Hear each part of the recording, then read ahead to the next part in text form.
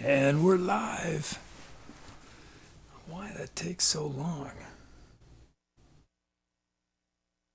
It's still going.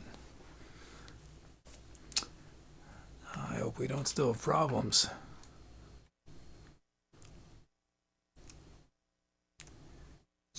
Just waiting for my startup screen to tell me what to do. Huh. Wow, still going.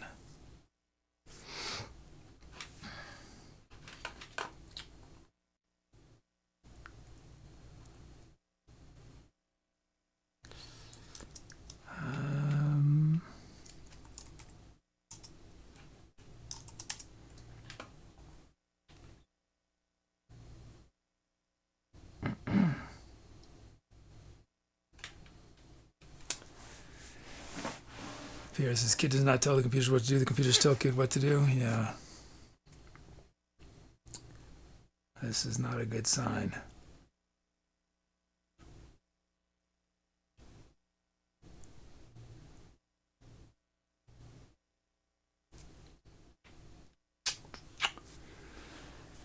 Oh, boy. Well, let's see. I'll do a manual. Hated Doug's here, Blue's here, Cetatral Rosen. Neon Void is here. Oh, there it goes. Man, that took forever. We're live from Forego, named by Staffy. It's the 5th show of the Too Much Tape Tour. And character, I said hi to Rosen. Big Child, Bosky's here. Chuggy's here. Blue W is here. Muty, Q Square, Norish.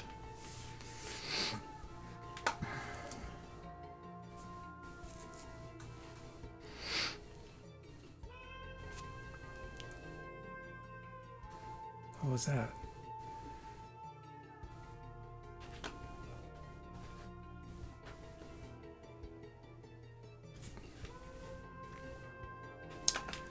Okay.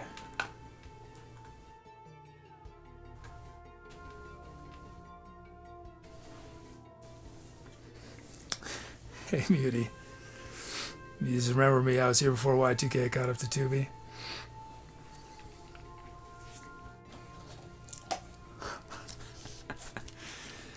Pierre, you know that the day that Tubi beats El Biero, you know that El Biero's broken. Right? Even on a bad day, El Biero should beat Tubi.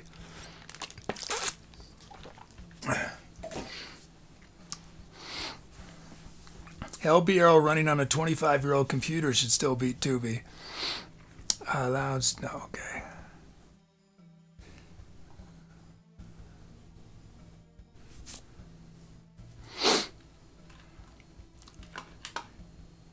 I started learning Blender. And at the end of the show, if I may, I'm not going to do it now, but at the end of the show, I might show my progress on my 3D model of the van build. But I have to say, I mean, my Blender skills are barely anything. But I will say I was surprised, even with what little I learned. I mean, it was the what's the word I'm looking for? The learning curve is it's steep. Like it takes a while to figure things out, but I realized there's not actually that much to figure out in order to be able to do really cool things. And I'd never really thought about it. I just sort of figured you need to have, fantastic drawing skills if you're going to do 3D rendering. But the thing is, 3D rendering takes care of what I think is the most difficult part of drawing, which is perspective. So if you want to make basic geometrical, buildings and robots and stuff like that, it's really pretty straightforward. But Blender, if you haven't heard of it, it's a free program for doing 3D design, animation, and stuff. Create new empty track.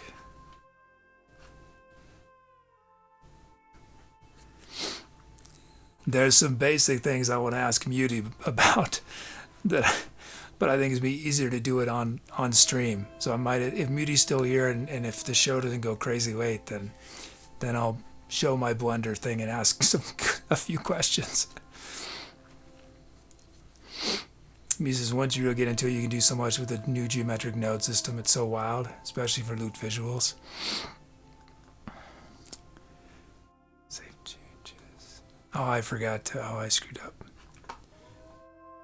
Oh well. But I managed. I managed to find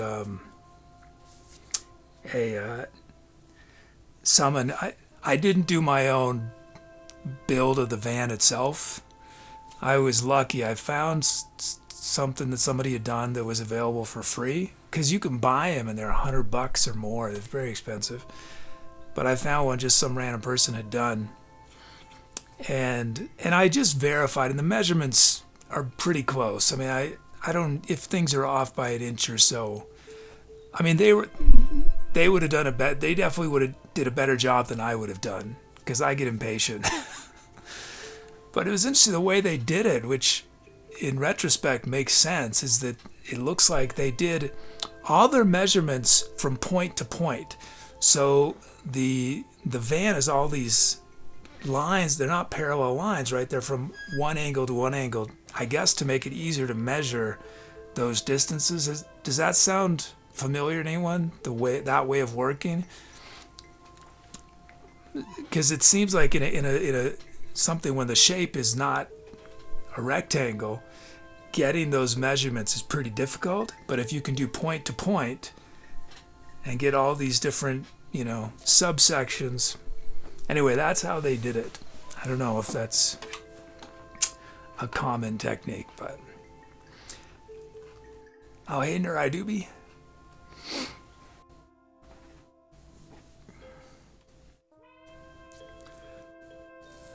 Oh, you dropped a oh, thank you so much, Instead of Troll.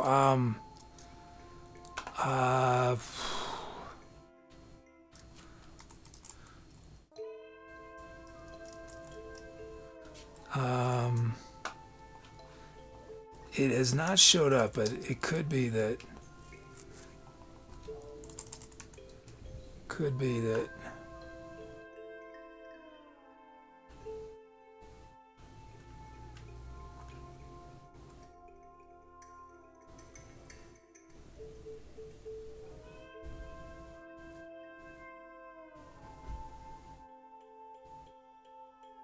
Oh, there it is. Oh, wow. Oh, thank you so much, It's a Troll. Wow. Show a goal for the whole day. Thank you.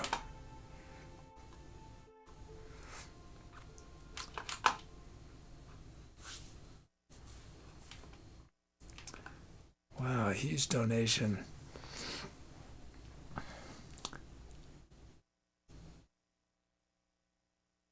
It's Heteros take the suspense out. Although everything else is okay, there things go, I think. Okay. Wow, sort of.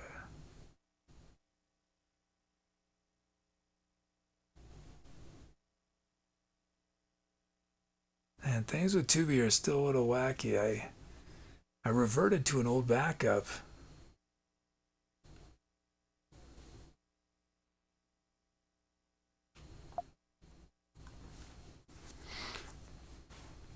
Although what I did I don't normally do, so maybe that's part of the problem.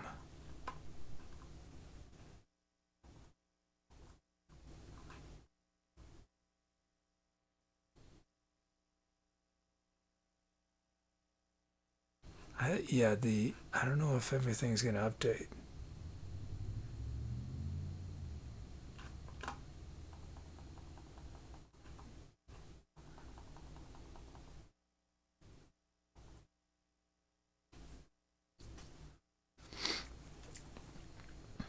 Sorry, just waiting.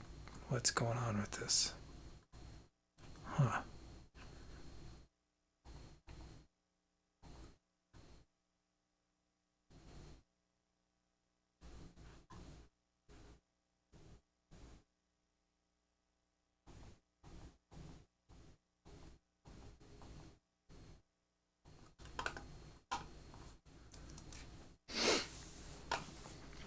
Oh, you know what's not going to be updated? That's going to be wrong.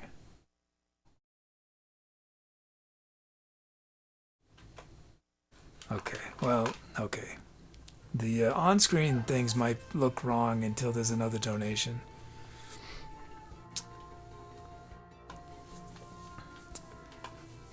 Central says, I got stood up this weekend, so dinner... Oh, no.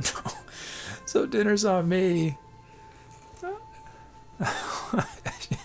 I shouldn't be laughing, but the fact that you wrote it is funny. Well, I'm sorry. I'm sorry. I'm trying to imagine an SETLIST date, what that would have been like. But I'm sorry. I'm sorry, but thank you. Thanks for taking us out instead. Thank you. Thank you, SETLIST.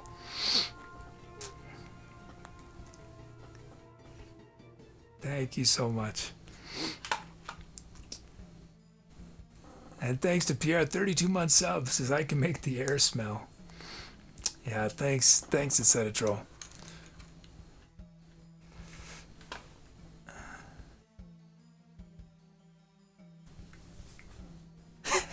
It's pronounced bug cases, and it's SETLIST date. I imagine it's similar to a raisin.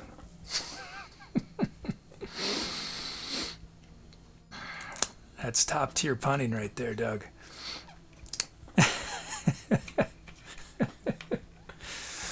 Oh. Let's see.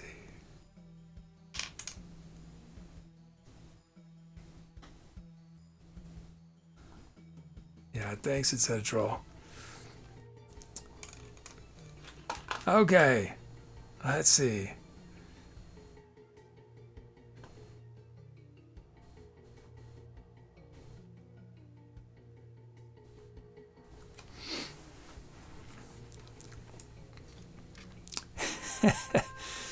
He says, I bet SETLIST is a real gentleman. Look at that suit. Rose is episode 7.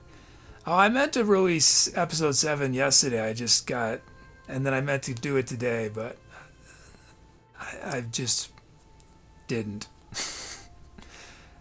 My mind was on other things. My brain is designed to do one thing at a time. It's just that. So I've been doing Blender and Van stuff, and that's all my brain's had the capacity to think about. But yeah, so I guess probably tomorrow. And maybe if we're lucky, I'll do another one in a week. It depends if I have enough things in the van to do. I mean, I have one thing. The whole episode could be me taking the protective. The van, it came with, I think because it was a rental van, it came with what I think it's called a protection package. So it has paneling that was put in, but I need to take all the paneling down in order to insulate and everything. So I don't know how long that will take. I don't know if that will be enough for one episode. I mean, I was thinking there could be something where things are discovered underneath the panels, you know. I could put green screens, you know, so when I pull the panels down, there's a... that would be, you know, I should do that where I pull the panels off. I mean, it would take a lot of prep work, but I pull the panel off and it's an ant, and you just see like a subsection of dirt, but it's an ant farm, you know. You know, but I'd have to put green screen, you know, between all the ribs.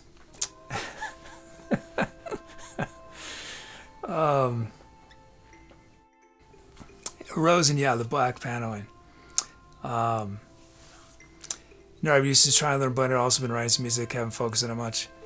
Yeah, it definitely helped. I started to do a tutorial, and I did sort of 2 different short tutorials, and then I got bored. You know, I don't like learning just to learn.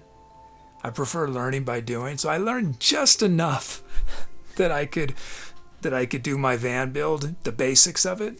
But I I need to continue with the tutorials, because trying to figure stuff out just on your own, it is complicated enough. It's pretty difficult.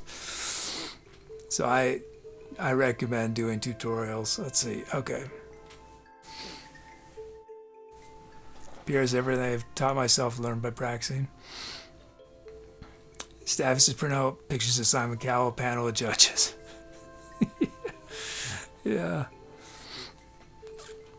I did notice that there was some trash behind one of the panels. Not terrible, just an empty potato chips bag or something. I couldn't see what it was. Because there's a lot of sort of airspace the way vans are, at least transits are built. Because you have sort of the shell of the van, but then you have these ribs that I guess provide all the structural support. So there's between those ribs sometimes is 2, 3, I don't know how, maybe even 4-inch deep. So I don't know, maybe we'll find something even more exciting. Did anyone remember, this is only going to be relevant to those of you who are my age or older. Does anyone remember when I forgot how to say his name, Geraldo Rivera, the news guy, he's more of a tabloid news kind of guy.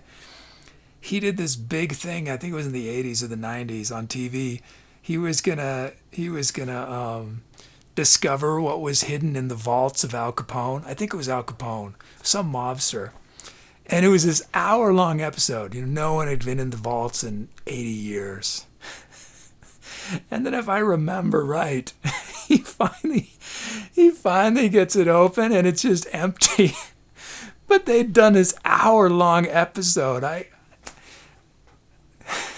feel like it was, I mean, it's funny now, but I feel like as a kid, everyone must have been so angry, like, how you wasted our time. Oh, Neurai Doobie side, Bug K and Q Square. Mita says, I would recommend tutorials as well as soon as you know the basics. And you have an idea, we'll find out you know nothing. Blender's cruel like that. Every time I try to constrain cameras to empties and pair models move parts, I am puny. Blender's mighty makes me weep. Yeah. I started doing two. I'll show you one that I started just to show what you can do in an extremely short period of time. That I just started doing.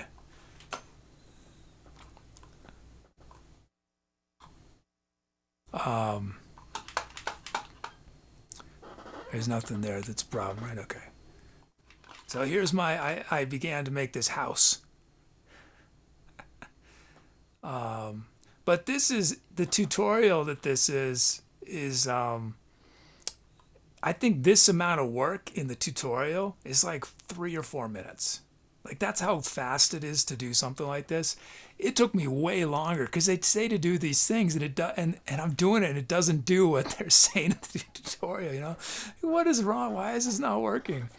But that just gives you an idea how fast. This was not unique. I was basically copying their design because I'm just trying to learn how to do different techniques. But yeah, it's impressive how quickly people can. And I think it's a 20-minute tutorial. And by the end, you have lights in the windows, and it looks really, legit. I mean, not. I wouldn't call it photorealism, but it's, it looks like an animated house. And then there's another tutorial I started, which is the donut tutorial. There's this one of the biggest Blender guys on YouTube. Every new version, he does a tutorial on how to make a donut. So I started that one, and that one I thought this doesn't feel very relevant.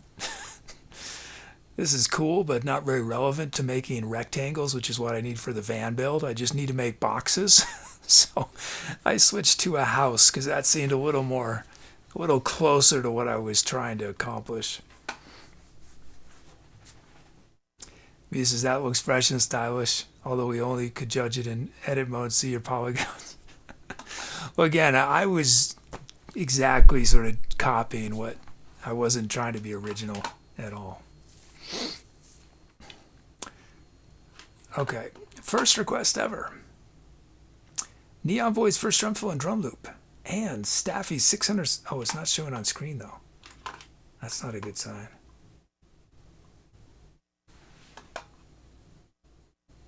Oh. Why is that? So, yeah, Neon Void's first drum fill and drum loop and Staffy's 600 sound, 1100 song.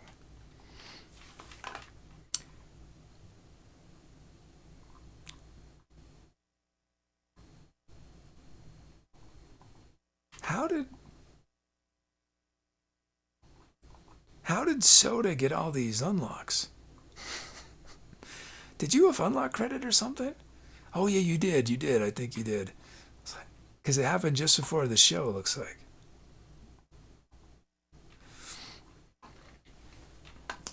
Is Soda here for me to play your sounds, or I'll wait? Oh, Blue named a sound Down with Hickness. And...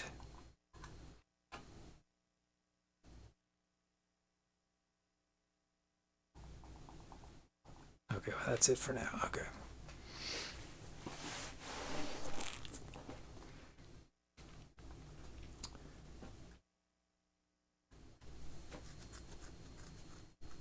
He says, pro tip, if you aren't going to animate, you don't even need to worry about poles pinching or weird geometry. Not everything has to be all quads, but modeling in quads is a good practice. Horn is a novice. I don't know anything you just wrote there, so I'm not at that point. I don't know. I know all those individual words, but the way you combine them means nothing to me. I like weird geometry. That sounds cool, though. I want to learn weird geometry.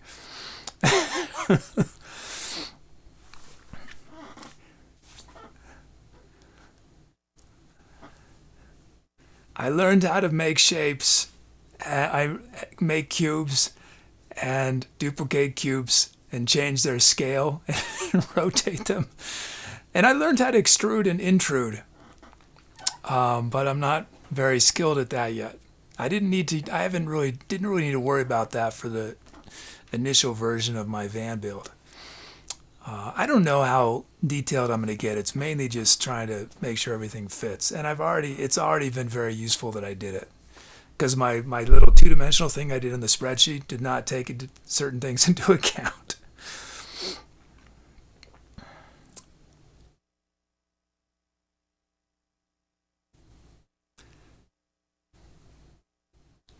I don't, Rose, I hate to say it, but I think I got rid of...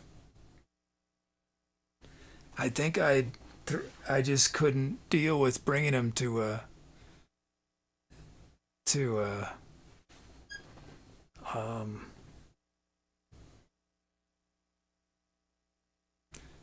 didn't have space when I left California, I think.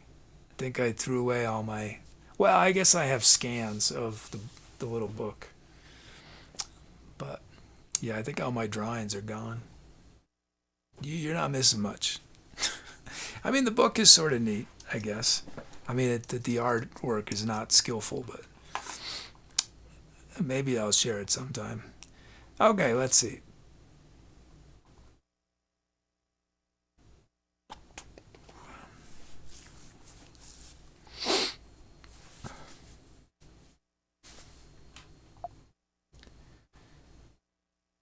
Okay. Maybe I'll do it as a Tommy Nomadic episode sometime and narrate it. That might be fun. I could see doing that. Have music.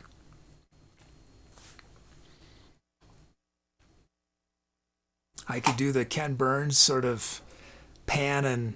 What is it called? Setatro probably knows. What's the... is it pan and scan? Is that what the term is?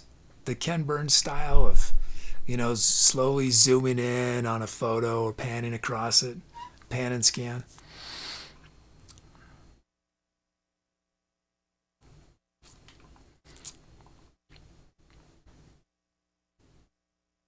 Drum kit is a Becerra McPhee.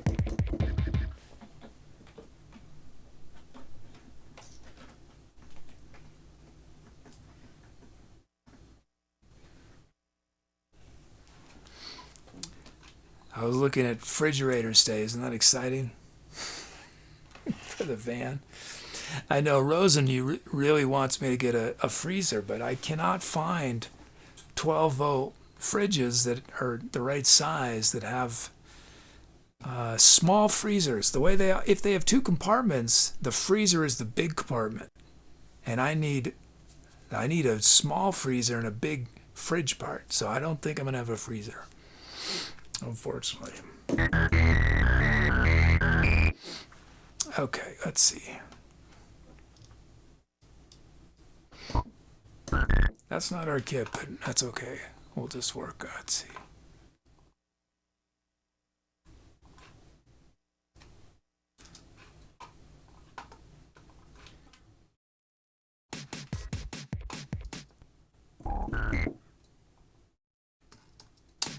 And these move up on this kit.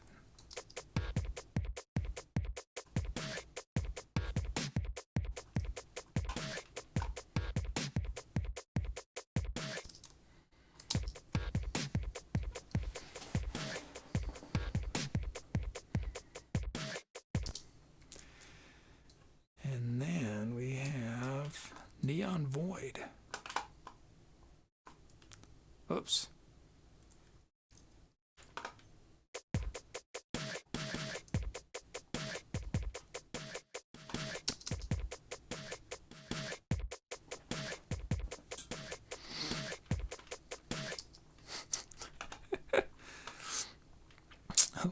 What it said, a troll said is true.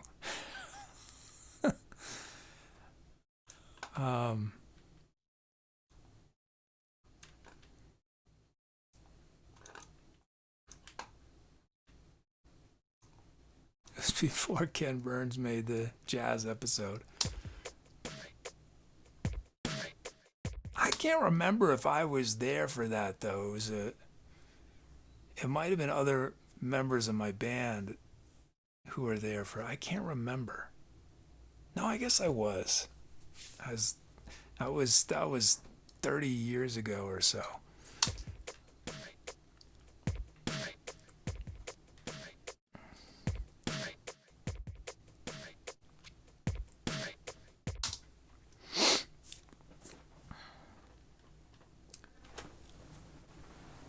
I guess it must, because it was at a show.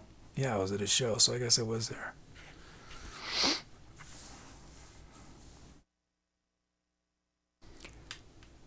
We had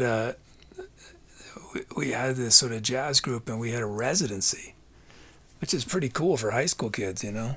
Well, maybe it was that. No, I think we were still in high school when we started that residency at this Mexican restaurant playing jazz. It was fun. The owners were super cool, and we just did whatever we wanted, basically. I mean, we couldn't play loud, but, you know. Let's see.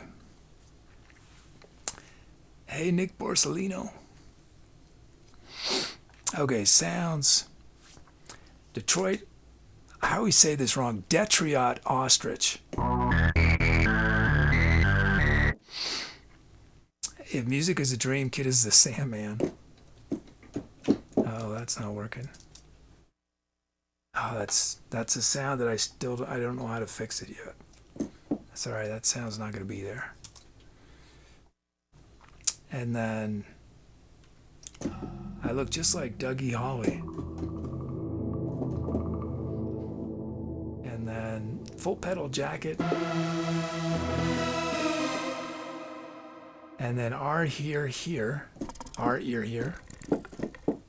And then lastly, Chrome Crush. Whoops. Okay, we're going to beat the hour.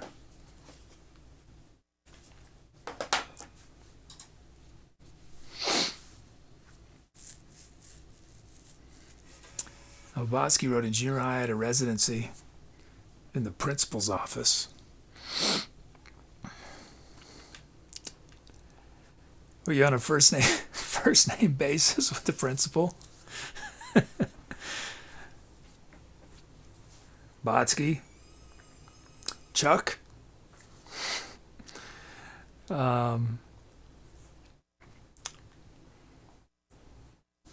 Okay.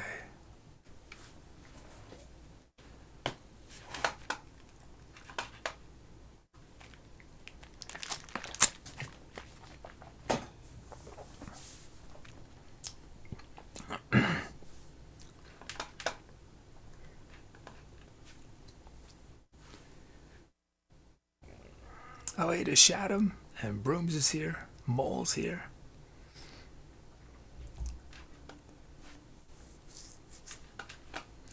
Let's end this Poe. He says, "Did you ever get sent to the principal?"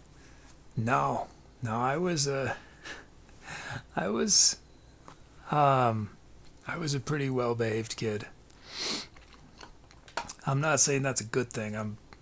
I mean, it'd be more fun if I could say I was, getting in all sorts of trouble, but that would be untrue.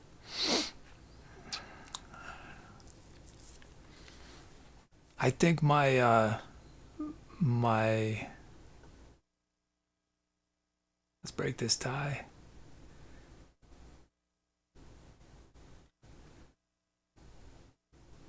My rebelliousness is probably more after I became an adult.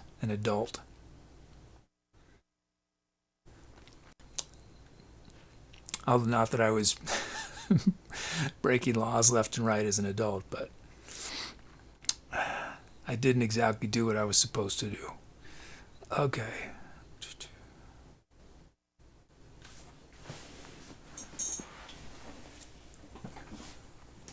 Oh, Neon Void, that's when I put it on screen. You saw maybe you were away from your keyboard, but your name was on screen, and I turned the letters in your name into the beat.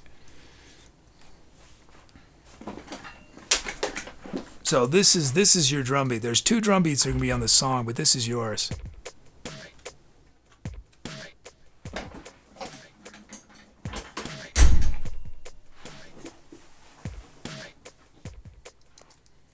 And the software that I made to do this, it uses your name as a seed, which means that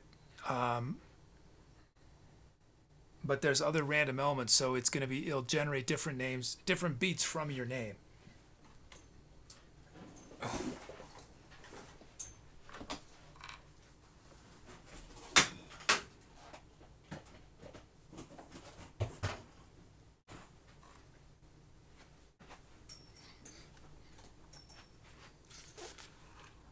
Okay, we did it. We did it.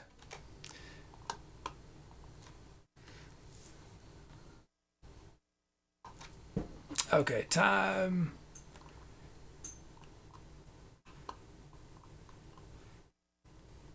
Time to etc.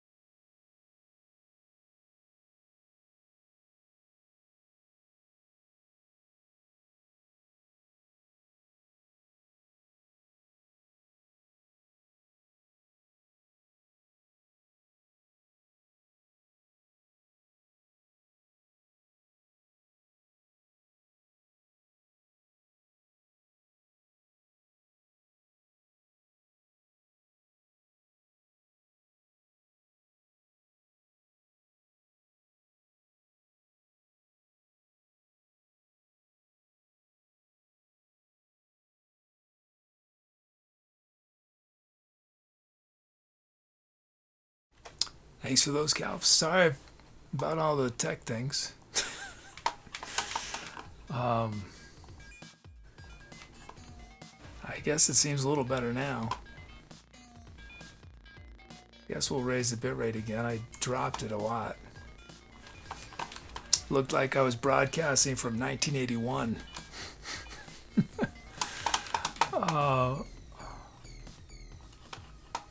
Let's see, titles. Muty, disconnect the dots.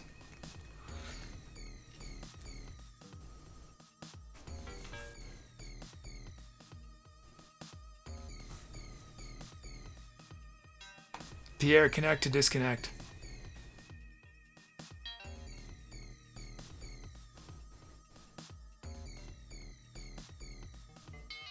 Big Child, that weird geometry though. And NeuroIDB, reload browser.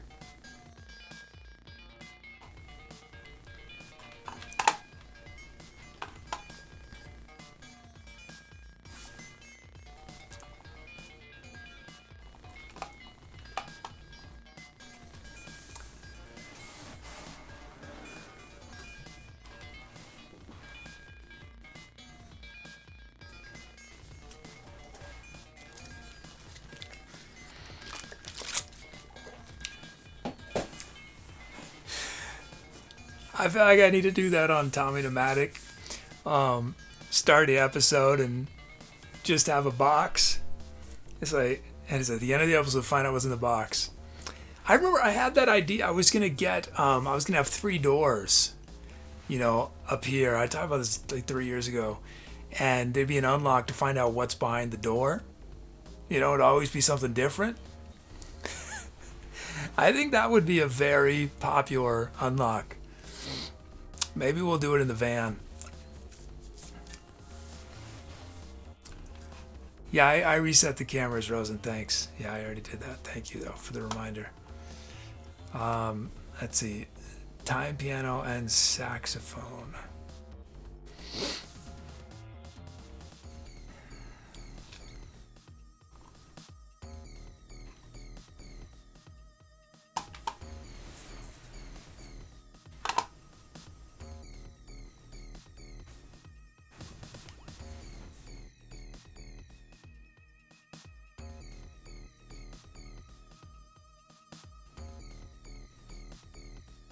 Uh-oh.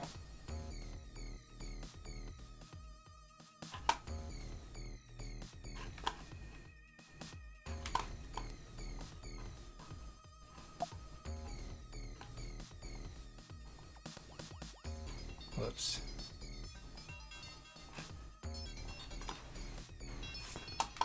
Oh, hey, damn mods. Driscoll Kid.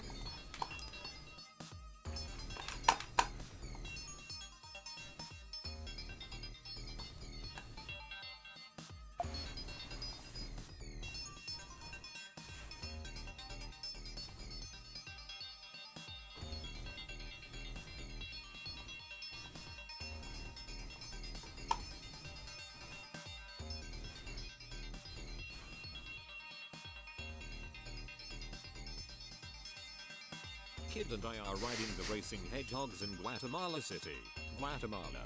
There's 6 tracks that race to finish first. The winning train get a free landslide-proof watch to commemorate their victory. Swell. We won. Congratulations on winning, Tubi. Thanks. Tubi's getting backed up. Oh, Tubi seems quiet. Oh man, let's see. Tubi's getting backed up. Don't tell me, no.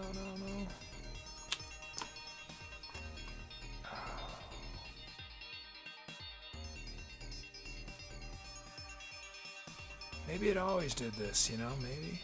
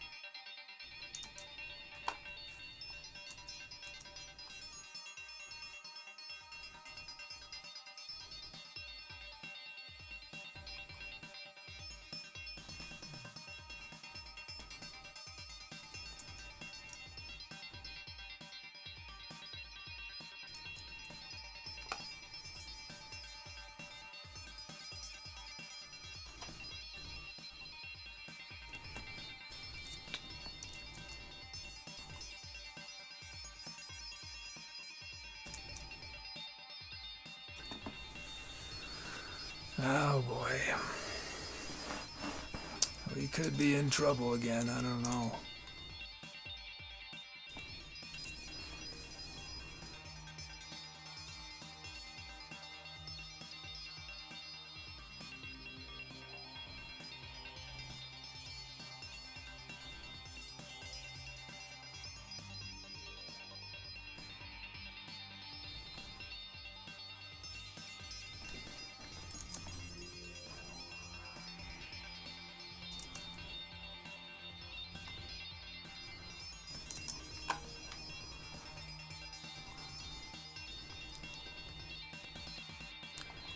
Let's see, shout out some other titles.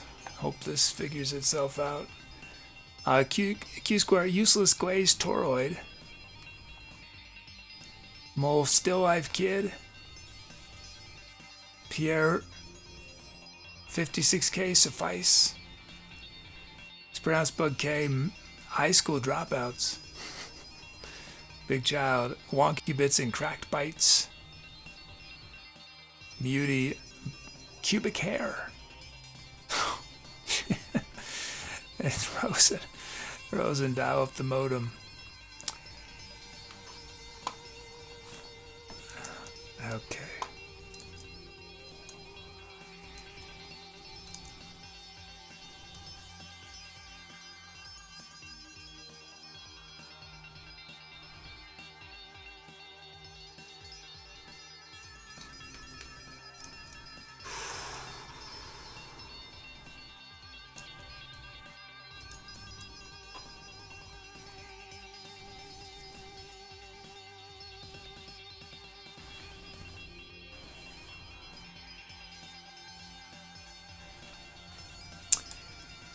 Yeah, we're having similar issues to Tuesday.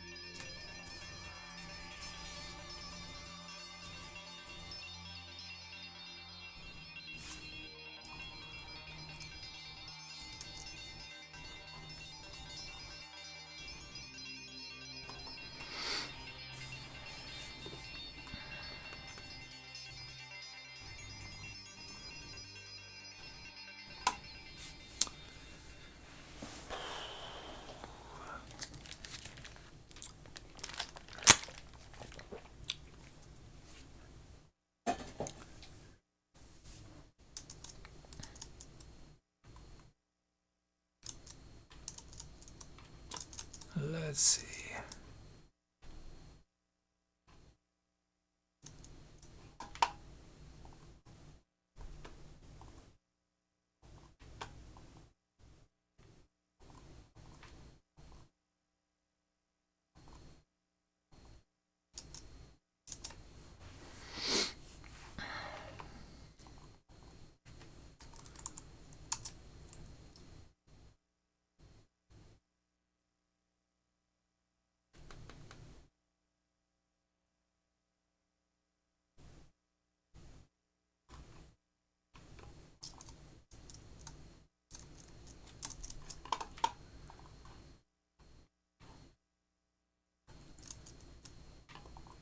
Okay.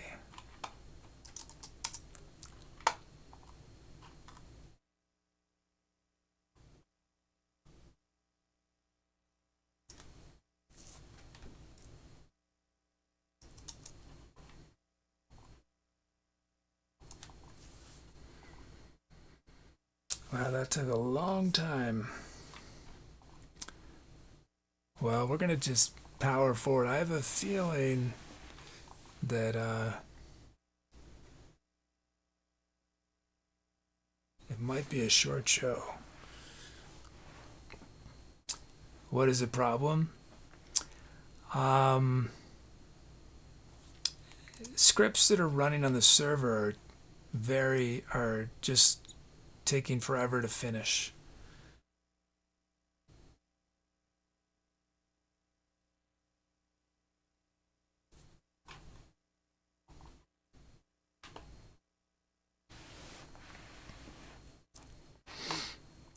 I think we can do at least one more.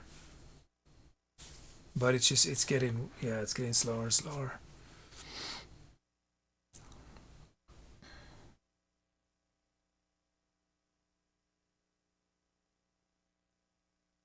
But what I did is I went back to the database from Saturday's show, which had worked, and imported in the data from Tuesday's show. I mean, it could be, it has nothing to do with the database itself. It could be a problem with the server.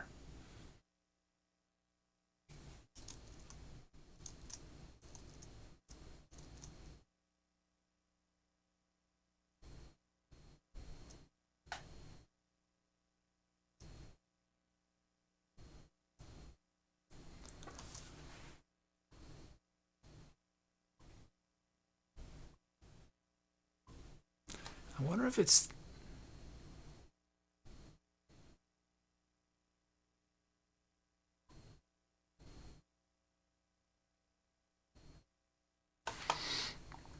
Okay, let's end this bow.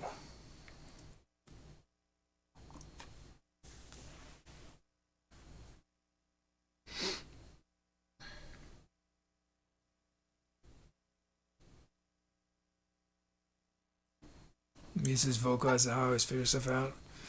Well, that's... I basically vocalized it, yeah.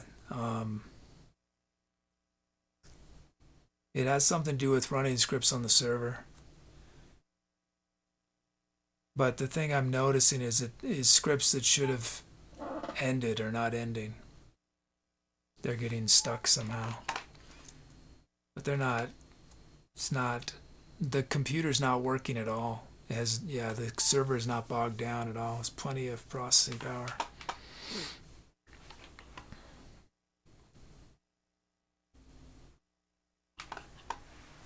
Centrals is always tip your server.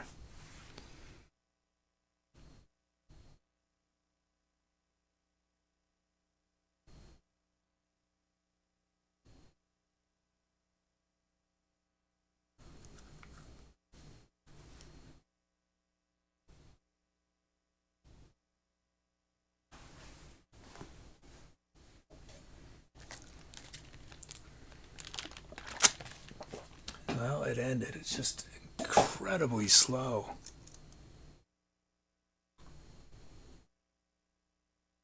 But it still hasn't... It's still finishing.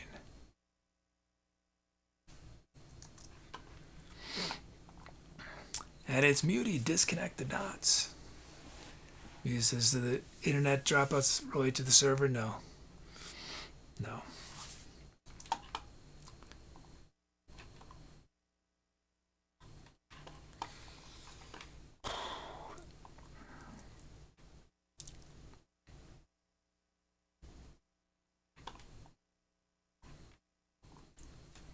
Well, we'll do one more at least.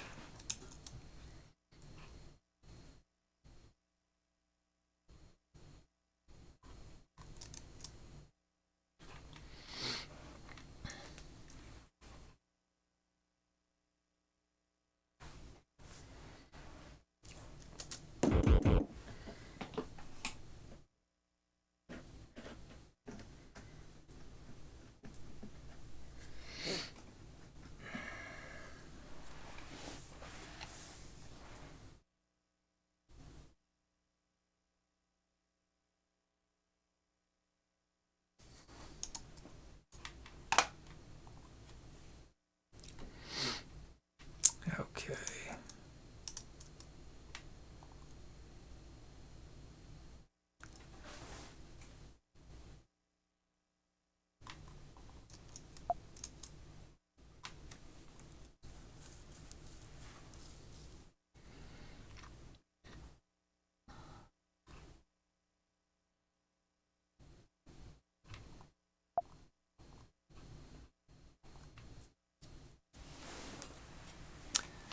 I wonder,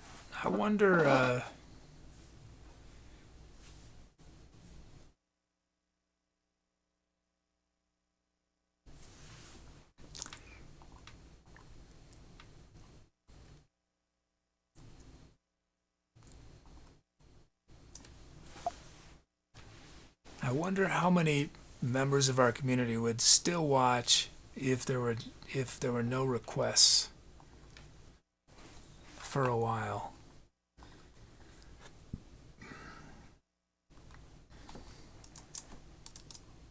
If it was just titles.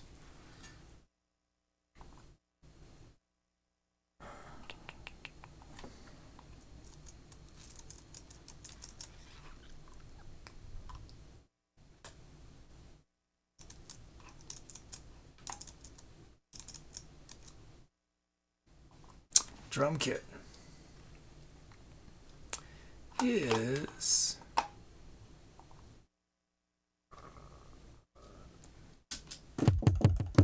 etc. kit.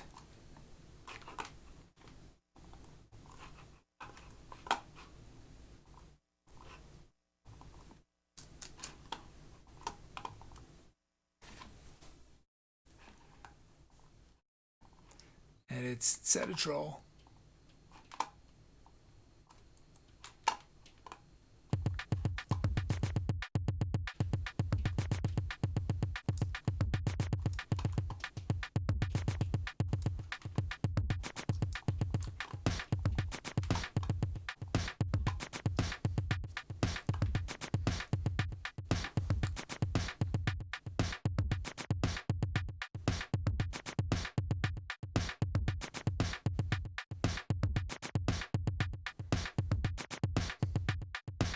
Nice, there's our first beat, and then we have Nurai Doobie.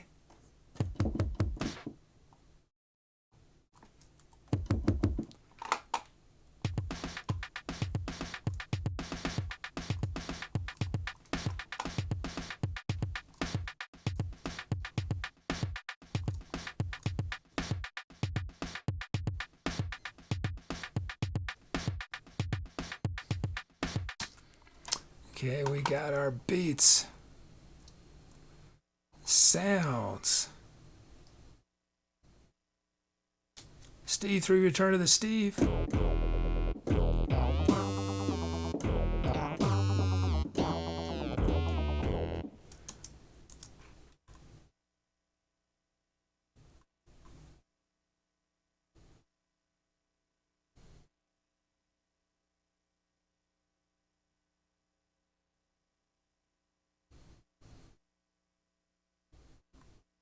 I mean, the first script that gets stuck is the script that adds titles to the poll.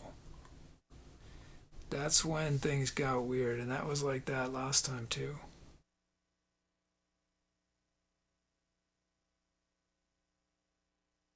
Request to poll via web server. Okay. And then we have full strings trill.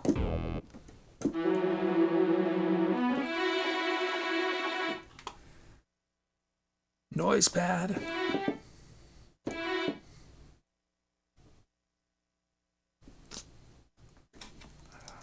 Basic finds.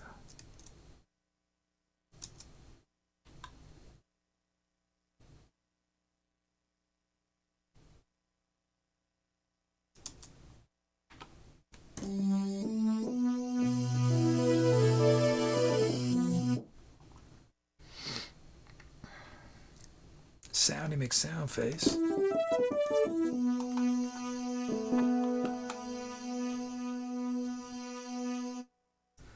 And then Future Factory.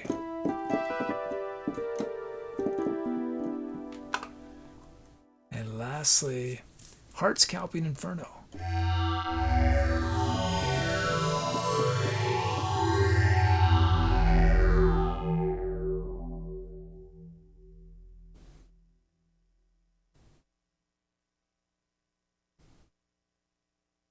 Okay, y'all pick which sound starts the improv.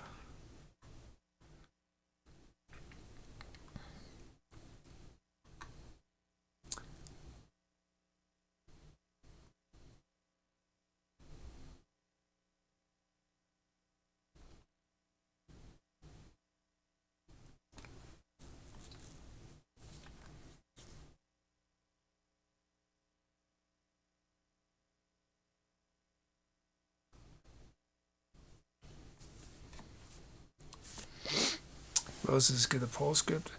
Yeah, I have a different way of putting things on the poll, so it might be too late for this show. But well, we'll see if I don't use those, if it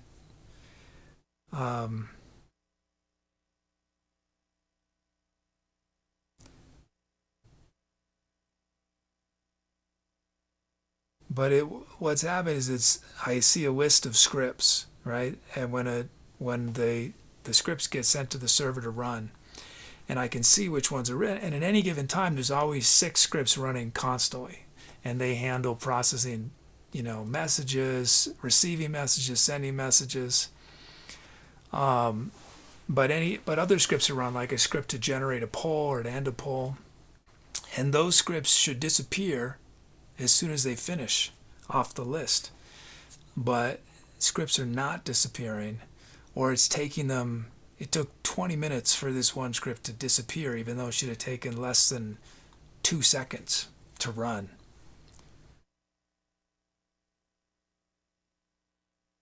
Now, hopefully that means it's a problem with the server. If it's a problem with the database, that's disastrous. If it's a problem with the server, maybe just, reinstalling it or... Okay, let's see.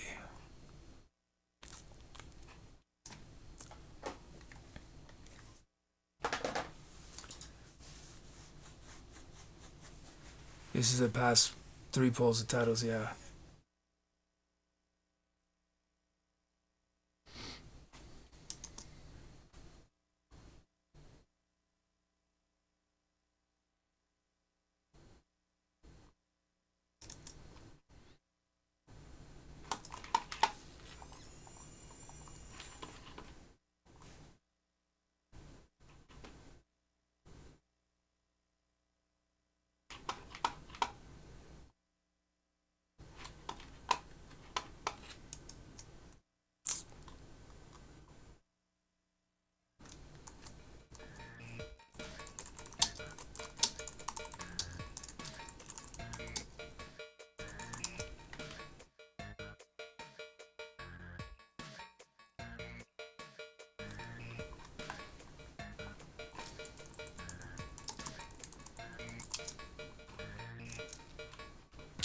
Okay, let's end this poll.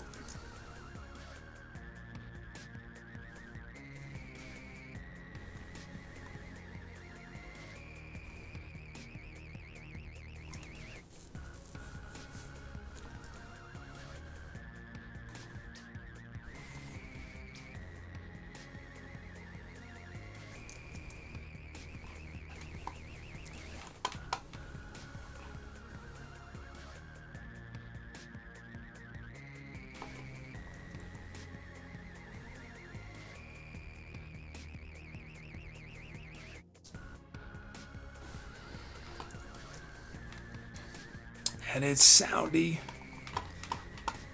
Okay.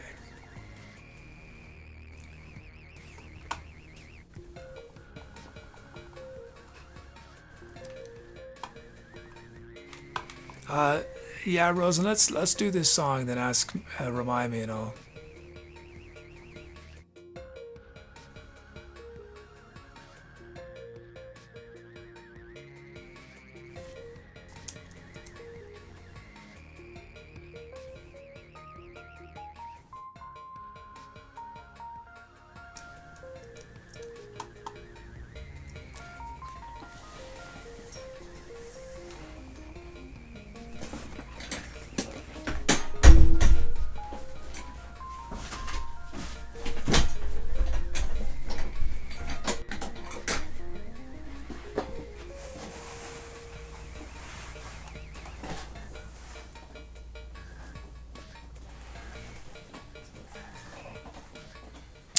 Okay.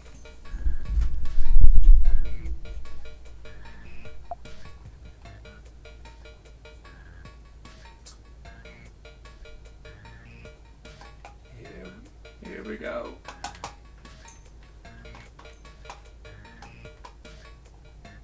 Time to accelerate.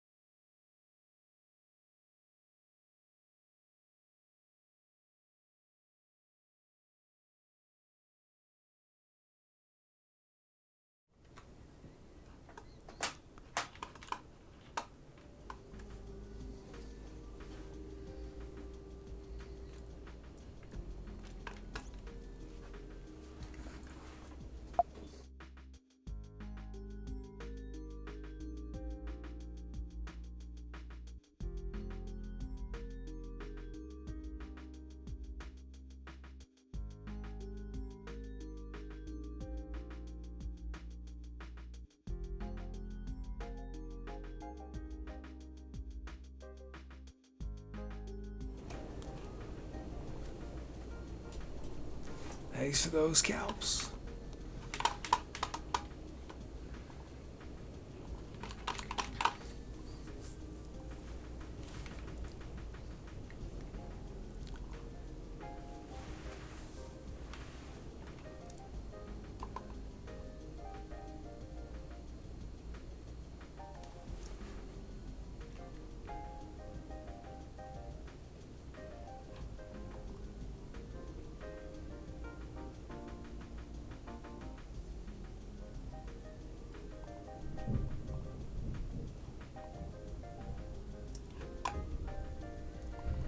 Okay, let's create a new empty track.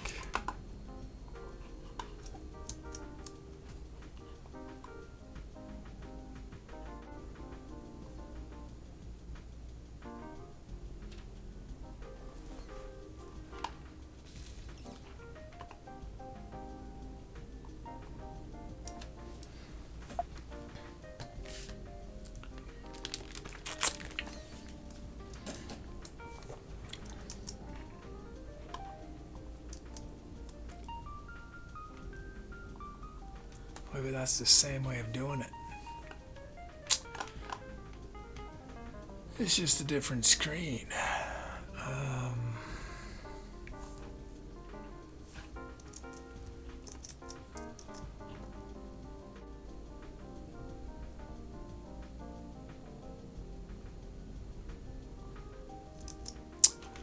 I don't think that's the issue. 28 minutes ago. Okay. Okay, titles.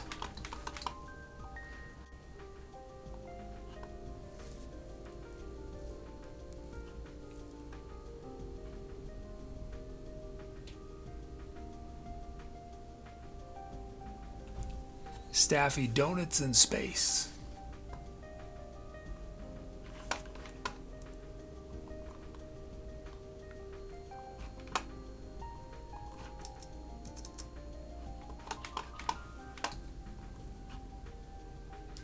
Room 17, Triangle Catastrophe.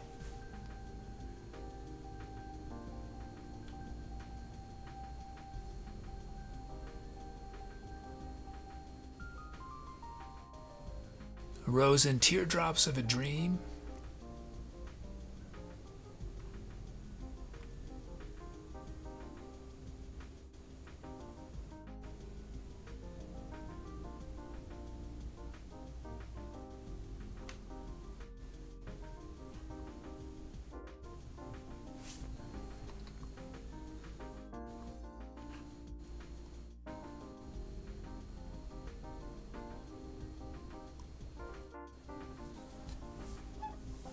It's pronounced by K, Floodlight.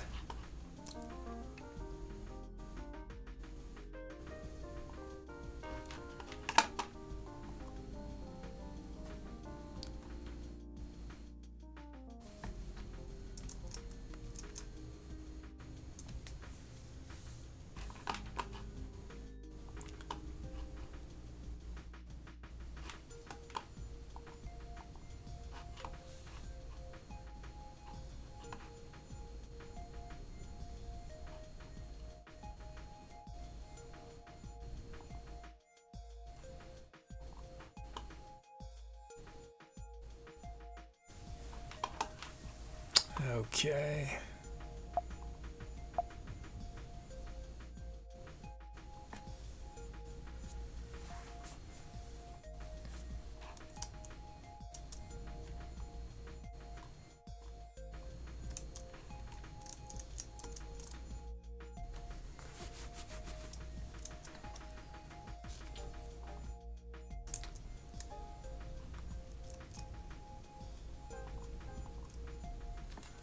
We getting request field at least?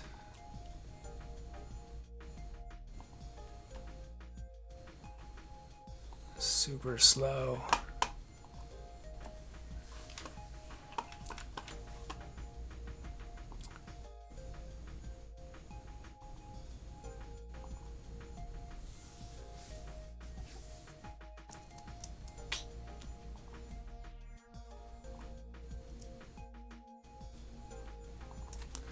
Get this pole up.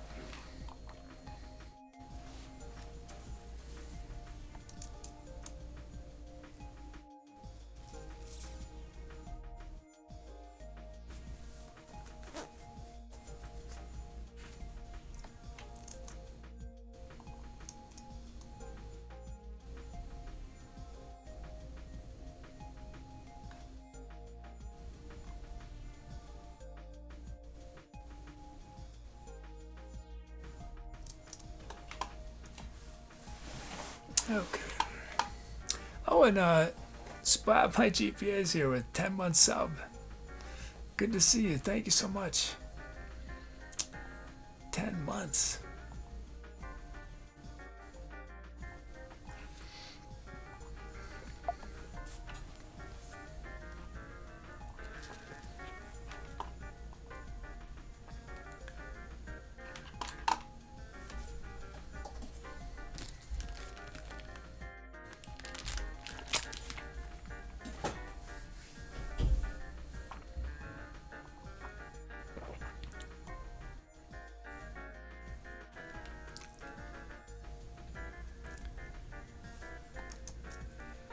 Tubi's being real slow.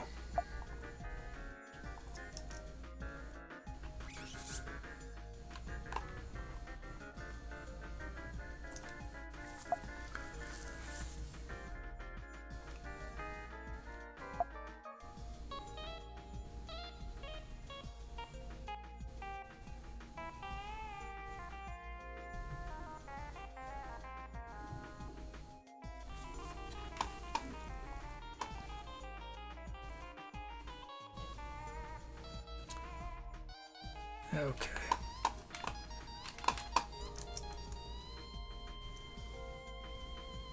Oh, thanks, Rosen.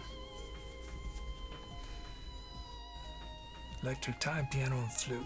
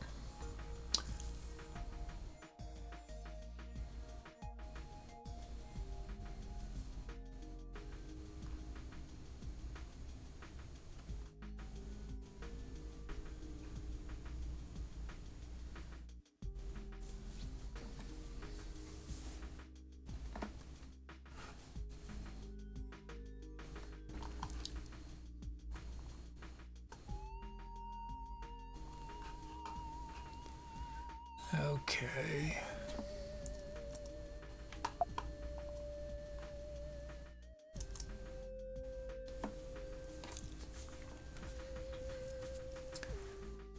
Tubi's making my life very difficult right now.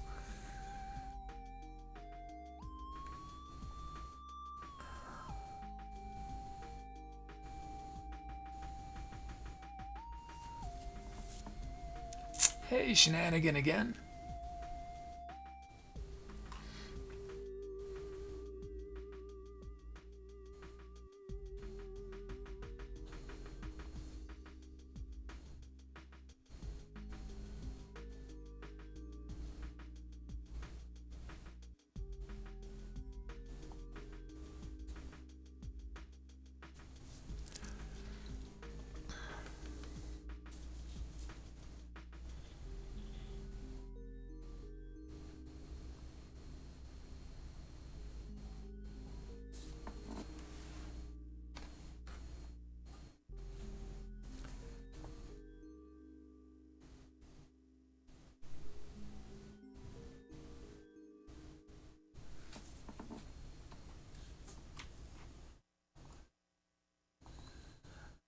What I might try is just putting the server on the laptop to see if, because I might need to do that anyway. For once we're in the van.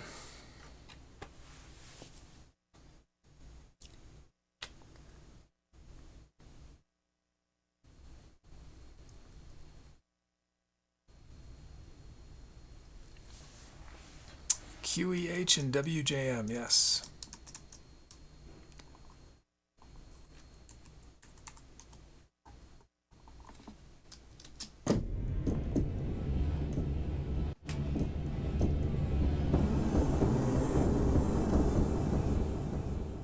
I think QEH might not be your sound. That might be a bug. I can't remember. WJM? Oh, we got a raid from Izzy Paradox. Thanks, Izzy. How was your show today? What were you doing? Welcome to Hawk 6 Phoenix.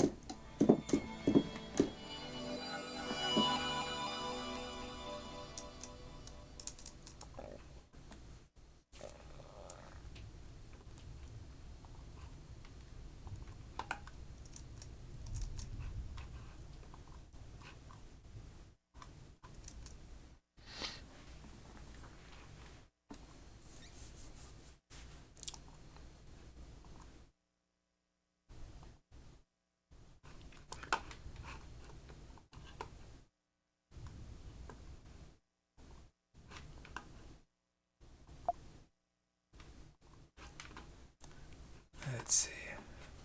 Izzy says, I had a good time. My voice wrecked by cold, so I went out partying the piano. Instrumental style. Nice. Make sure so I'll go follow Izzy. It's a great name. Izzy Paradox.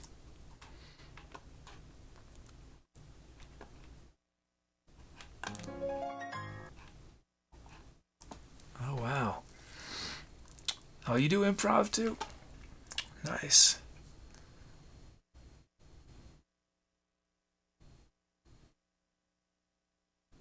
Oh, this looks really cool. Okay. Well, I have a keyboard right here. You'll see it in a moment. It's hidden away.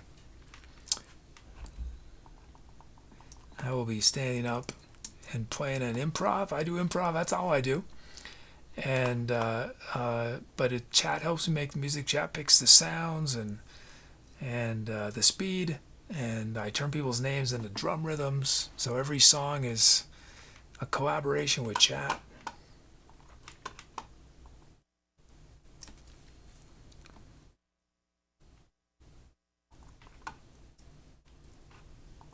Whoops.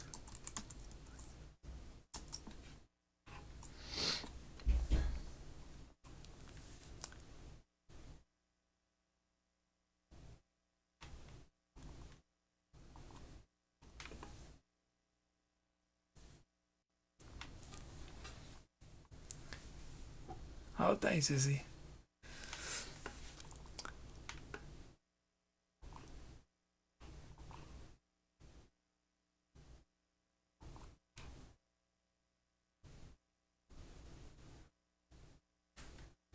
My computers are not liking me today. They didn't like me on Tuesday either.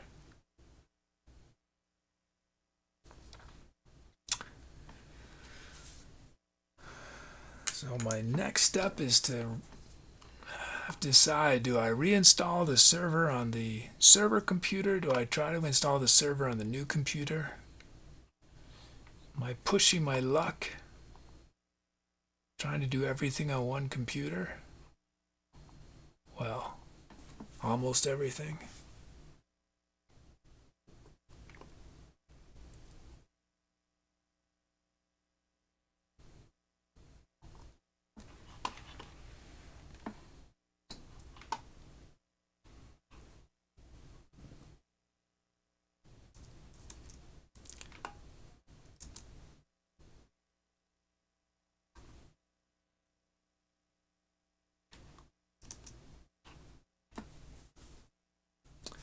Yeah, it's just getting more and more sluggish as the show goes on.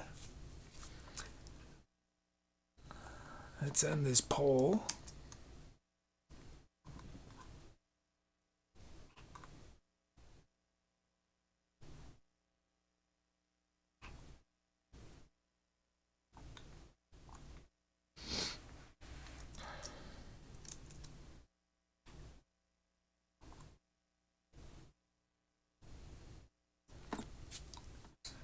Because this happened ever since the report about Google AI? Feel like to be pondering its purpose?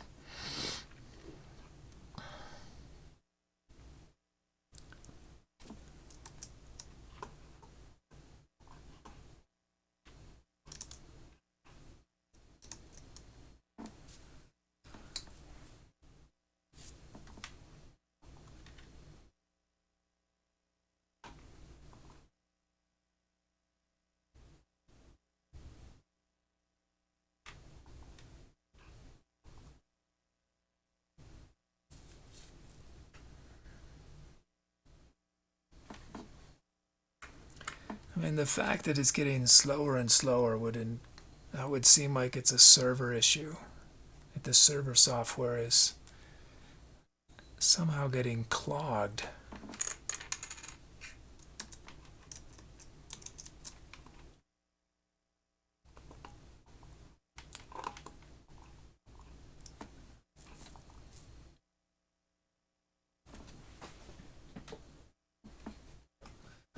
Doug's maybe an update with the, so that's what I'm gonna do. Yeah, I'm gonna reinstall it with the newer version. There isn't, I don't think there's an updater if I remember. I'm gonna have to do a full install.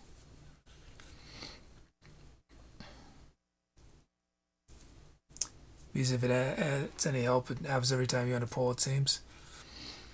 Well, I think that's when the evidence of it is most apparent, because it's, for whatever reason, pullets have always been a little slower.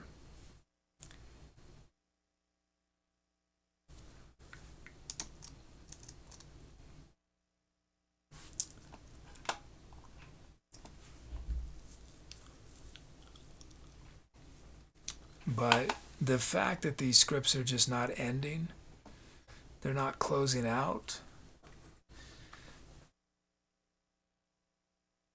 might indicate that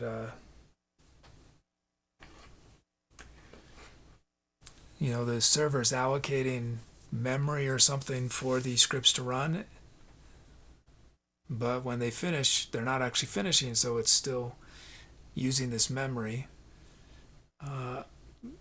I mean, I'm simplifying it because I'm looking at that computer and there's plenty of memory. There's not a lot of memory in use. And the CPU is barely being used too.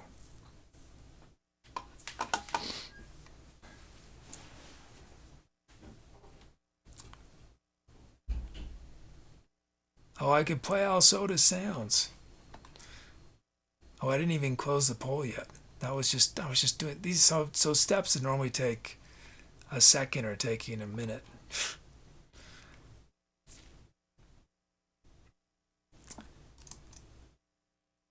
Let's see. We gotta see if I can play. So FHI we got. In case this screen gets frozen.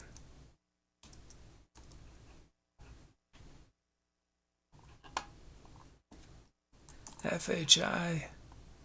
Oh, autofill. That's not gonna work.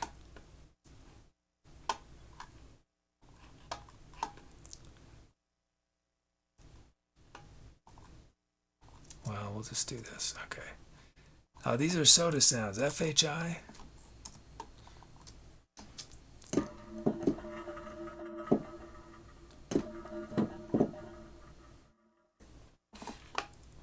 You might, well, actually, Tubi probably won't understand. Okay, this is FHI.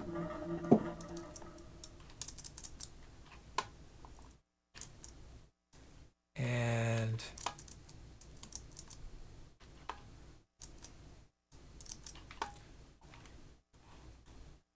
Soda has ZVM.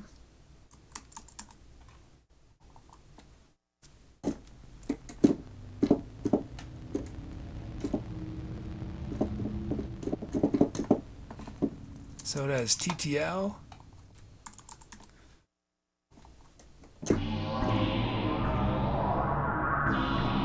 That's cool.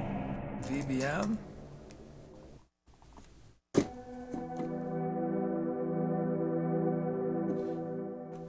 WL.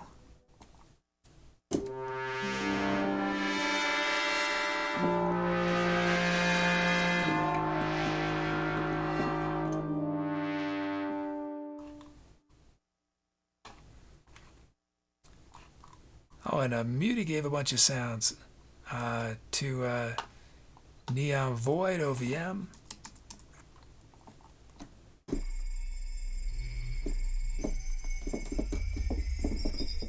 To Splatman Jim. Hey Chelsea. Nerai Doobie got all.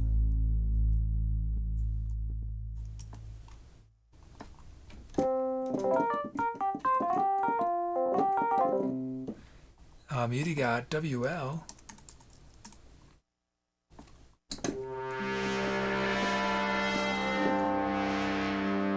I did that one. And Muty named it Lee Mammoth.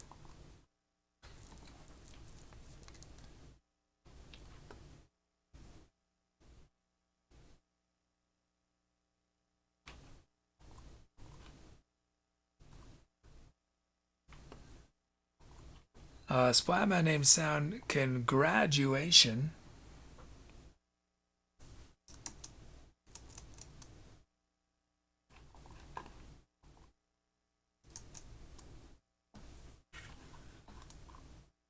And Rose named sound Wild Jade Majestics.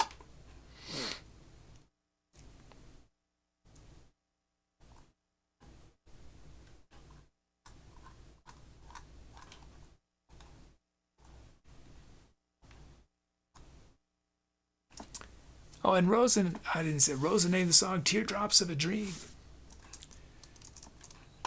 QAH. Yes, Rosen, although I'm not 100% sure that's your sound. Could be a bug.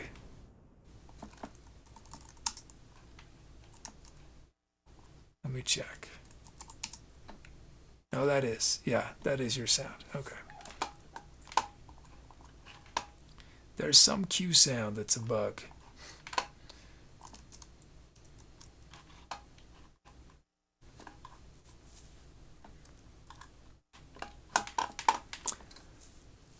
Oh, thanks, Botsky's continuing to give sub from Muty. Thank you. And Shenanigan with 11 months sub, 12 months sub. Thank you. It says, my schedule keeps me away from stream these days, but I hope you're well. Thanks, Shenanigan. It's good to see you.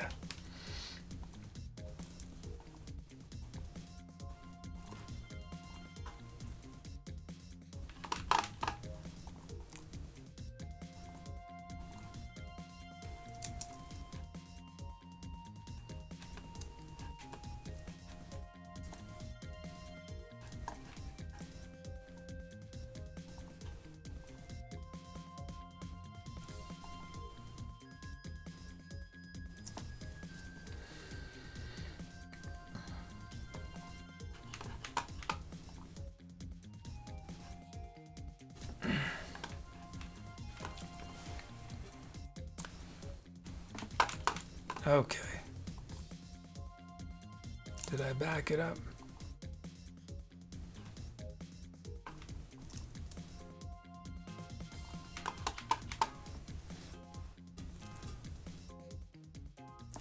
I'll take care, Pierre.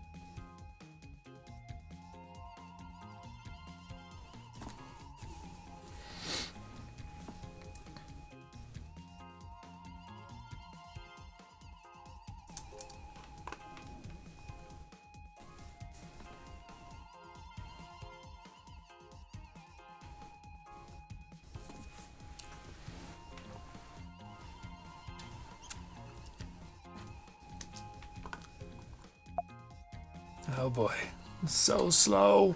Everything is so slow.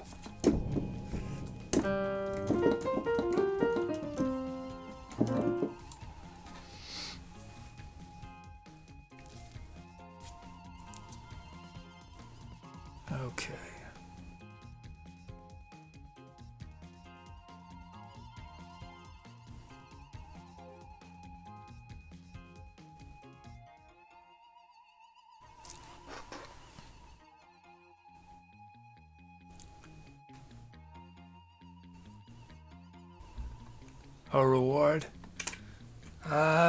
Let's try to get through at least one more song. I'm a little nervous about running the reward command. That it might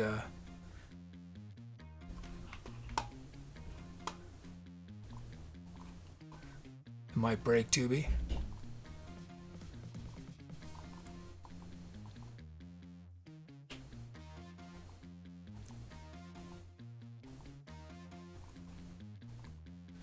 Rosennetyle sound, wild, I already did that one. And another sound, quiet echoes of hectic chaos.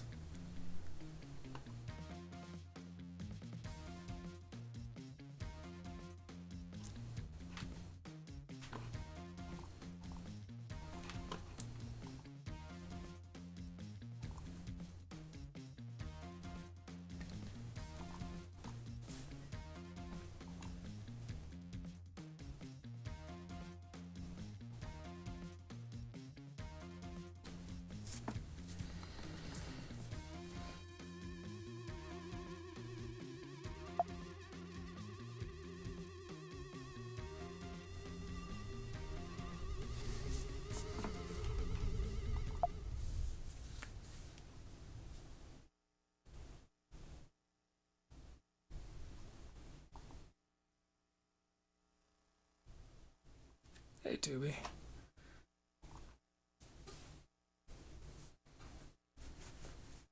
Okay, drum kit.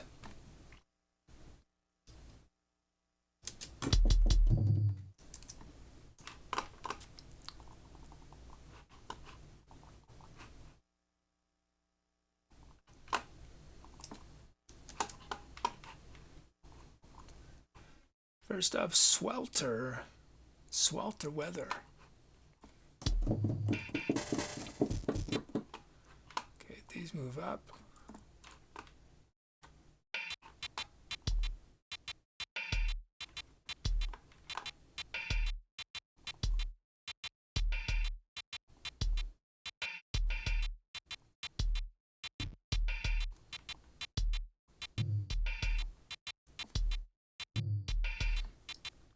There's our first beat. And then Rosen.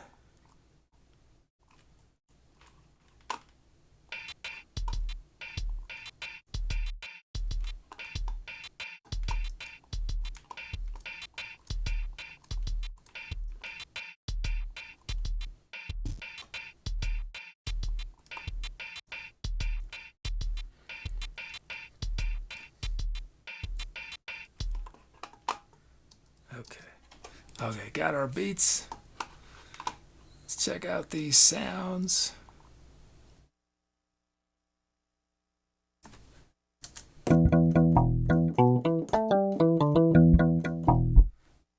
Hollow bass.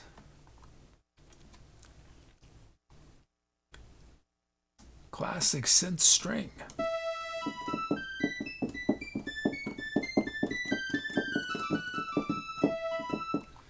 And then Emperor's New Sound. Greatest sound ever.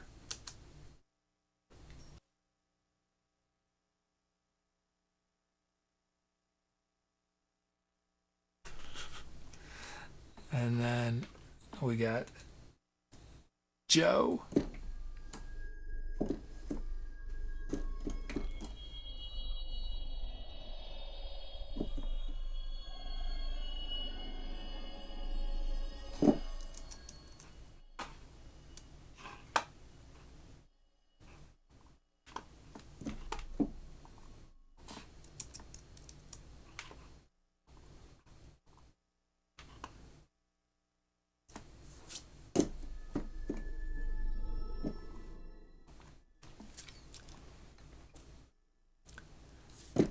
And then Evaporating Neutronium.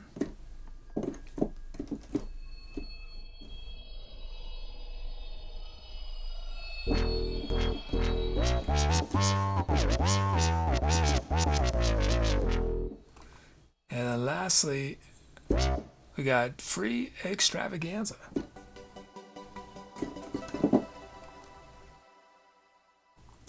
Y'all pick which sound starts the improv.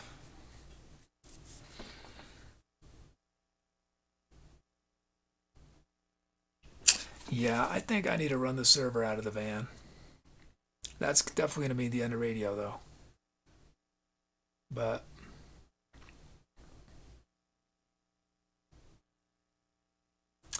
I think that's the right thing.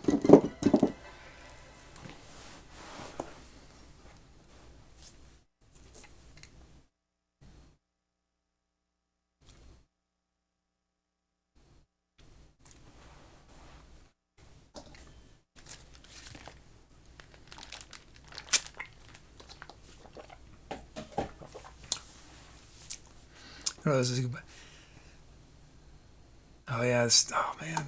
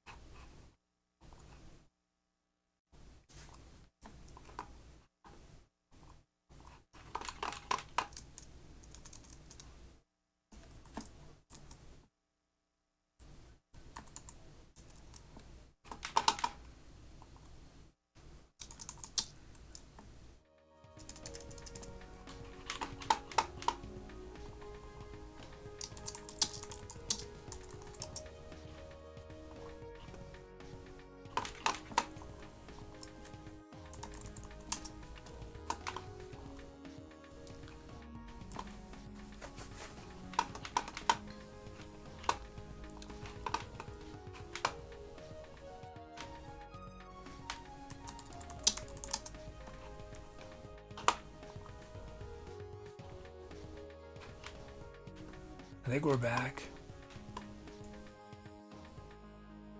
We back? Okay. Know what it is.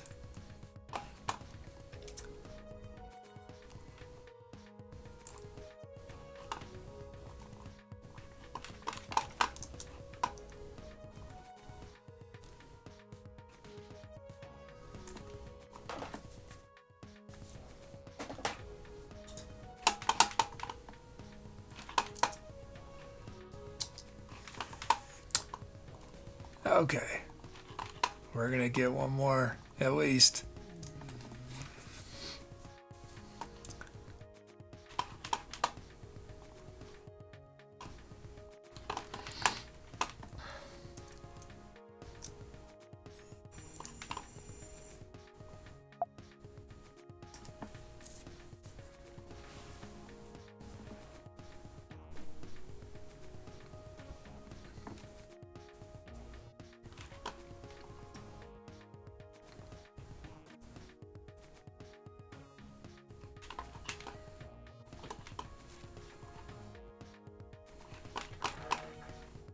Okay, let's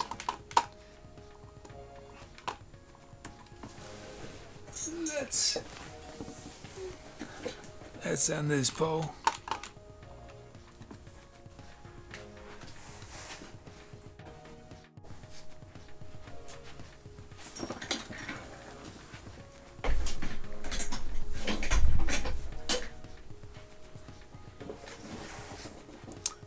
Oh, thanks, Meaty.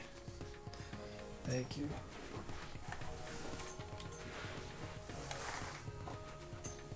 Whoops.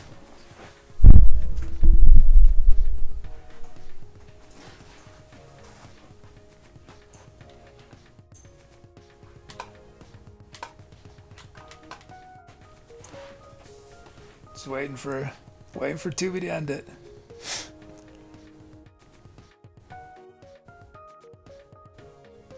Classic synth string.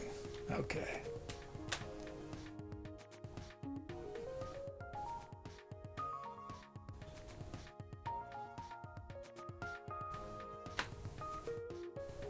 Res, will you show us Splendor? Oh, there's no risk in doing that. Yeah, we can do that.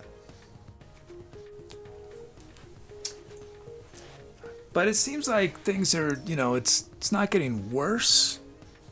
Knock on wood. It's just. So I think we'll be able to do this one and one more. I think should be able to do it. Oh, and her idea we named a sound the passing.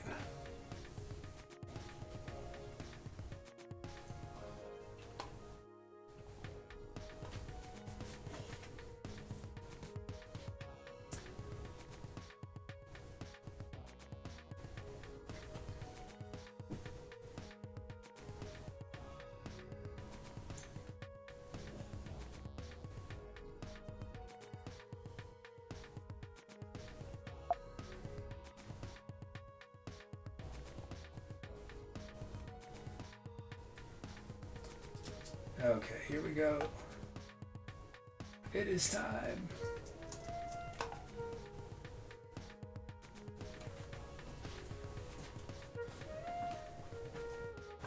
Time to accelerate.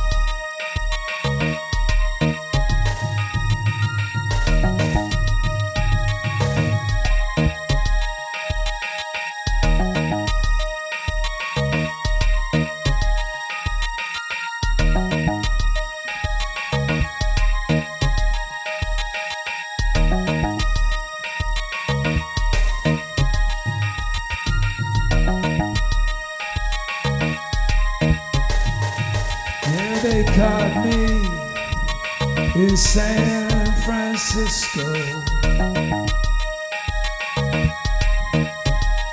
Those scoundrels and wolves caught me at the disco.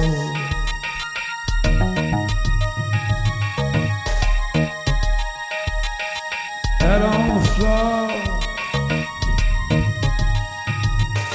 the minnows and the sharks. Disco ball send its mirrors all across the light, across the dark. Yeah, I lost myself in San Francisco.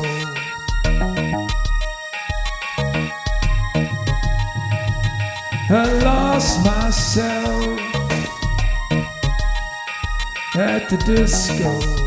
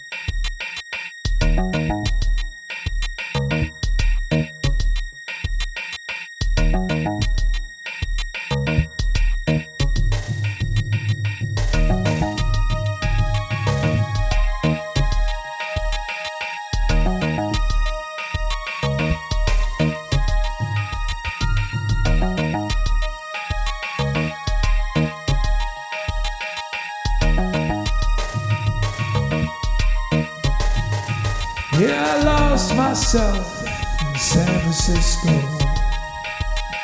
The wolves and the scoundrels got me at the disco. Yeah, I lost myself in San Francisco. The wolves and the scoundrels got me at the disco.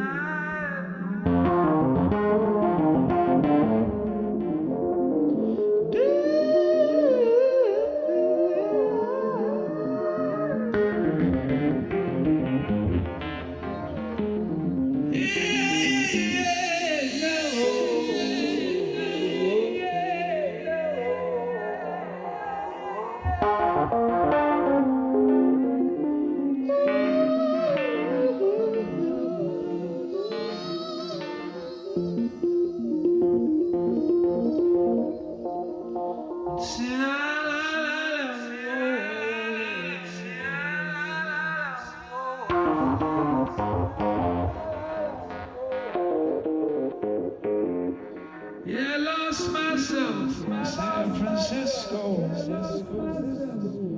The wolves and the scoundrels got me at the disco. Wolves and the scoundrels got me at the disco. Wolves and the scoundrels got me at the disco. Wolves and the scoundrels got me at the disco. Wolves and the scoundrels got me at the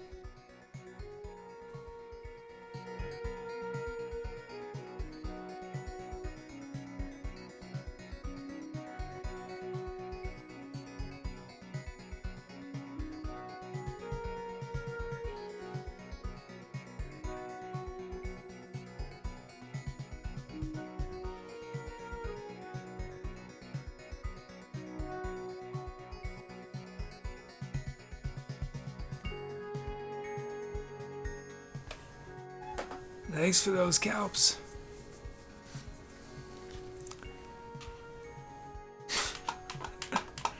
Why is that still there?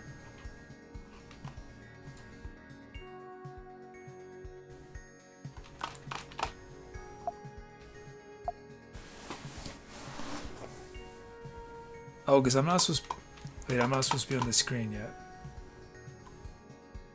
There I am. What's going on?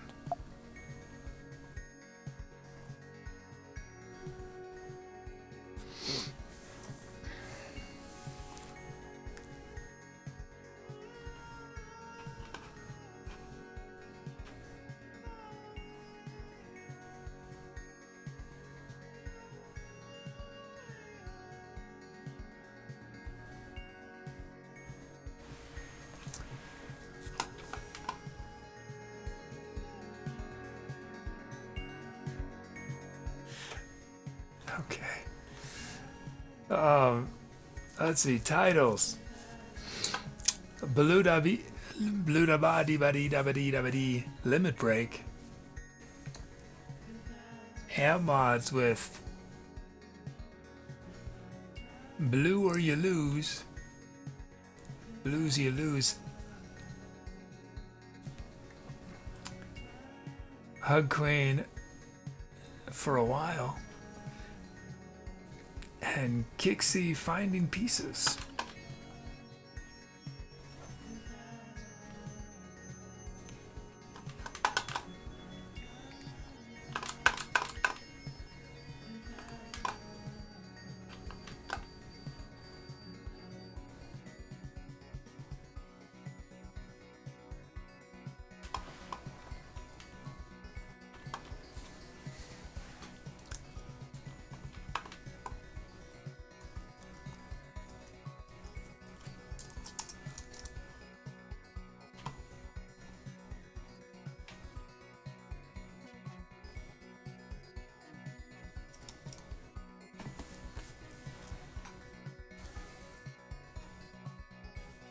Oh, thanks, Mitty.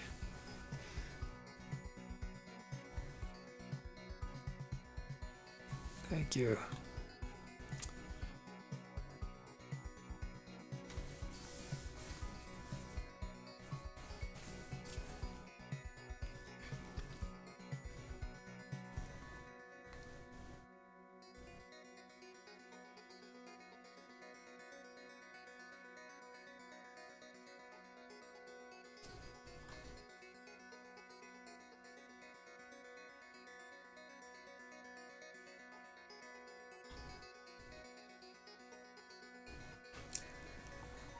Okay, create new empty track.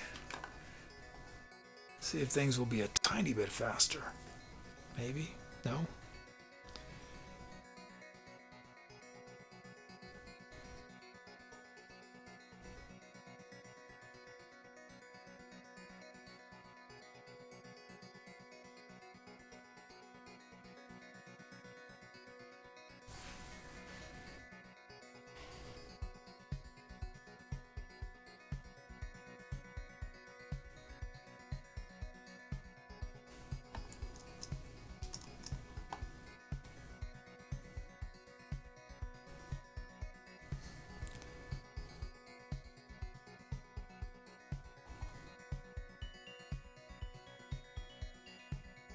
I mean, this is 4-song, third hour broken tubing. How much faster you want it? They've been doing short songs. I think that's the secret.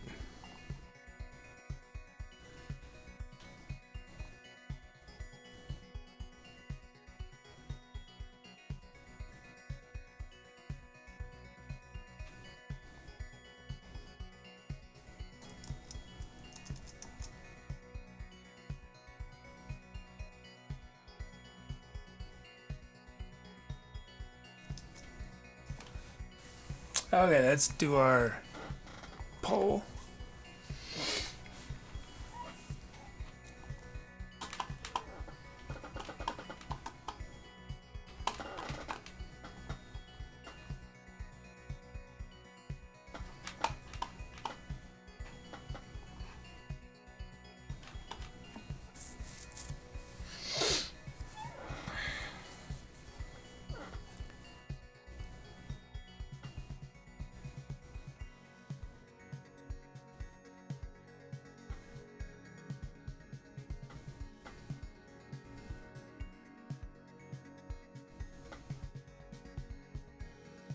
I have an electrical question for you, Blue.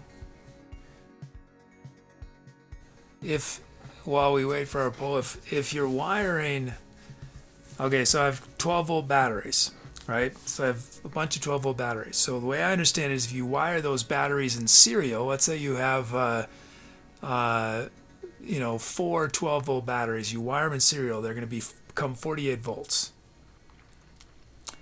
right? But if you wire them in parallel, they remain 12 volts.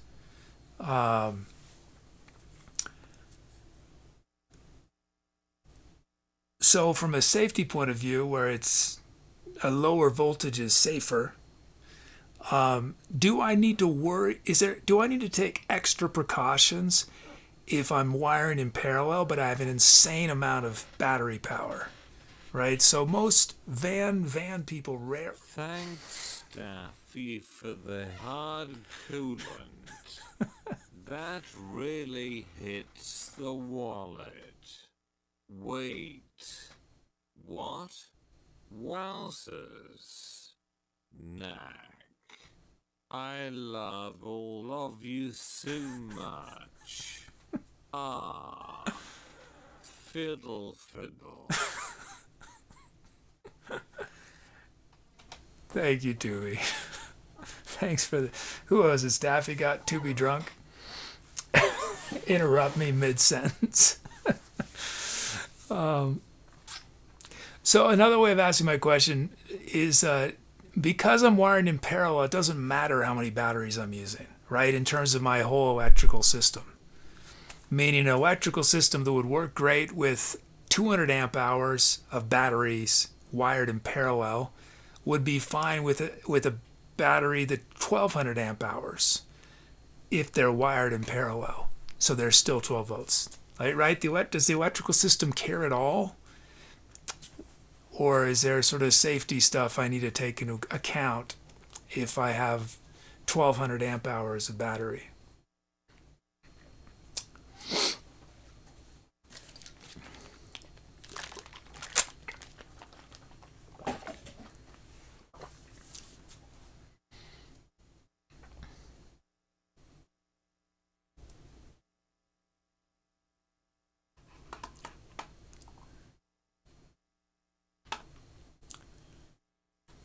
And I didn't mean, you don't need to answer now.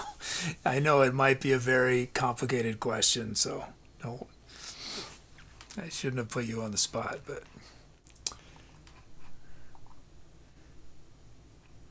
because I've found plans that seem to fit my needs in terms of all the components, but the only thing that's different is the amount of batteries that I would have is different than what they're using. They're using, 600 amp hours of battery, and I'd be using 1200 amp hours. Luce is assuming your voltage match is about the same from a safety standpoint. Okay. Yeah, that was what I hoped and thought. I just wanted to make sure. 1200 amp hours of batteries is a lot of battery. It's going to be like 260 pounds worth of batteries. The batteries themselves are each going to be about almost 70 pounds, and they're like 20 inches by, was it something like 20 by 10 by 10, I think.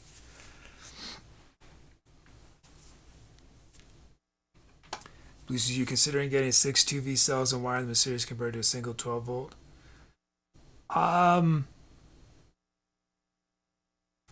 I hadn't considered that. I don't know. I mean, are there 2V cells that have massive amounts of power?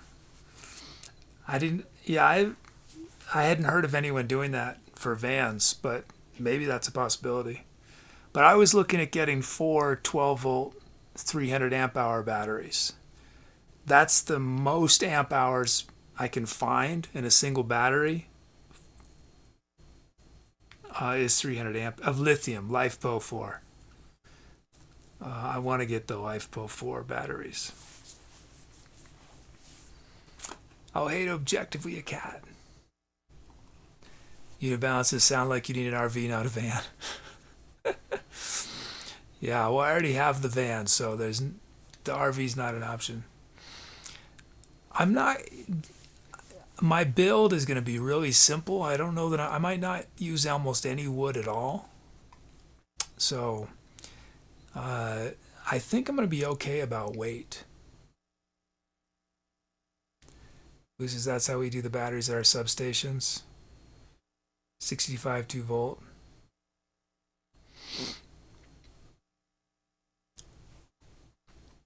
But how you doing, Unity of Balance? What did I do on that track? We did time, piano. It was just time, piano, and voice, right? Or did I played Melodica on it?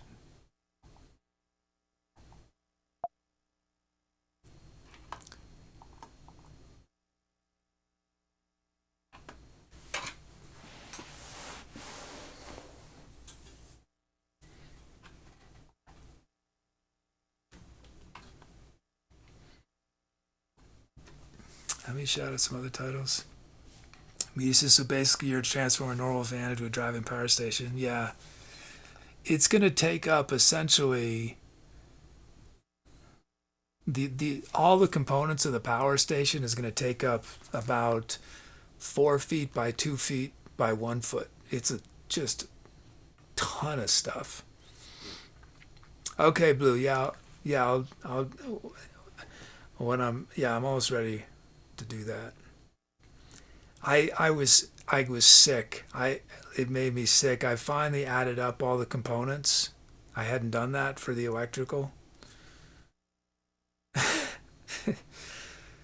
It's gonna be like $10,000 or $11,000 for the electrical system.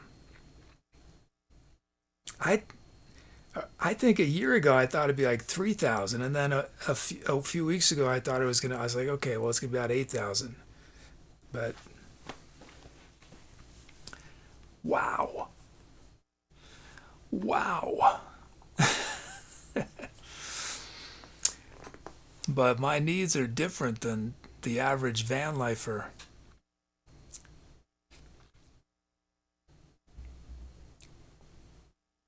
Tubi's backed up again. Yeah.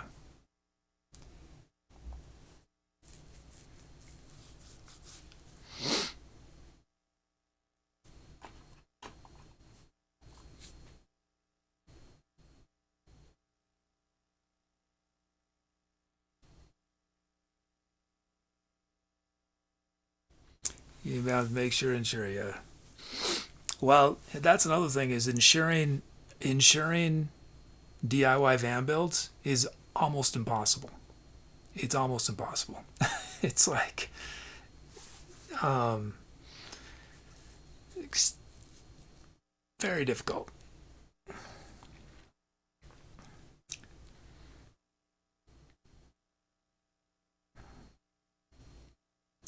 So I think my electrical system I'm going to insure under my business insurance.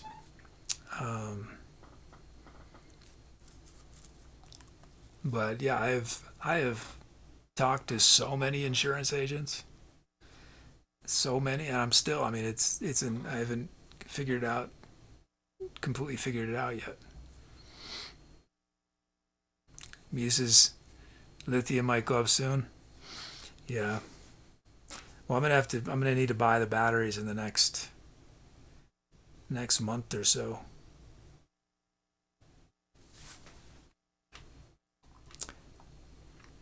Okay, let's. Oops. Oh, are the requests loaded? They might not be loaded yet. Wow, its script is still running.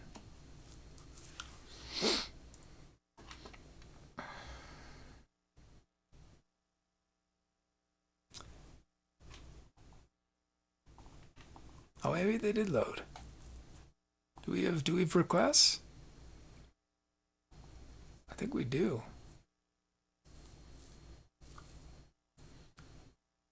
Oh, you did donation? Thanks. Thanks, Rosen. Um, let's wait a little bit and see if it happens. Because when I tried to run it on my end, it created some problems. So let's wait a little bit longer.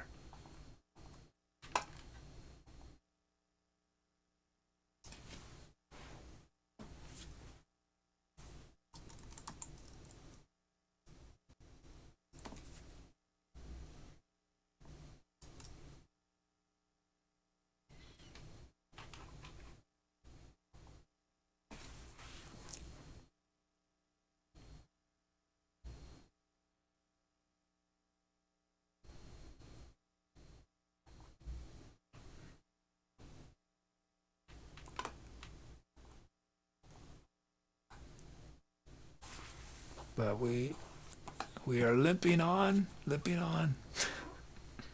Um, so after this next song, unless there's an encore, um, for anyone who wasn't here right at the beginning of the show, I'm gonna do a little show and tell. Very, very humble, but for anyone who's interested, I did a 3D mock-up of my van build plans. Some of y'all have seen the 2D one I did in a spreadsheet. We were a little more sophisticated, slightly more. It's just boxes. Although the van interior looks sort of like a van. You all can tell me that my idea is terrible and I'm not considering something. I mean, there's aspects of it I don't know how to figure out yet, which y'all might have ideas. And then I'm going to ask Muti some questions about Blender. So anyone who's interested in Blender, see if we can figure out some of my beginner challenges.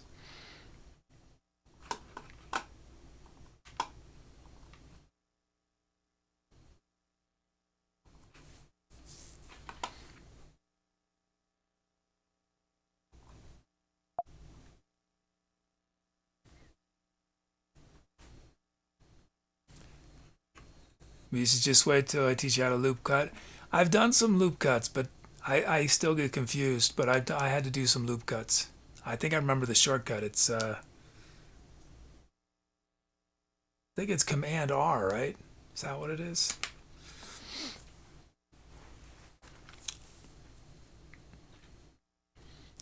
But I think I've now stated all of my knowledge. I can do scales, scaling, moving, rotating, extrusions, inclusions, intrusions. I forget what it is. And I sort of could do loop cuts, but I get confused with loop cuts. That's the extent of my skill. Is there an M1 version of Blender? I don't know. It might just be doing the emulation, but it's Unity Balances Try Romley. They don't offer it in New Mexico. Yeah. Yeah. Hopefully they will. Romley is very new, right? And they're adding more states. But I spoke with them, and New Mexico's not on their. They haven't applied yet to be in New Mexico. They have a bunch of states that they've applied in, but they're about to be approved, hopefully. But so it's very possible by the end of the year or next year they will be.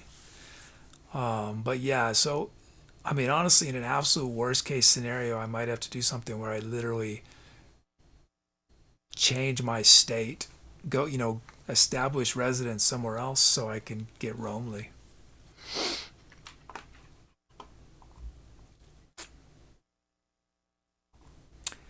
Okay.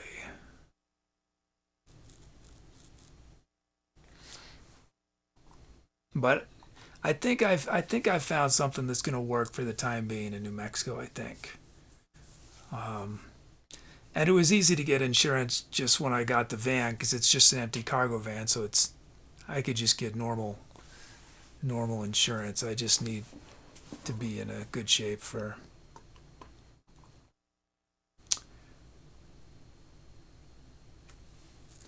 Unity Balances Haggerty. That's an insurance company, Haggerty.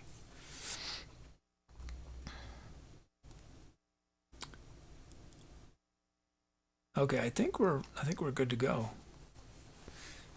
I think we can end this poll, and it's going to take 30 seconds to even get to that step, but.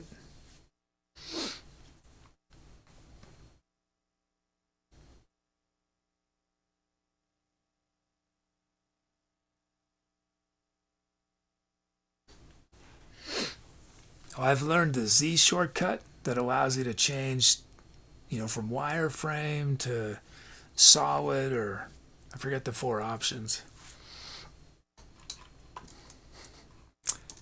Okay, come on, Tubi.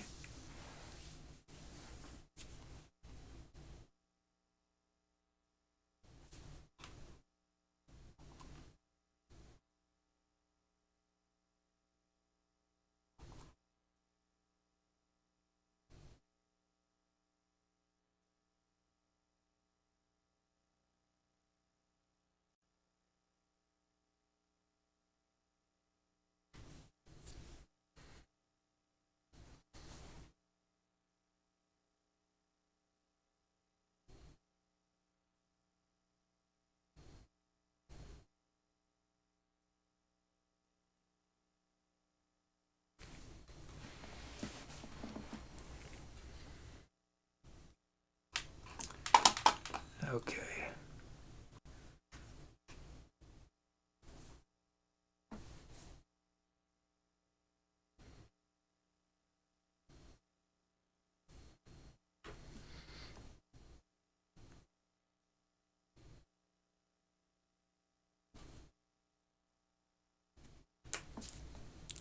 Just waiting for our robot. I have to say, I love the basically two-dimensional Tubi. It's just so convenient. I mean, I almost can fit it in my back pocket. you know. And I think it was maybe Rosen suggested at one point that I should make a much smaller version, which I think I will do because it'd be so convenient to have to literally be able to put tubi in my pocket when I go on a hike, but still be able to put tubi in shots, you know? um, let's see. But I taped over the dark blue. You know, I put on the, because this is the iconic color. You know, this is just. I mean, I mean, I would say in the abstract, I like this color better than this color, but this color is definitely. That's tubi. Doug said, I'd love to put one of those as a bedside clock, put the time in Tubi's mouth. I wonder how many, that could be merch someday, you know? They're not that hard to make.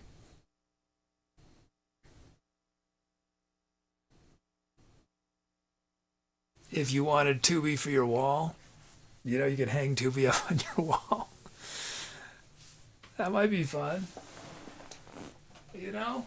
And it would just be it'd be this sort of 2D style. Little hook right there.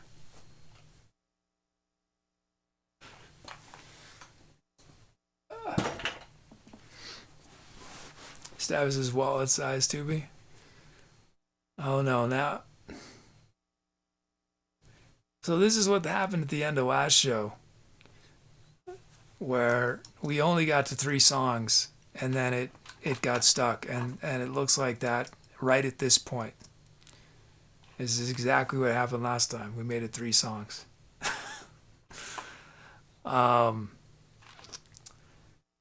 So we might not get a fourth tonight.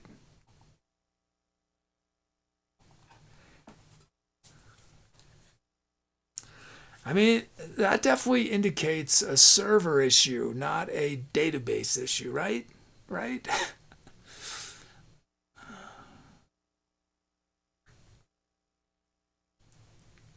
They're just getting more and more clogged up as the night goes on, slower and slower. That doesn't seem like database corruption. But I'm just saying that because database corruption is a worst possible scenario. Because trying to determine corruption, it's a needle in a haystack.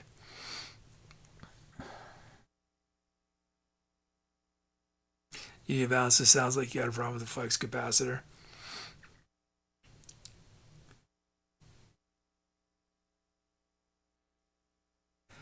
Well, you know what we're gonna do is, I mean, it is what happened last time where I can't do anything. I mean, the computers are fine. Tubi is just sort of cycling. It's not in an infinite loop. It's just Tubi is, you know, doing one step a second that should take a millisecond kind of thing. So let's well, I'm gonna let Tubi keep working, see if Tubi eventually catches up. But I guess I can't end the poll. I can't do anything. So I guess we'll we'll do Blender. We'll do the Blender stuff for a little bit. Show y'all my rough fan build. Layout. It's just layout. It's not super sophisticated.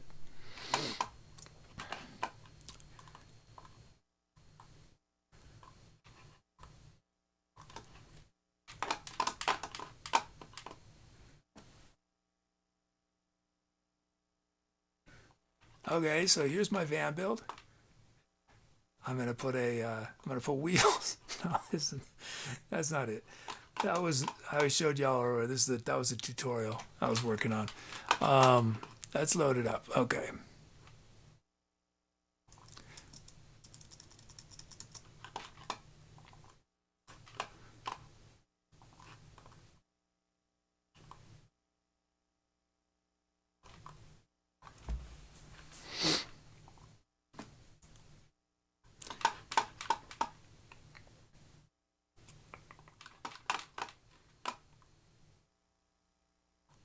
Okay, let's just take everything out first.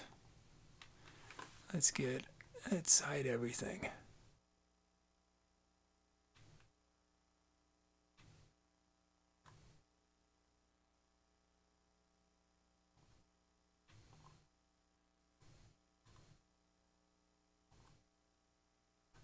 Okay, so this is the part I did not make this part. Fortunately, somebody else went to the trouble to make this, and they gave it away for free on on. I actually got it. If anyone is looking for 3D things that are free, there might be other. I'm sure there's lots of resources, but I actually got it from the SketchUp. I think it's 3D Warehouse or something for SketchUp. So I had to convert it, or I forgot how I even did that, but yeah, so that's the back of the van there, right? So the front of the van would be here. Here's the sliding door, and basically here's our electrical. Whoops.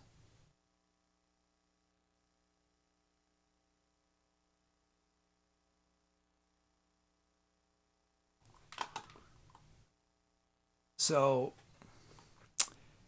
I don't know that I'm gonna have it centered exactly because of just the way things are spaced out, but this is the batteries here. And what I've heard is that ideally you position your weight over the axles, and that's gonna be the most weight. I have another layout where I might do the batteries 90 degrees, so they're even more centered, but that one's not as ideal. So this is the biggest component of the electrical system. I haven't put in the other pieces, but that would be the inverter charger. So the rest of the electrical would be right here, and the components of the electrical system are the solar charge controller, you know, bus bar for 12-volt stuff.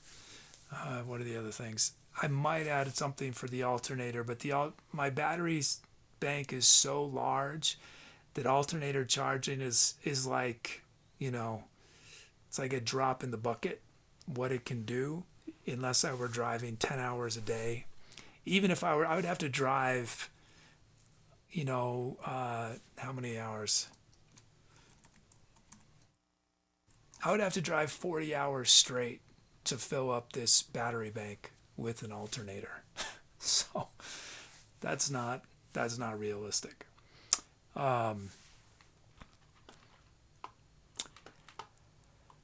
Now, the framing.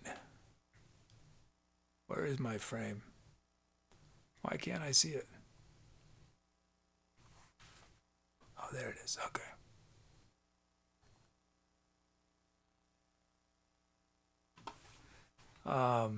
Unity balances imagine the gas cost. Exactly. It's not worth. It would be way cheaper to just go to a campground and pay for shore power. So I should have done two different. Okay, well, we'll just do what steps. So underneath roses with the placement of the batteries affect how you do the show. No, it wouldn't impact the show. So in this scenario, right here is ideally essentially a platform that slides.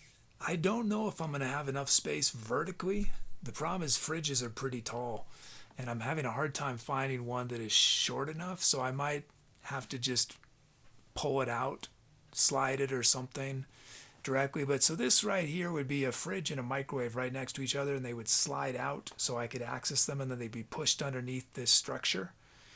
And then there would be a drawer, a big drawer or storage. I might, maybe to start it's just boxes, but just a lot of storage space right there. The idea is these would be Balloons do have some ventilation, so the power stuff can have some cooling. So my hope is that because this area is going to be open, as you're going to see, there's going to be air.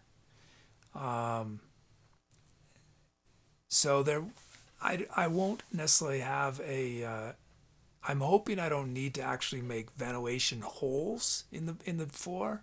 I'm just hoping there's gonna be enough space, but that's something that you can probably give me advice on.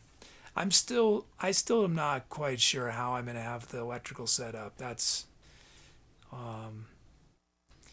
But I don't have a ton of space. Um,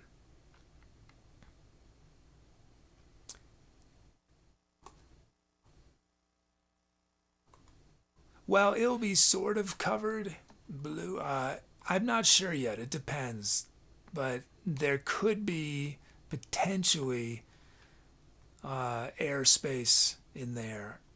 I'm not sure yet. Luce is making a cabinet. I don't think it'll have a dedicated cabinet. I think it'll just be you basically open the trunk. Oh, everything's gone that way, and it's just right there. So it's not really compact. Okay, now I made everything disappear. Okay, so this frame right here would probably be a 1-inch extruded aluminum. Unity Bounces, you should mount one of those tubies at the front of the van. And this is a key part of my vision for over 9 months, but I don't know if it's a good idea. But I really, what I want to be possible is to be able to start shows outside while the light is still out. And then once it starts getting dark and colder, be able to move inside, but also be able to do shows if it's rainy or cold. But I want to be able to change my setup really fast because y'all know, I mean, anyone who watches this show unfortunately gets used to dead air time, but that's not good as a streamer, right? Every time there's something's not happening, there are people who are going to leave and stop watching, right? So that's bad. So I need to be able to make the switch really fast. And I haven't figured out exactly how I'm going to pull this off, but where is the next part? There it is. Smart. Okay. So this is sort of the keyboard workstation thing. It's a flat platform. It's got the keyboard on it. It's going to have built into it. It's going to have my 2 rack things, which is my audio interface and the camera switcher, which may not ultimately be needed. And that's basically going to be all the electronics right there, other than the laptop and probably a second monitor. So this thing, the idea is that when I'm doing shows, I'm actually going to be seated on the ground with sort of a padded seat, so I can either sit cross-legged or with my legs, flat, and I'm going to have an angle. And this thing would basically come out, slide out. Let me see if I remember how to do this. GZ, yeah. Right, so this would come out so that it would, whoops. That's a better view. Oops, it's not Z, G, Y. There we go. So it would slide out so I can be seated underneath it. But the idea is that it can go all the way the other way so that it's over here. It just slides so that these doors would be open, right? So the doors would be open and I could stand, and this is actually a perfect height for standing. So just, I don't know how to make the Well, I could do this. There we go. Do we still have our 4? Where's the 4? There we go. Okay. So if that makes sense. So that way I can just slide, and it would need to rotate, right? The keyboard would have to rotate 360 degrees. So I'm not sure the easiest way to do that. Originally, I'd imagined literally having a Lazy Susan that the keyboard was on that could rotate, and sliders that would slide in and out. But the problem is the longest sliders I can find are like 5 feet. And the area where this would be is 6 feet. So I could have 2 sets of sliders on either side and sort of push it to the different sliders so it can slide out of the van or slide into the interior. But those sliders are very expensive to have heavy duty long sliders. We're talking $300, $400, $500. So I don't know if that's realistic. So what I might do instead is basically have at rather than this thing doesn't weigh that much. It's probably about 30 pounds, 35 pounds. So what I'm thinking is maybe have attachments that attach to the frame that's already going to be there, the extruded aluminum, so that I have something to set it on, if that makes sense. Another alternative is potentially flip out legs that support it from below. So I don't really have slided rails. I just sort of slide it proximally to the edge, and then I flip down these. But I want it to be as fast as possible, you know. Status, if you weigh the equipment, is it more than 100 pounds? No, it's definitely not more than 100 pounds. The keyboard is the heaviest thing, and the keyboard, if I recall, is I have it written down. Let's see. The keyboard is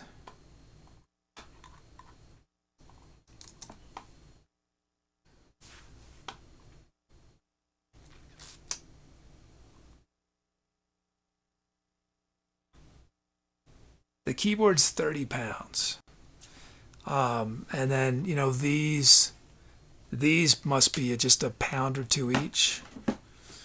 So those interfaces are not that heavy. So I'm sure it's less than 50. I'm sure it's under 50 pounds.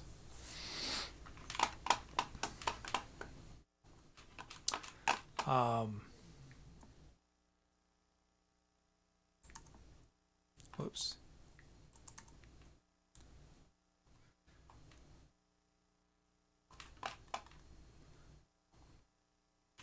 So that's that component.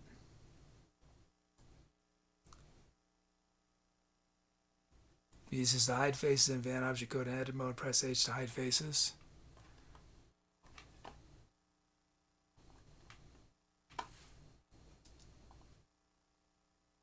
Yeah, I'm not sure I'd even select.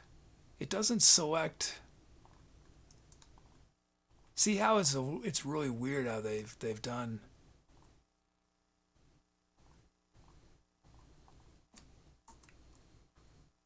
Yeah, it's not actually hiding them when I press H. I'm not sure how it's made. So I don't know how to make that part disappear.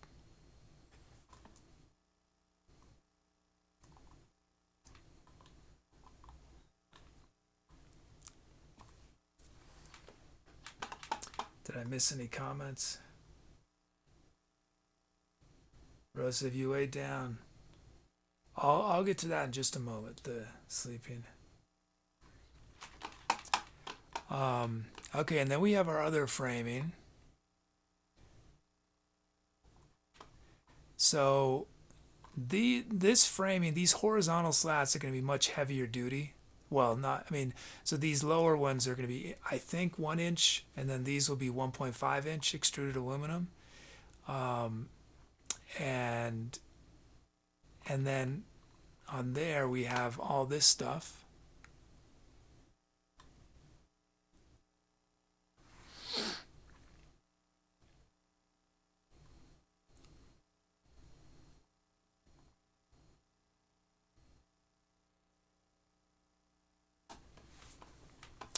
And these would just be, Blue says the conversion from the other format didn't work. Okay. Okay, so it should have been a more, um, so these would be, more just drawers for other stuff, uh, kitchen stuff, whatever. Um, and then up here, I think we'll have enough space to have an electronic drum set. Not a crazy, um, ridiculous one, but enough to fit stands and the smaller profile. This will be long in the future, but hey, Flutterby. Um, and then, and also, bedding up there, I think. Blue, so I'm guessing the other format doesn't have faces like in Blender. This will be just another huge storage area. I prefer not to have it because it obstructs the windows more, and I wasn't planning on having windows, but I got what I found and had windows, and so now that I have windows, it'd be nice to be able to see them, but but I don't think I'm gonna have enough storage space otherwise. So, and then this would be my bed right here. I would sleep on top of this. So that's there would actually be horizontal slats. I haven't made them yet. So that's something I need to figure out structurally if that's gonna work. I mean, this 1.5 inch aluminum is very strong, but the weight, my weight is gonna be, I don't know if it's gonna be distributed in the same way, but this would be 6 feet. So that fits me sleeping wise. And then, so originally my plan, and I think this, I don't know if this probably won't be possible, was all the instruments would be in this thing, essentially like they are now, but I would have a custom, I would basically get foam and I would cut shapes so that they were sort of safely, as sort of protected as possible, but easily accessible, because it's not going to be practical to have instrument cases. That takes too much space. And what I would like, in a perfect world, these would, it would sort of just slide out, right? And then I could just access everything, and it would slide out the other way, so it's on the other side of the van when I'm playing outside. But I don't think I have the engineering or fabrication skills to do that. So it might need to be more like I literally slide it out and set it on the ground, which is easy in the van. Outside of the van, I might have to have something to support it. It won't be that heavy. The instruments aren't that heavy. I think the instruments probably together, the ones I'll be bringing, are like, I mean, guitar is the heaviest thing. Guitar is probably 10 pounds. And then the flute, trumpet, and the saxophone might be 5 pounds. But I bet the instruments are around 40 pounds. Oh, yeah, I'll switch to just chatting. Thank you.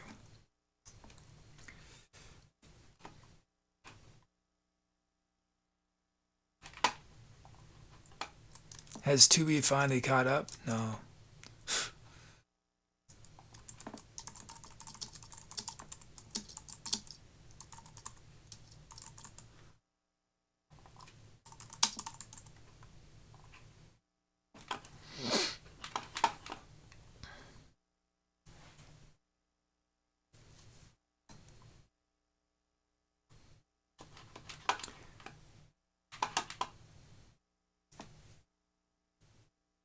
He says you could always create triangles in lower frame for structural reinforcement.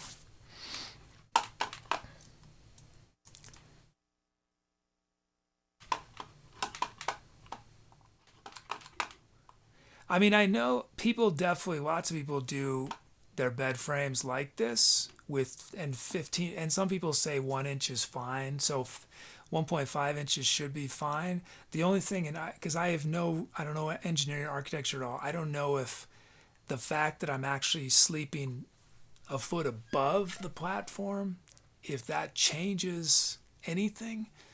I don't know. Because if I was just like this, right, if I was just sleeping on that, that would be absolutely fine. Because not only, because you can see these slats are going to be, there's sort of, the van sort of cuts in. It's not 90 degrees like it looks in there. It's more like this. But they would just not be able to fall through, right? There's no way they could go through. You would think, but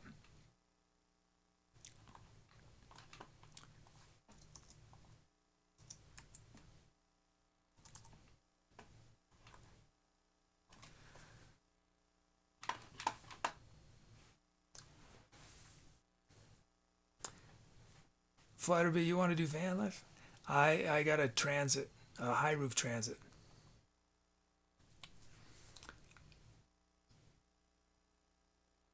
Yeah, Rosen. Well, with trombone and baritone, it depends. I mean, I might. It's possible I'm basically just going to stay in New Mexico for 6 months to a year, for financial reasons, because it's just easier to. You can get. I can get a parks pass in New Mexico for, I think, $180 or something, and I can stay in New Mexico campgrounds, New Mexico state campgrounds for free. And for just a little bit of money, I can get electricity. So I might just be in New Mexico, in which case I'll be able to sort of go to where things are stored, and have a week where I have a trombone, have a week where I have a baritone. Now that being said, I mean, trombone's a really loud instrument. I want to be a good neighbor, So I don't know how realistic. I mean, I don't know how often I'll be playing saxophone either. I have to see. I have to see how loud it is, how far the sound carries, and I don't want to ruin people's days because I'm making noise.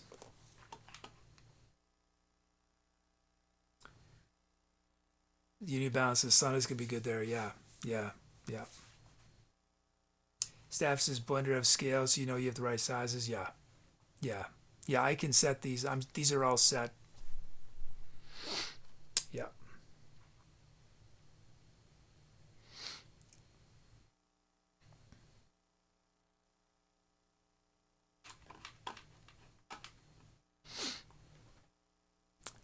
Um, and that's basic. I mean, that's basically the concept. It's not.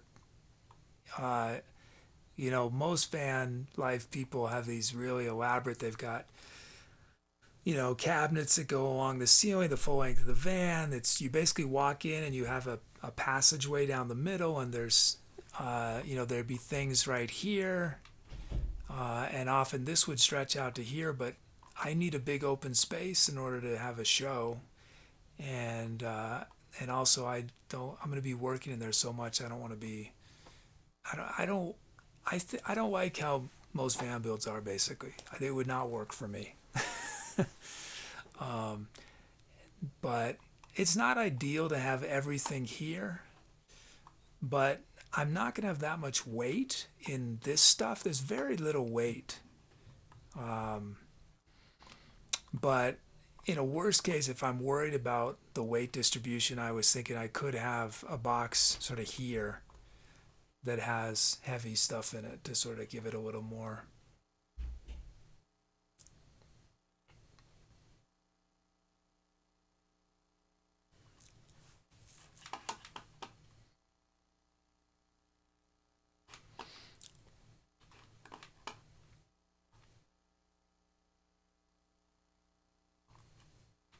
But yeah. Whoops. So there it is. Not super interesting.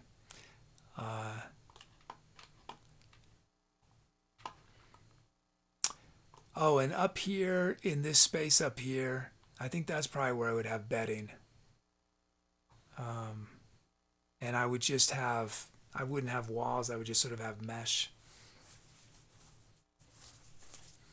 He says, I like how you're doing this. You can always go one layer deeper and animate so you can see how it works when it slides out. It helped when I figured out how to do the movement. I could do the movements, because that I can. It's not as probably as nice as the animation, but at least I can get a sense, of. Whoops. Whoops. Why was it not selecting it? Oh, I know what I'm doing. I can pull out and see how far pull it out.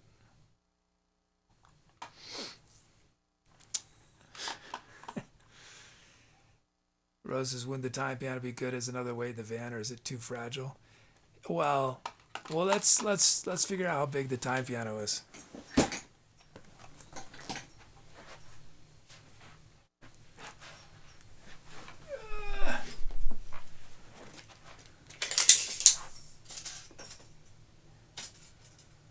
Okay, 22 by about 9. Okay, 22, 9, 45. 22. We'll see. I mean, it's mainly that it just won't fit, as you'll see. Let's see if I can, how fast I can do this with everybody watching, or if I'm going to get nervous and screw it up. Okay, so Shift A. It's giving me we're on a cube. Let's get it over here. And we got dimensions. We have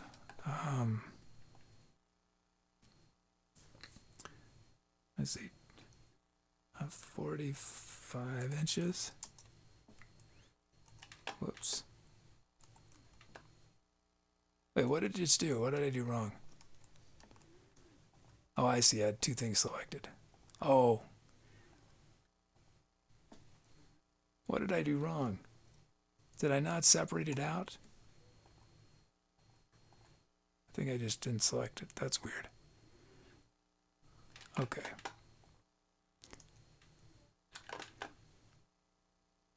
No, it's still selecting. What did I do wrong?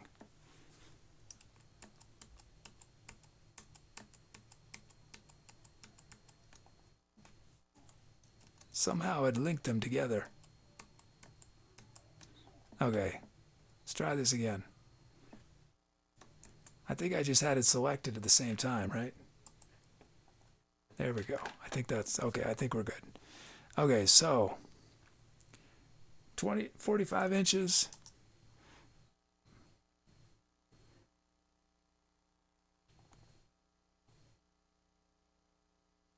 Nine inches. Wait, 22 inches. By 9 inches. Does that seem...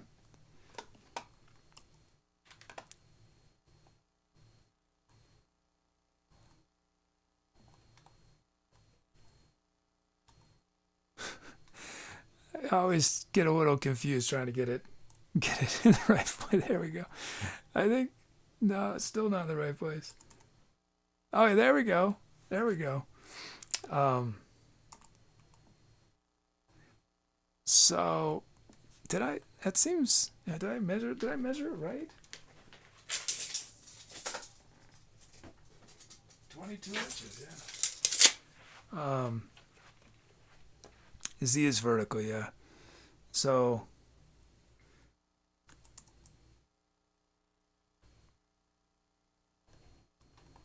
there's not a lot of space. That doesn't leave much space.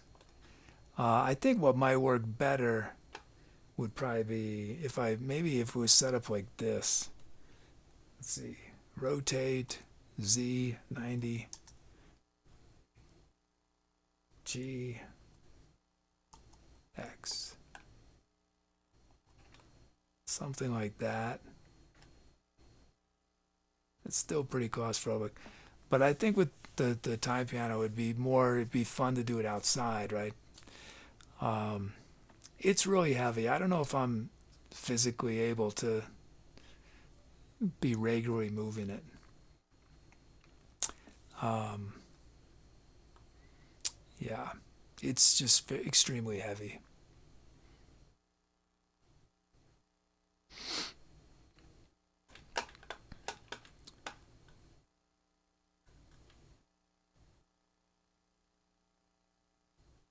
Now, where is it in my stack? Whoops.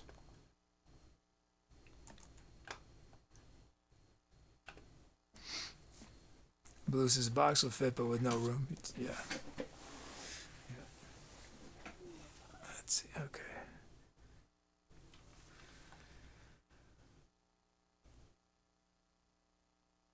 Now let's move that even further. Just get it out of her way. Well, I'm just gonna. I'll save it, I guess.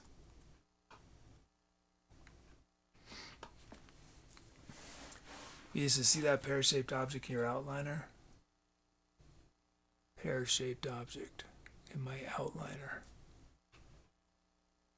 Pear-shaped. I'm not sure what the outliner is. Oh, the filter? Sorry, this must be very frustrating to try.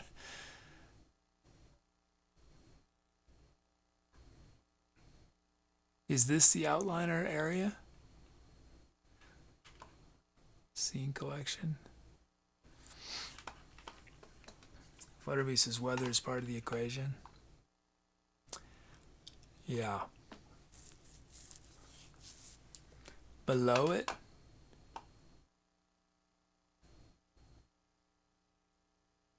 Oh, one of these tools? Oh, this? Scene properties? Is that what it is?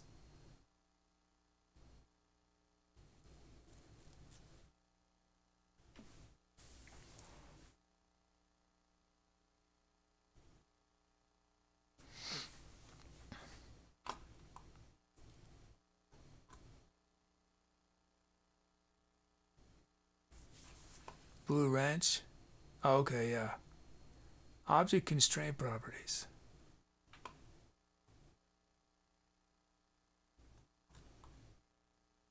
Now what should I do with that?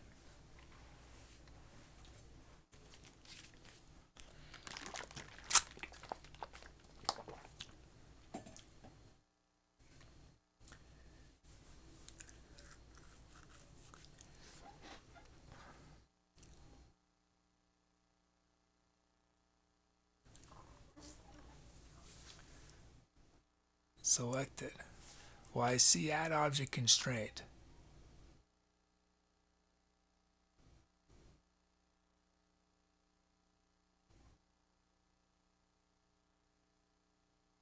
So you can limit, clamp to. So it's essentially you can use it to lock it to other items so that they don't, so that it always moves in the same way.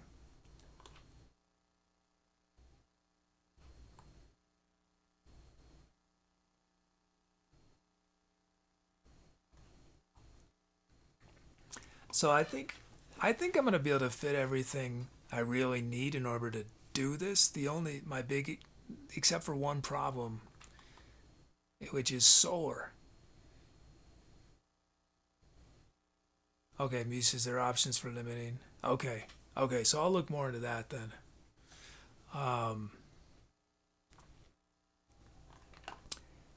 Basically, I can fit if I get a fan, which I think in New Mexico with 100-degree weather, I need a fan.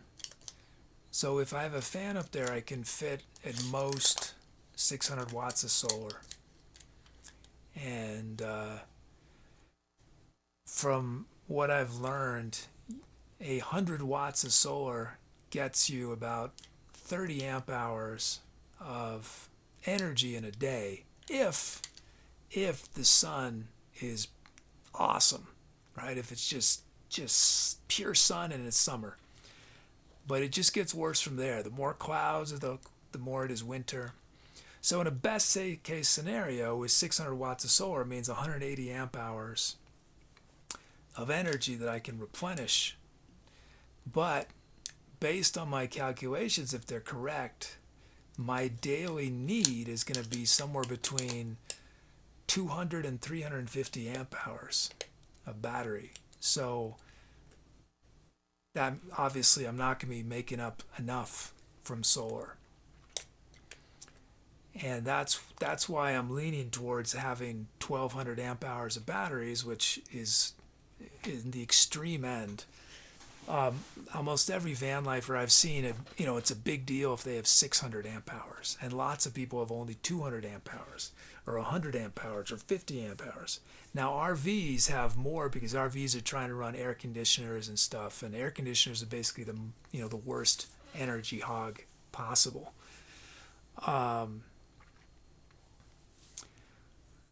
But if I have 1200 amp hours of batteries, I think that's enough where as long as the sun is pretty good, I should be able to get by for 6 days or 7 days.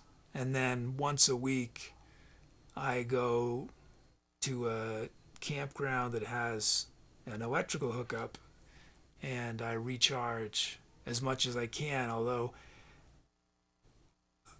even that, it's unclear to me how fast it.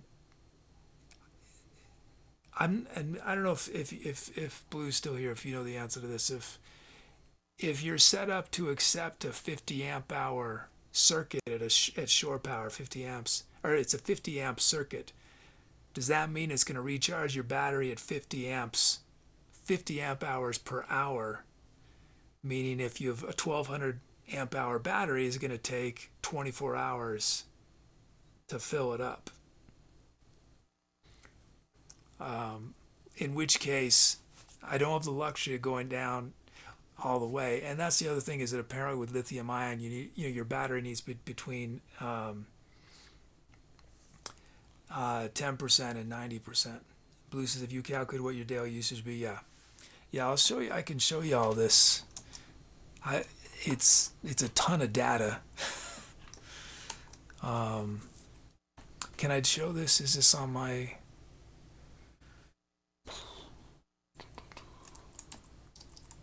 Can I do this without my name showing up?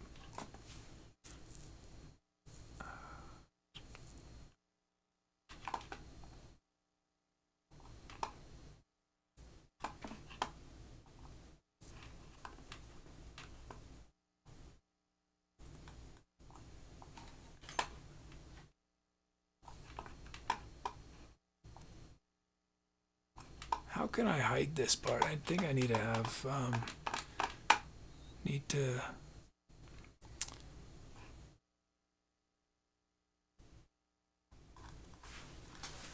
I think it's okay.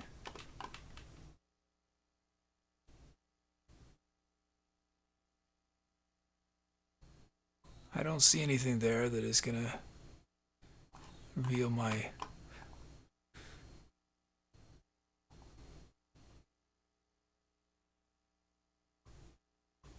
All right, there's nothing here that's a problem, is there? Okay. Blue says voltage dictates how fast you can charge. Okay, so I'm using someone else created this part of it. There's some other parts of the spreadsheet that I created to try to figure out my own thing, but these lists here. So the big power draws are going to be the MacBook. And because I haven't tested my own usage, so it could be more or less, but I did find people who have tested it the watts used for different things. So the MacBook at full power is going to be 110 watts. And when I'm doing rendering, I'm estimating it's going to be about 20 hours a week on full power. So I did sort of an estimate of the number of amp hours, and then sort of figured it out by the day. So on average, it'd be around 60 amp hours. So that's a pretty huge amount of usage right there. And then this is my estimates for gear that needs to run when I'm streaming. And that's a ton, but some of that is flexible, right?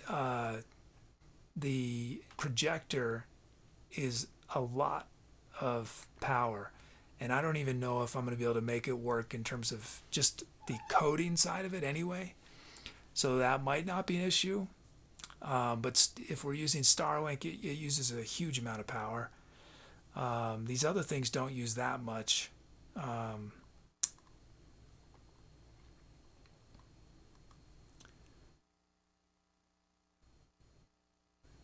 And then for the fan, or sort of worst case, the diesel heater could be about 50 amp hours of electrical use.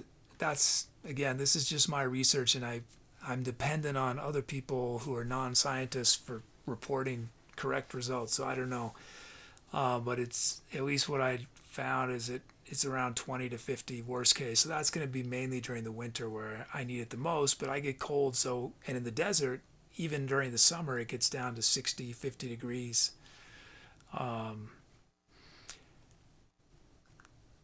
But and then if it's really hot, if it's 110 degrees out, then I'm going to be running that fan most of the day, probably. And then the other things are not that significant. Well, the refrigerator, I've seen very different numbers for refrigerators. Some people I've seen 15 amp hours for a day, 40, 60 amp hours. So that's a huge variable. So sort of worst case scenario, if all these numbers are correct, then we're talking 330 amp hours on show days, and on non-show days it'd be under 200 amp hours. And then this is just my own calculation. I may have made a mistake in it, but I wanted to create a way to anticipate, to create different scenarios and see how that would allow me to be in one place without having to get more power. So right out of the most solar I can fit on the roof is 600 watts. And if I have a 1200 amp hour battery, and we'll do exactly these numbers, 330, and I'm doing even and odd days. So even days are shows, odd days are non-shows. And so sun availability, so let's do 0.75. So 1 would be sunny day every day. So in this scenario, right, where I have a 1200 amp hour battery, if I'm doing that usage, I only have 600 watts of solar, then I could make it 6 days, and then I would need to get power on the 7th day. Now, if solar is better, if it's just, and in New Mexico, it's often you'll have a week where it's just sun, right? You see how much of a difference that makes. Now I can go potentially 10 days. Now another option is I could potentially when I park, put up additional solar panels if I create some sort of mounting system, and then that helps a lot, right? Let's say I add 2 more panels, I got 1,000 watts of solar. Now, if I've got all the sun in the world, I can last forever, with 1,000 watts of solar. But let's say if we're in worst case, then let's say really bad, I'm only getting 25% of the sun, right? It's just cloudy days, it's winter. Even with that 1,000 watts of solar, I can go 4 days. Not very long. The other thing this calculator is doing is it's requiring me to never be more than 90% full and never less than 10%. And again, this, I'm no expert, but what people I've seen a lot of people saying is about LiFePO 4 batteries, which are sort of the top of the line lithium batteries. That's where they're happiest. They don't want to be at 100%, and they definitely don't want to be at 0%. So you don't have the full range. You have to be. That's why we start here. Instead of starting with 1200 amp hours, we start at 1080.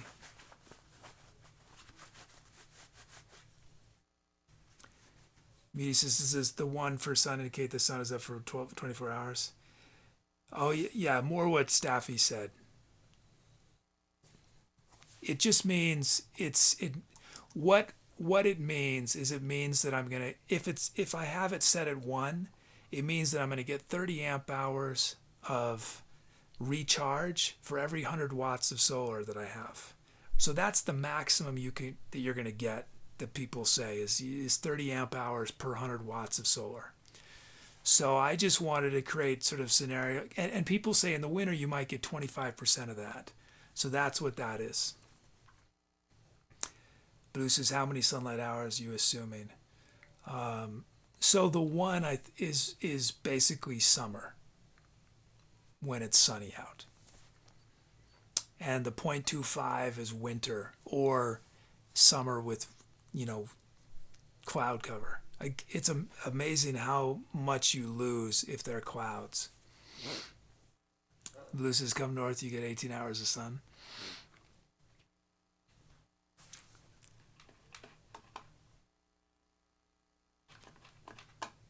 So I don't know if I'll probably, I need to think about it a little more. I'll probably just I'll make this spreadsheet public, and y'all can copy it and mess around with it and see if I've made some. I would love to have made a mistake. I would love to be wrong, because I don't want to get 1200 amp hours of batteries. The batteries alone are going to be over $5,000 for that much battery. So I want to be wrong. I don't want to need that much. I want to have made a mistake.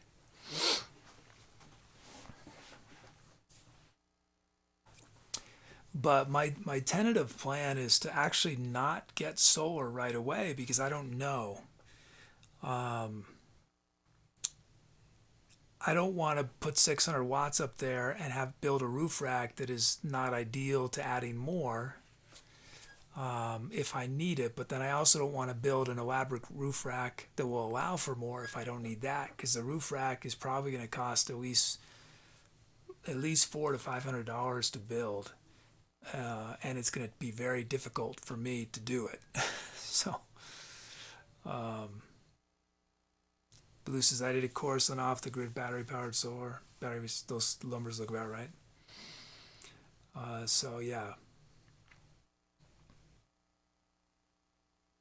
And there is that flexibility, right? I don't necessarily need, if the projector is not a part of the show, right there, that drops things down. That changes things a bunch.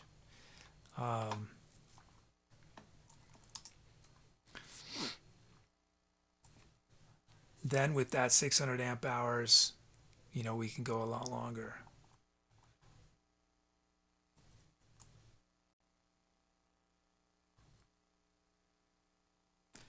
Blue says, for the standby time you're looking for, there isn't any shortcuts. Standby time, you mean being able to just keep using the battery without refilling it? Is that what you mean by standby?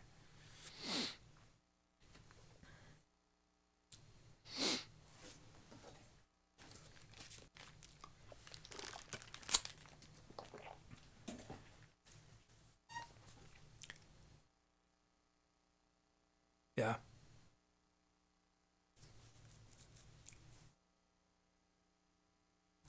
He says, you plan attacking this whole piece one go. Can't you work in tiny bits to see if you can save on battery?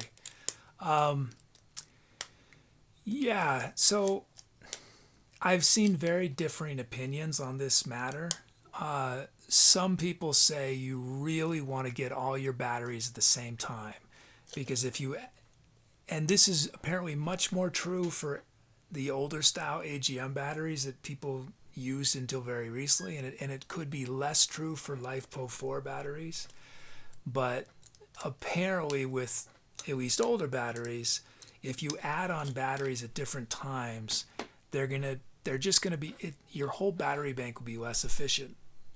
So ideally, I would know up front, but it may be that it doesn't matter that much. And I've seen very different opinions on this, and I haven't seen any science from anybody. I haven't seen anyone testing and saying definitively it does matter or it doesn't matter to add a battery later. I think the other thing is that, when you buy a battery in a batch, it's more likely, and you buy it from the manufacturer, it's more likely you're going to get ones that were built roughly at the same time, and so there's going to be less variation, and so from the electrical point of view, you want everything as close to the same as possible. But yeah, that is something I am considering, is just get two batteries, so I'd have 600 amp hours, and see, right, because the system I would need, the electrical system, it sounds like it's the same whether I have 600 or 1200 amp hours of batteries. Everything else is basically the same. So if I feel confident that I'm not hurting myself by adding batteries later, then we could do that. But you can see how different the scenario is if my numbers are right. If we have 600 amp hours of batteries and we have 600 watts of solar, and we're not in, let's say it's the middle of winter, it's like I go one day. I have one day, and then so every other day I'm having to get electricity. And the time and the cost of that will pretty soon outweigh the cost of the batteries. The lost time of having to drive to places. And so it looks like the average campground price where you can get electricity is $30, $30 to $50. So if I'm having to go to those kind of campgrounds 2 or 3 times a week, I can't afford that. So in New Mexico, it looks like if I get this campground pass, for an extra $4, I could get an electrical hookup if they're available. So that potentially helps. But this makes me I don't think this is going to work for me. So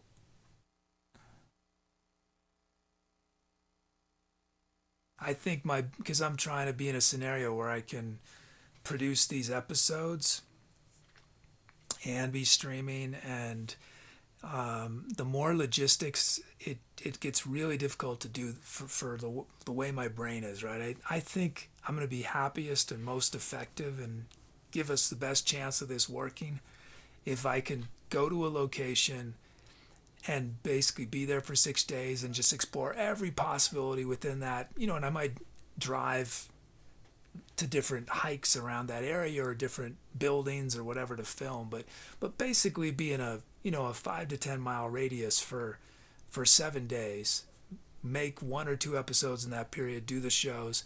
On the 7th day, do my driving day, and stay at a place where I can hook up to electrical, catch up if I need to.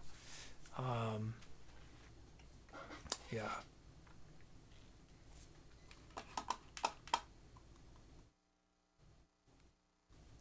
Rose, have you looked into newer projections that might use amp hours? I was looking at a few, and I'm sure there's ones with less wattage, but the ones that I found were still around 200 watts, 250 watts. So the one I have now is, I think, 270 watts.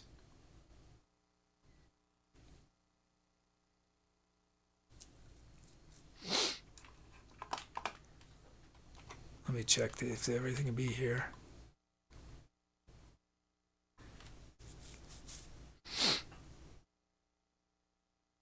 But the electrical is I have to say is really intimidating.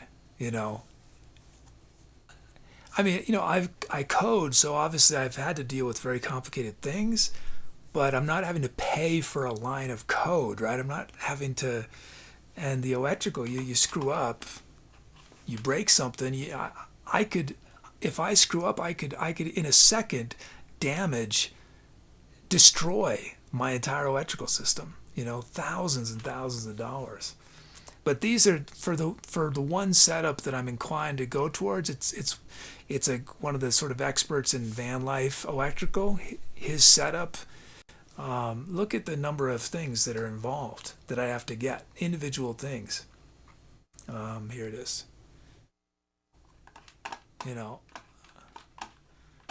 All of these items. It's just this one row. These are alternatives, so it's just this one. It's not quite as bad as it looks. And these are the big prices right there. That's the 1,200 amp hours of battery, $5,500.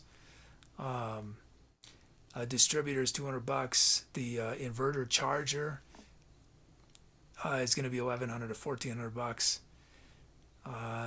DC to DC charger, I don't know if I'll get it right away because that's for the alternator. I don't think it helps that much for my usage. I don't know if I really need this monitor. Solar panels, 3 of them is going to be about $700, and then the solar charger, $800. So what I'm saying is I'll probably not do any of this part to start, just to find out what I need for the solar. But I sort of have to have batteries to do the show. You balance this. You follow Will Provost. Yeah, I've watched a lot of his videos. Yeah.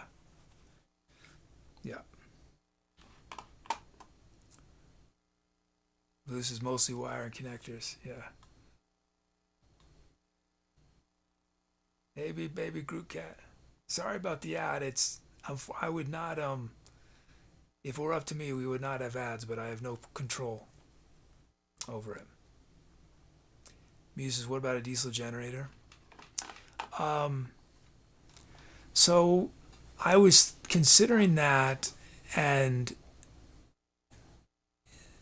the with the cost of gas right now and the amount of power, if I understood it correctly, I forget the numbers, but it was not going to generate. It was going to cost a lot of money, if I recall, to generate enough power.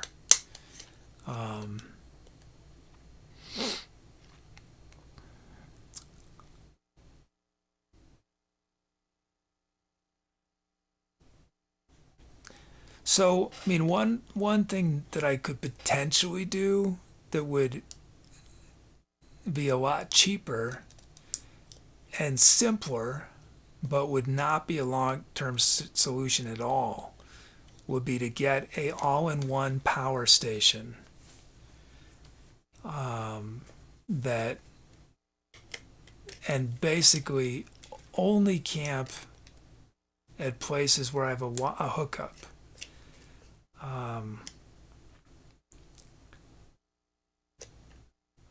But that's going to be really limited because I would need to be hooked up basically almost all the time. And I don't know if if it's going to work to be doing shows at normal campgrounds, and I don't know, it might be. Really what I was imagining is mostly boondocking and wild camping, where I'm just in a national forest and Bureau of Land Management land, or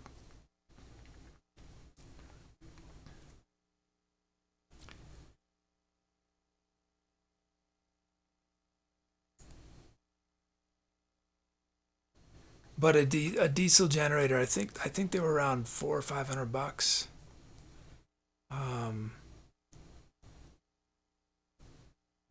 But the generators are one of the things that they're very loud, most of them, and people get mad at you for running generators in a lot of places. They don't like it. So that's the challenge. That's the challenge with generator. Did I say goodnight? Who was it? Oh yeah, Moles. Moles. It's late for Mole.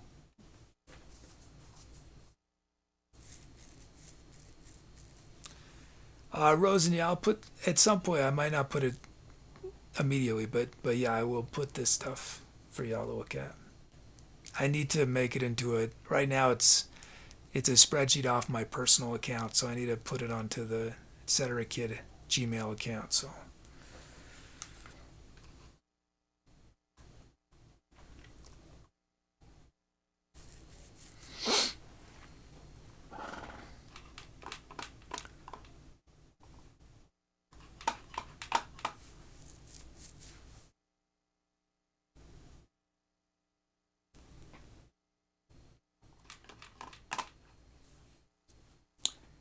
So yeah. Whoops.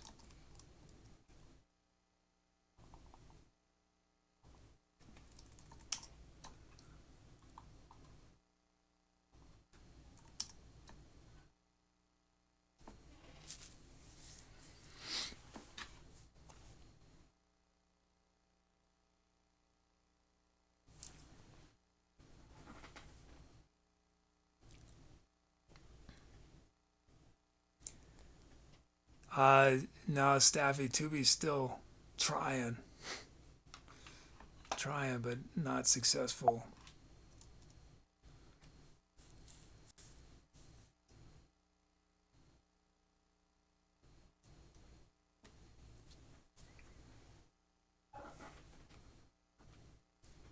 So the music part of the show is done.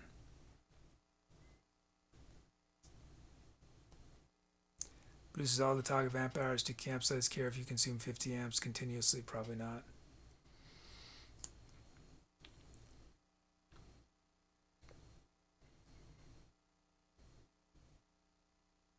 One thing I was just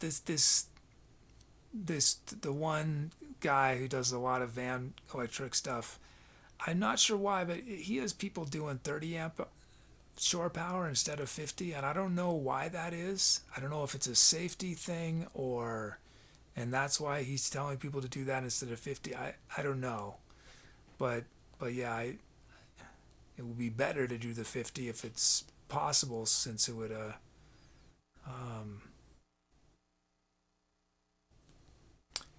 unit balance. What type? I got a high roof Ford Transit, the long wheelbase, so not the longest, but the tallest. Hey, Master CJ Official. Yeah, Staffy, I can see it's really sad. It's just there's a little window where it's sort of thinking, and it's not frozen. I think it's just.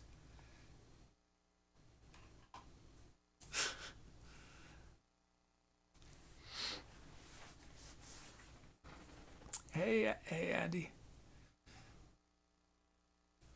Yeah, anyone join? We're talking about all the decisions related to the van build I'm about to start, which is part of the plan to for me to be permanently on the road doing a Tommy Nomadic and this show.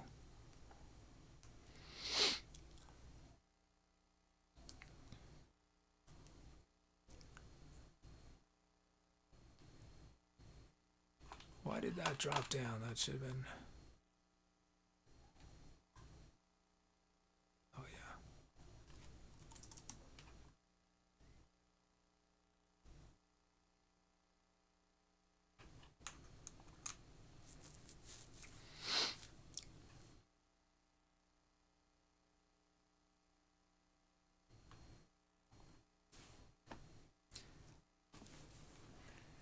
It's funny how living in a vehicle now, if you have solar, how much it is a return to the past, right? In my daily life, right, I am not dependent on the weather at all. If it rains, if it snows, if it hails, as long as there isn't, a, a fire, or a tornado, right? It does not affect my life. But when we're in the van, it's gonna be like, we're gonna have to do rituals, rituals to get the sun god to give us the sun we need so we can do a show the next day.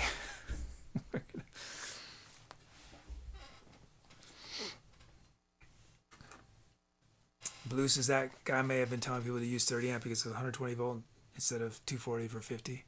Oh, okay.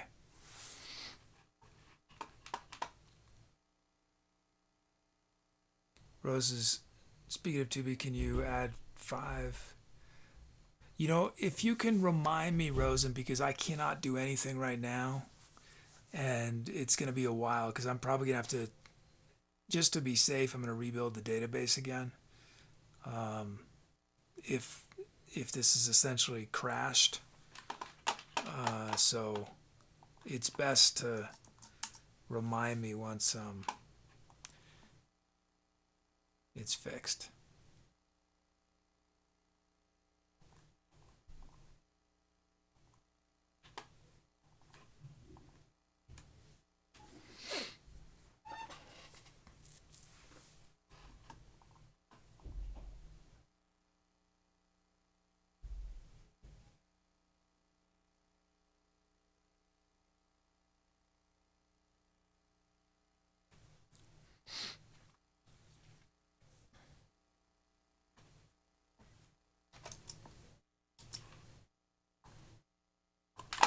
Oh, and for people just joining, this is my little Blender mock-up of my van build design. It's different than what you'd normally see in van builds.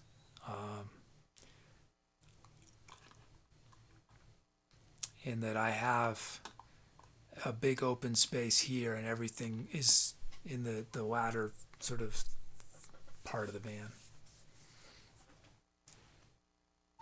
Unibound says, how are you doing Wi-Fi? Wi-Fi, I'm going to be spending a fortune. Yeah. My estimate is it's going to be about $400 a month for internet.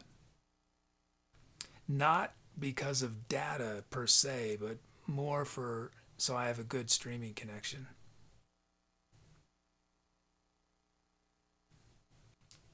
Andy says, you're in New Mexico, had a nuclear engineer from Department of Energy to take a crack, design a nuclear powered area.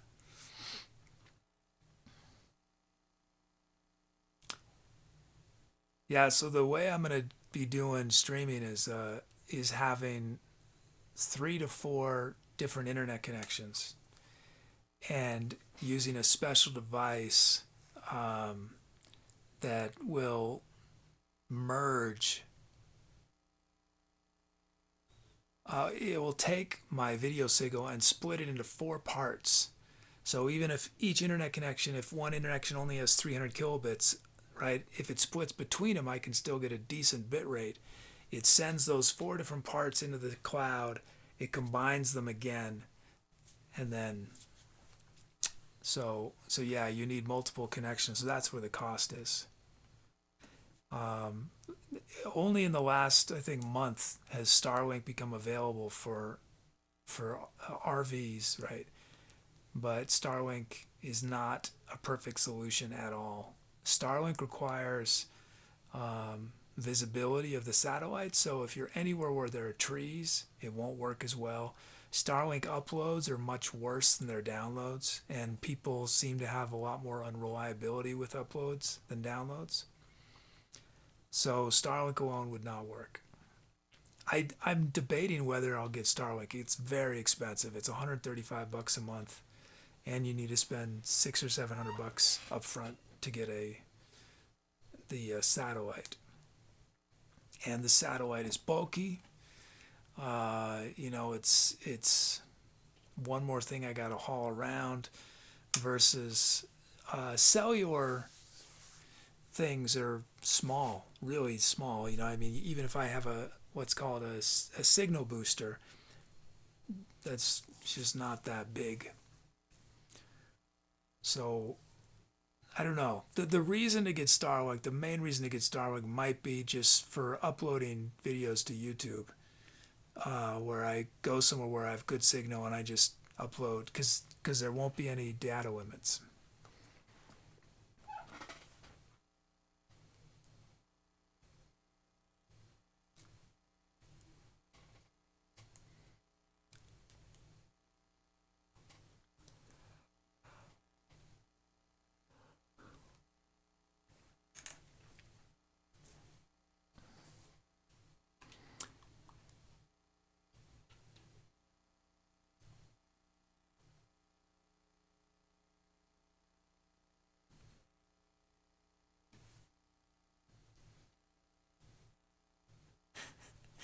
Yeah, Rosen, I think Andy was joking.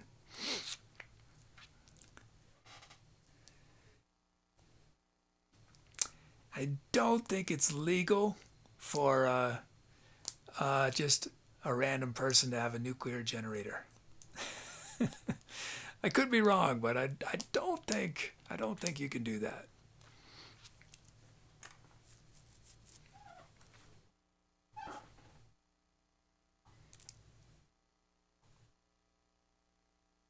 Soda says boo. It's not fair that we can't have nuclear generators. Music you could really finally make real jazz fusion.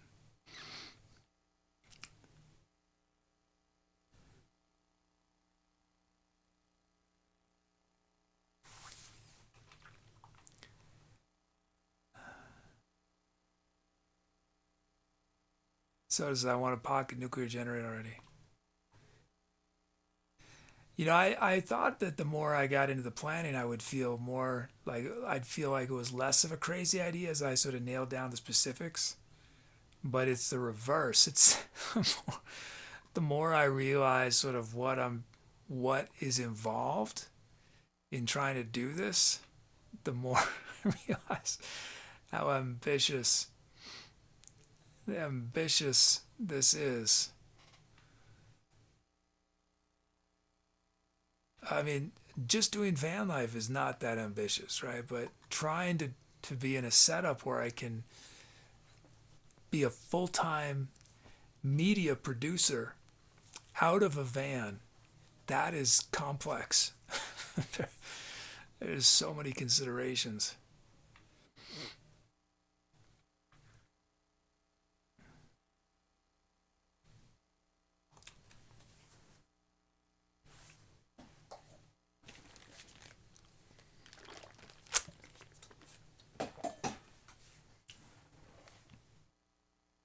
So, one of the debates that I have to figure out, and I might, is what do I do with Tubi, the server, not Tubi, the cartoon character, but the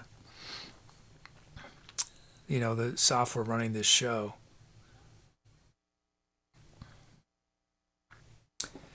From just a troubleshooting point of view, it'd be much easier to just have everything in the van. I don't know if I'm going to be pushing my computer too much to do that. And there could be some weird incompatibilities.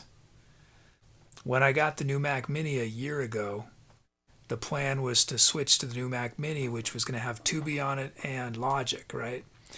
But Logic and the server did not play nice. They played nice in the older Mac Mini. The server was very slow, but it played nice with it. But on the new Mac Mini, Logic had these audio hiccups that I couldn't get rid of. It was just so I had for a long time I was putting Logic on the old Mac Mini, and Tubi was running. Tubi had the new Mac Mini all to itself. So that's where Tubi is now on the new Mac Mini. So it's not going to make sense to bring the Mac Mini. It's just that's going to be way too much power in the van. So I have two options. I have one to have the server at a fixed location And the advantage of that is that unless we have these kind of problems already, obviously, then there's going to be a reliable internet connection with Tubi for everything the chat is doing. But there might not be a reliable connection from me to Tubi, and trying to troubleshoot over screen share is not fun, right? If there's like this problem we're having right now, to try to fix it over screen sharing would be extremely aggravating. So the alternative is to run everything off the MacBook Pro that I have, if that's possible, which would make troubleshooting much easier. But it would also mean that it'd be more likely there would be stretches where I would lose connection with chat. I'd be still streaming, but I might lose connection with chat. Because with my setup, my upload is going to be way better than my download. Way more reliable. Not necessarily faster, but much more reliable. Because, but I'm hoping to do a similar thing with the computer where there's something called Speedify. Has anyone used Speedify? It's a VPN.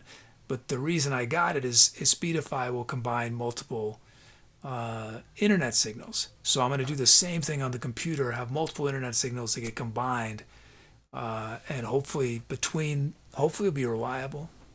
But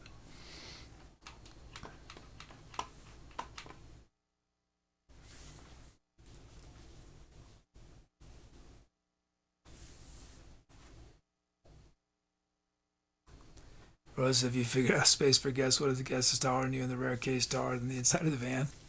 Um, I mean, obviously, there's not a lot of space, you know. Um,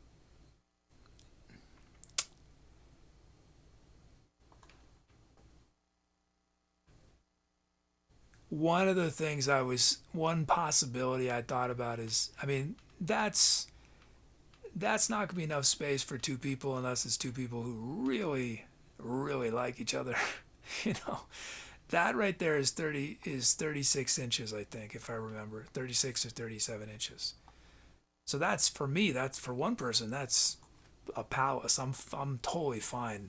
I don't even need that much space. The reason I want it that wide is more so I can, as a passageway.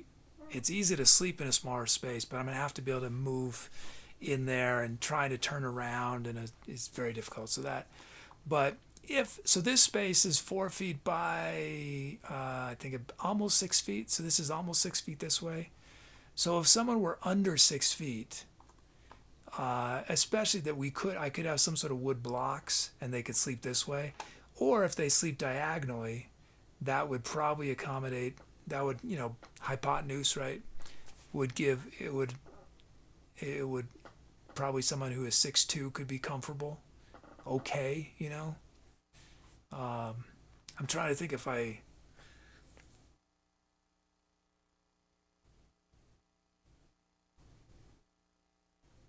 the people in my life right now who I could see traveling with me are all under 6 feet, or all 6 feet at most. That are sort of in my, within a realistic distance of, yeah. So they would be able to sleep on the floor. Rose is a hammock. Raises at 6'4" with mild moderate claustrophobia. The idea that's Lee's face give me shudders. I'm not claustrophobic, fortunately. I have other things that would. I like headroom, right? I need headroom. That's I. So I. It was just I. Some of y'all saw the episode 7 of Tommy Pneumatic. It is not on YouTube yet, but some of y'all saw it on Twitch. And I said that was sort of the deal breaker. I need the tallest roof I can get, because it is not pleasant having a roof that you're either bent down, or it's just an inch above your head or something. That is would not have worked for me. So the transit is it's About at the center, it's a curved roof. So if you're at the tallest point, it's about 80 inches to the ribs. And then between the ribs, it's probably around 81 inches, but it curves. So on the low end, it's more like 76 to 78. And most people put a roof on that, so below the ribs, right? So at most, they're going to have probably 79, 78 inches. I might not actually put a fancy roof. I'm thinking I'm just going to put I'm probably not going to do walls to start, because that's ultimately just aesthetic, And I aesthetics are just, I don't have time for that right now. I just got to get it functional so I can, before I run out of money, you know. So yeah, I'm just going to put in insulation, and then hopefully someday it'll be practical to make it look really nice. But right now in the van, because I got to use one, there's paneling that I don't know what it is. It's maybe corrugated plastic or something, so it's firm, but it's it's not wood. So I think I might just put that back up over the insulation on the walls, so the insulation isn't exposed. And the ceiling, I might just see if I can have. I probably don't need right away the first month or two. I probably don't need insulation in the ceiling anyway. Baby Groose, is the roof open up for air? No, but I'll most likely get a roof fan that's sort of the standard one that van lifers get, that I guess works really well.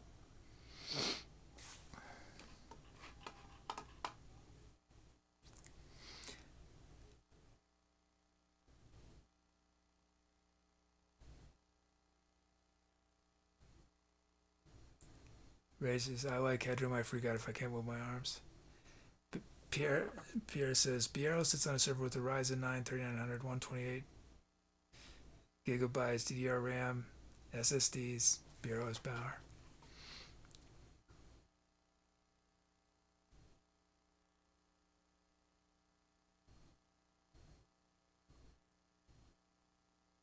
Yeah, Tubi has, I think, 16 gigabytes of RAM.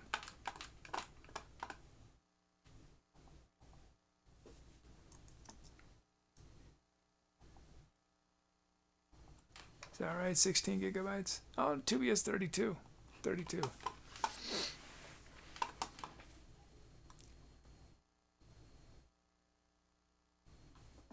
Rose says, when you get the computer, we do a challenge stream for the...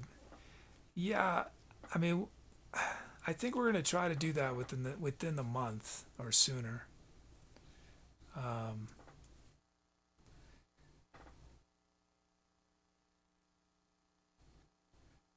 I have to sort of figure out what I'm going to do, and it's very stressful, frankly, in many different ways, doing that stream. So yeah, I gotta think it through.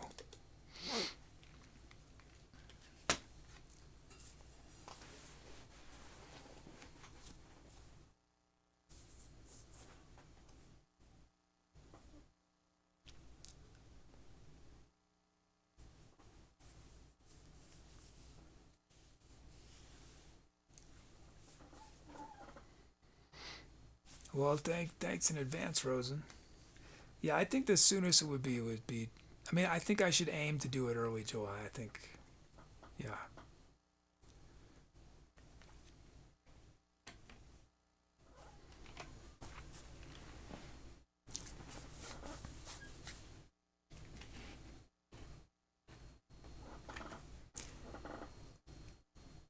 This is doing the challenge stream is a challenge. Mission complete. Yeah. Baby Grookaz, when did you get the van? I got it. Well, I've already had it a week and a half. I feel like I've accomplished almost nothing.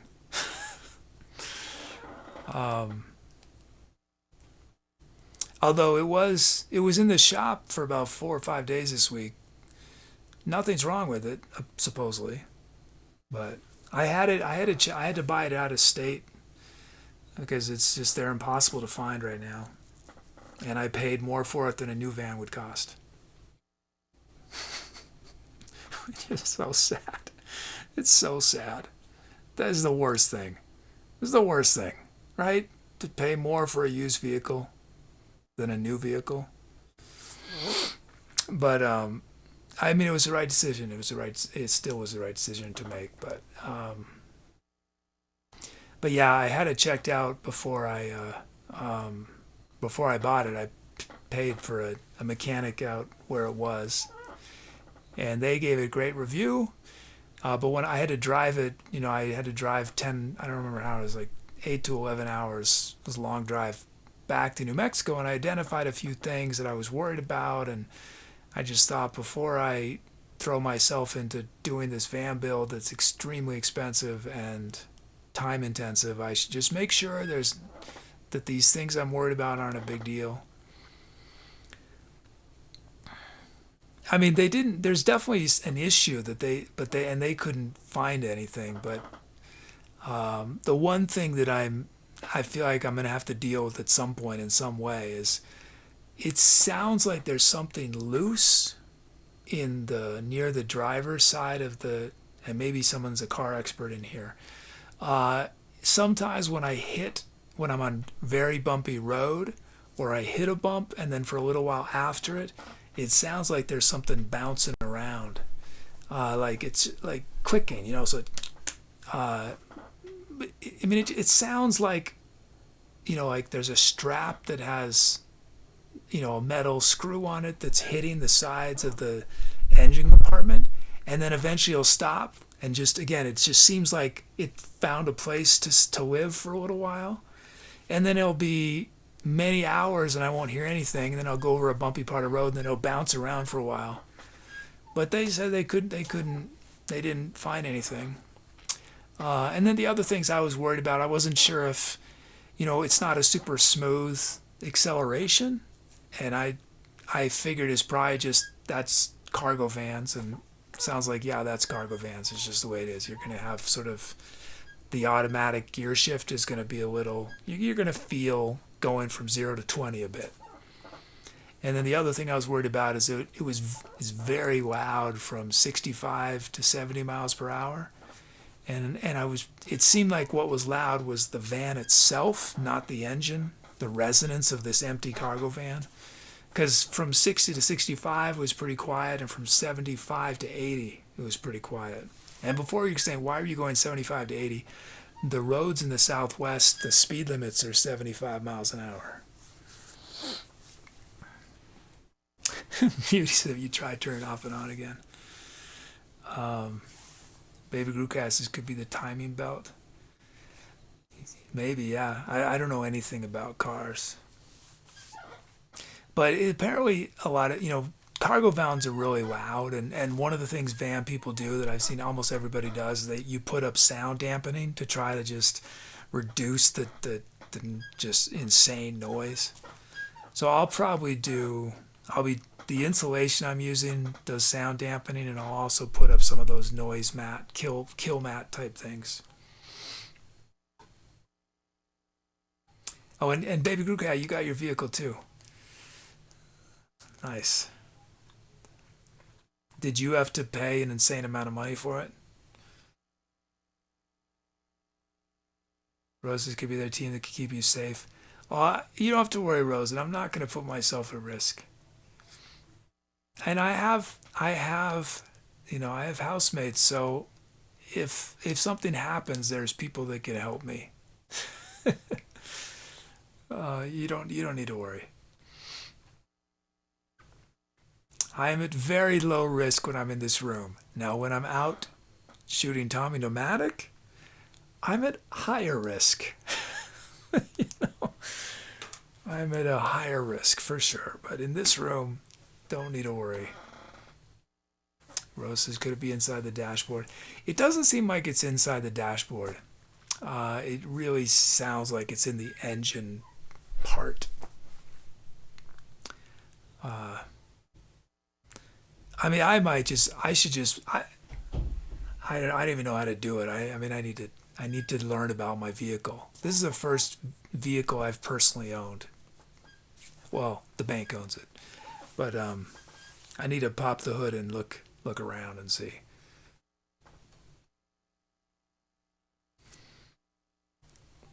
But yeah, it got good reviews from the mechanic here as well.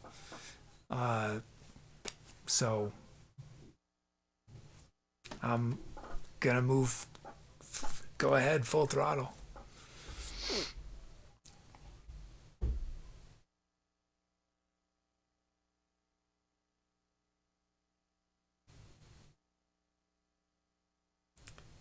Here's the perfect time to sleep. Apartment is cold enough. Later is 98. So gotta enjoy that fresh air now. Yeah. Good night, Pierre.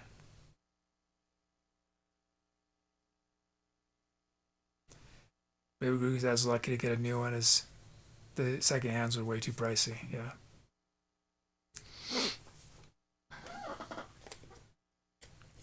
Yeah, I mean, I chose the worst time ever to try to do this in every respect, right? Gasoline is insanely expensive. Everything, every single component is going to probably be 10 to 20% more than it would have been a year ago.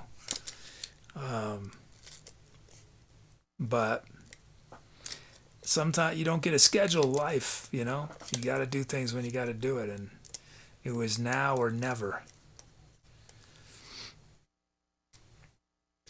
Stavis says no scorpion juggling.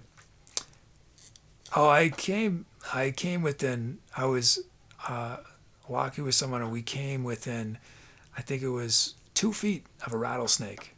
We didn't see it, and then boom, there it was. So I've seen a rattlesnake one other time. Since I've been in New Mexico. I've seen several scorpions.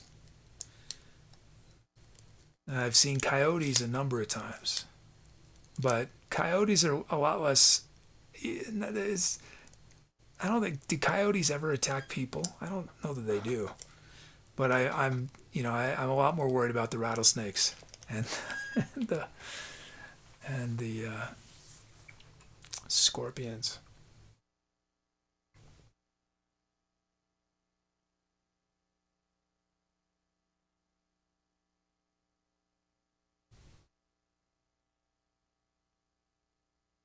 Stabs, they could strike that kind of distance. Right, God, you're okay. What I understand about rattlesnakes is they're not looking. They don't want to get in a fight. They.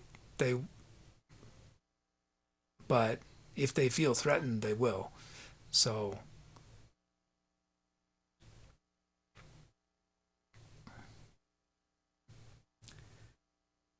But yeah, if you step right onto it, it's gonna probably feel threatened.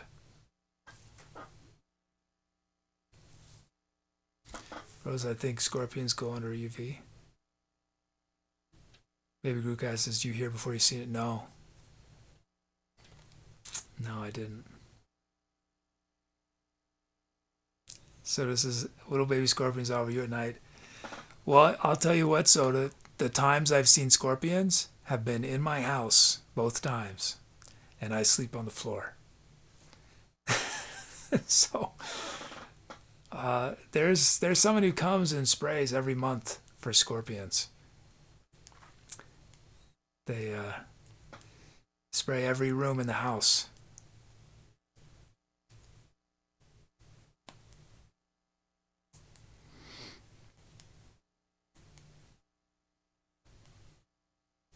Soda loves scorpions.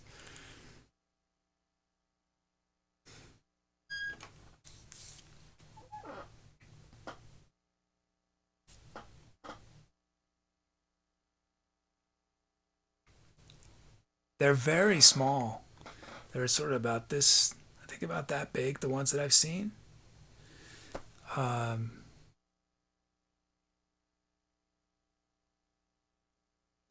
I lived in West Africa when I was a little kid, and scorpions are they're more like that size.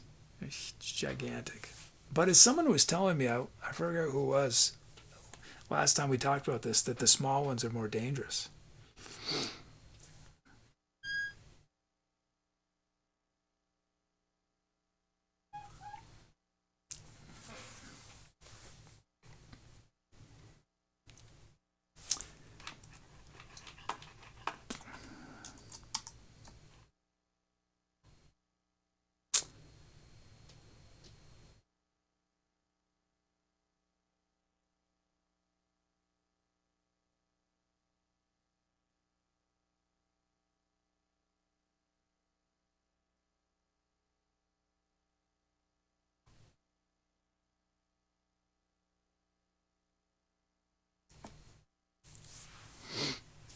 Rosa, would you eat a candied scorpion for a challenge?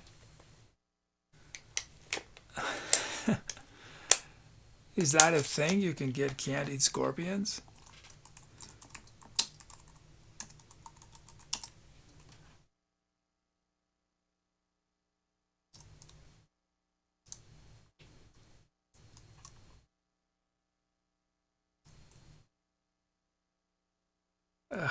Oh, man.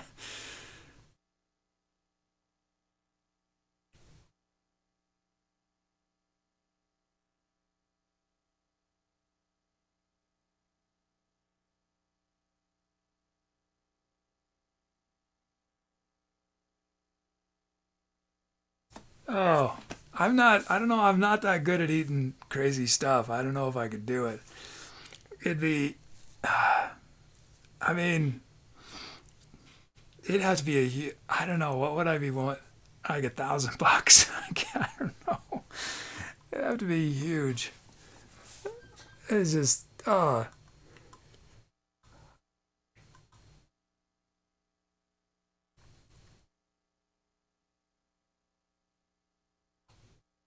One of the problems, it looks like it's going to take a while to get through the lollipop, the candy. So that's one of the downsides. Is it would not be a quick. Um,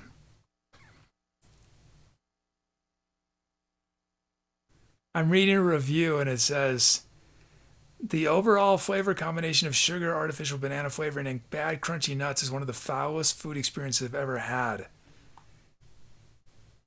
Each ingredient could have been acceptable or at least survivable on its own, but together, no. 1,000 times no.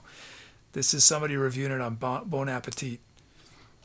Scorpion sucker.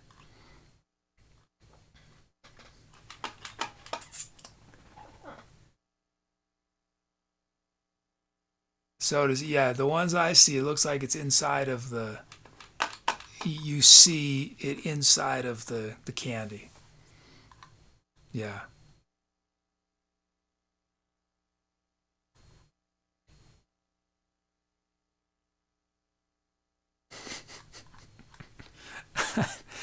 Yeah, I don't know. I think I might vomit.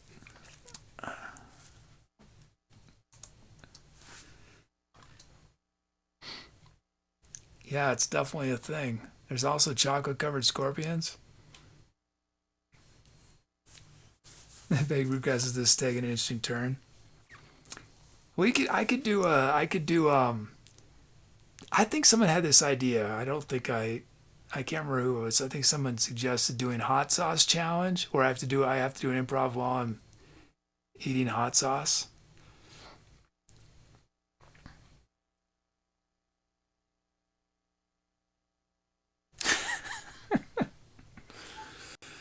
Uh,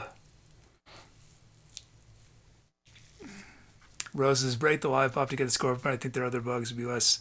I wonder if I could just get straight scorpion then, right? And not even have the lollipop. Can you just get dried scorpion to eat?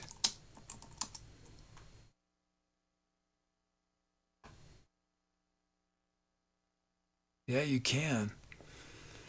Thailand unique. Oh my. So- oh, I don't know if I could do it. Oh,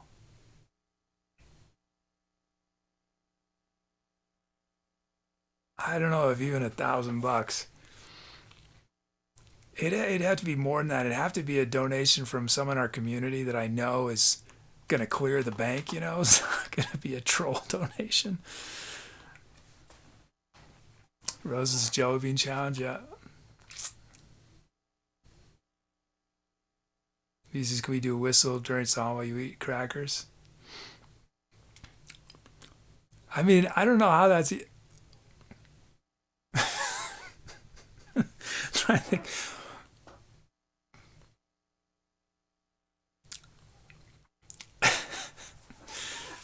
Yeah, remember, we'll do a stream where we come up with ideas beforehand. Soda says, would you do cricket protein powder? Yeah, I could do that. It's ground up. I think I could do that. I think I could do ground up scorpion. It's just eating, you know.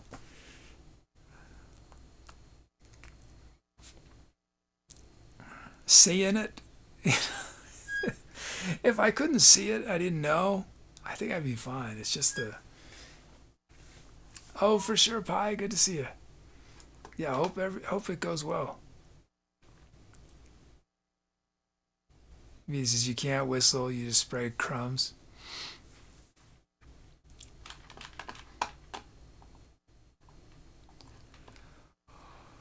Oh.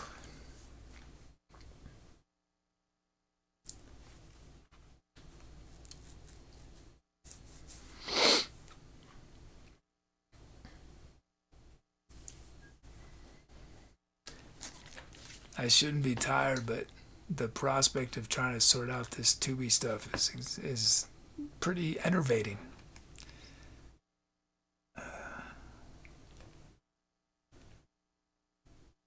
It's a very tedious process to rebuild a database.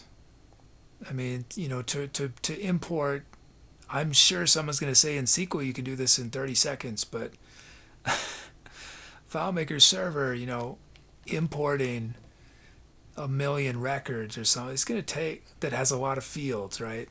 Some of my tables, which isn't necessarily good database design, frankly, but it's very easy and fast, but you pay later kind of thing. But it'll take 15 minutes to 20 minutes to upload, to import, millions of records. And then I have 50 different tables in the database. And I wrote a script this last time. I wrote a script to do it for me, essentially, to automate as much of it as I could.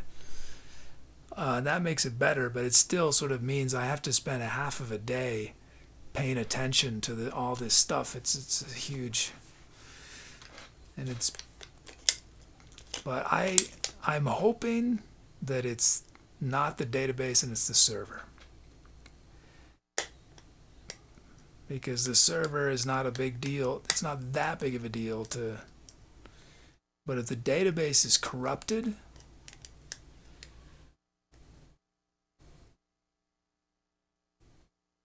that's real bad. He says, anything can help with Blender? I know I had a bunch of questions. I have one specific question I can think of right off the top of my head.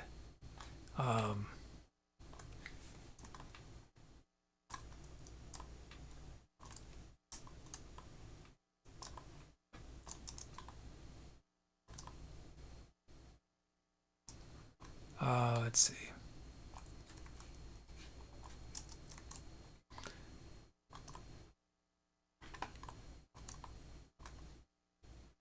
So, beauty. Okay, so let's say, whoops. So this object here, Muty,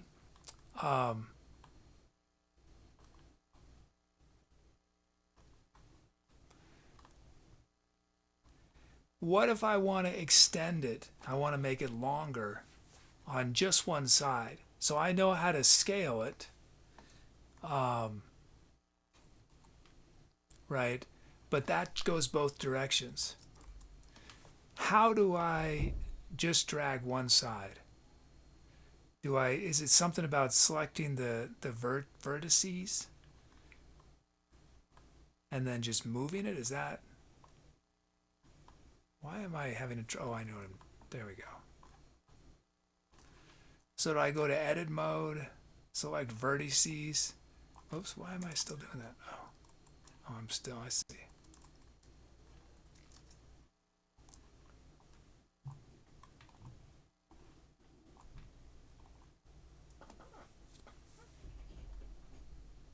Okay, so select a face, okay.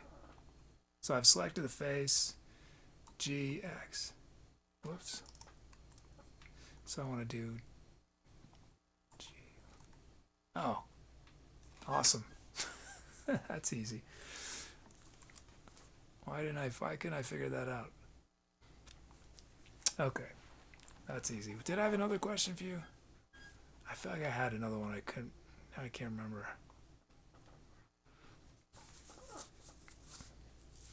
And to do my loop cut, so I just position it and then click, and is it now separated, or how do I actually separate them? Do I have to do that P? Oh, selection. Now can I select them? No, they're still. Whoops. So once I made my cut, how do I actually make them into separate things?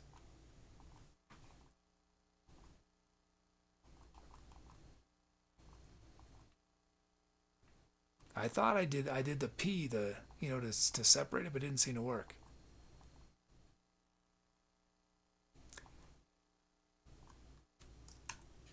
Oh, I guess I thought I...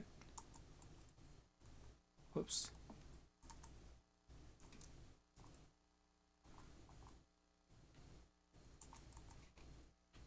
No. It seems like they're still connected, because when I...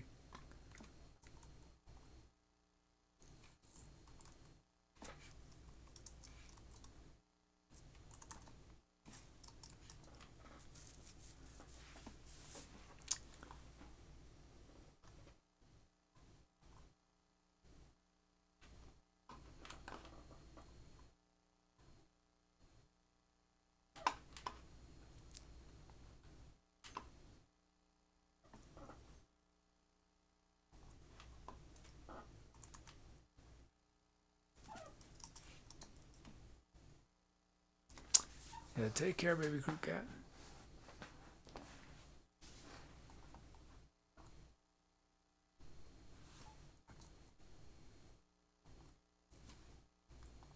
Well, maybe I had to separate both? Is that it? Whoops.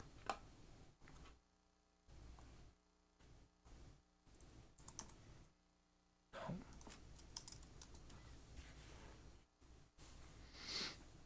Oh, thanks, baby crew cat.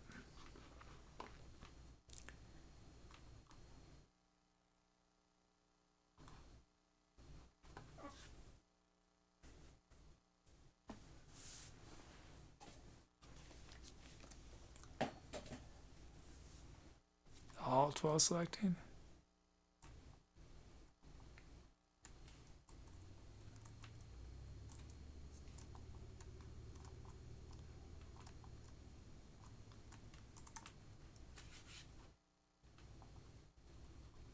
Oh, I selected part of it. Not the whole thing, though.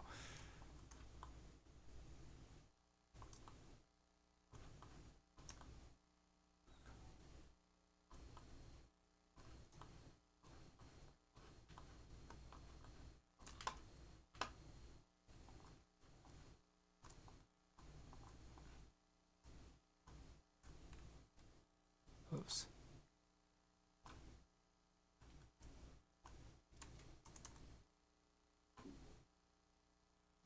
Did I cut it wrong? Oh, okay. So when I cut it, yeah, okay. Okay, oops.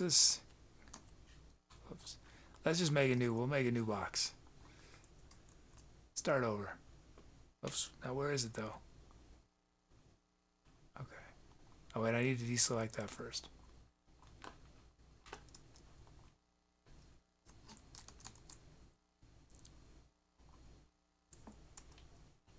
Okay.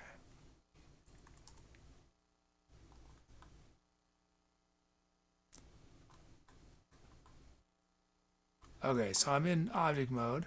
I'll do my, but I have to be in, okay, so I've selected it. Oops. I'm gonna go to edit mode. Now I'm gonna make my cut.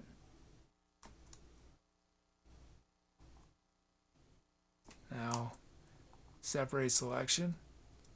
Go back to object mode. Still showing the whole thing though, right? What did I do wrong?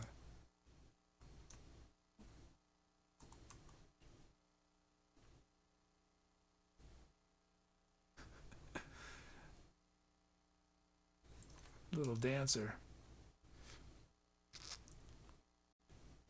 This must be so frustrating trying to explain it.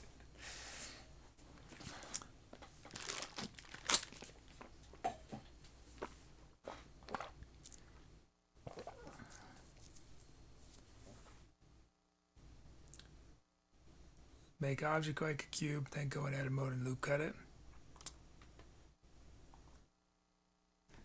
Thought that's what I did.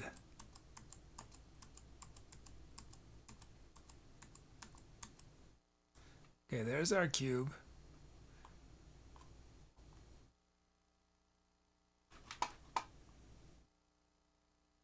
Then go in edit mode. Okay, so I select the cube in edit mode, doing our cut. Made our cut. Then select the parts you want to separate and press P. So, yeah.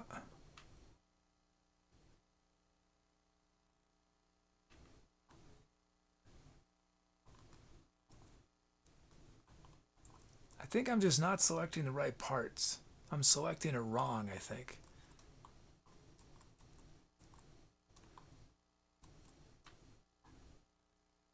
So that when I'm doing P, it's not doing the correct things. Is that possible, that I'm not selecting it the way I'm supposed to? We'll do that cut again. Okay, so it's cut. So what's the best way to select the right part of the cube? Do I need to be in, does it matter which select mode I'm in? Should be in vertices.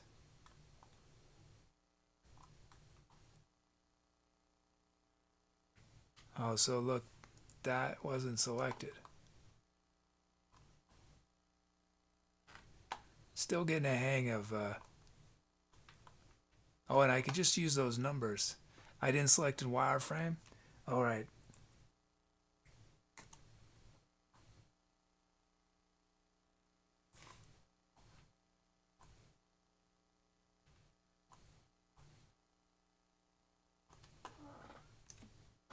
P, select.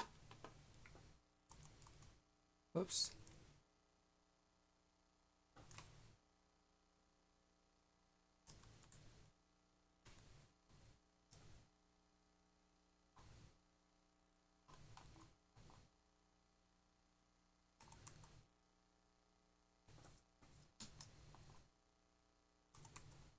Hey!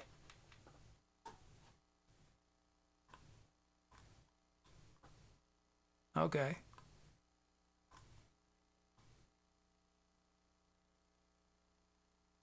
Oh, but now, what if I want to put a face on it? How do I get a face? How do I add a face back? Now now it's just the empty. Is there an easy way to put a face on it?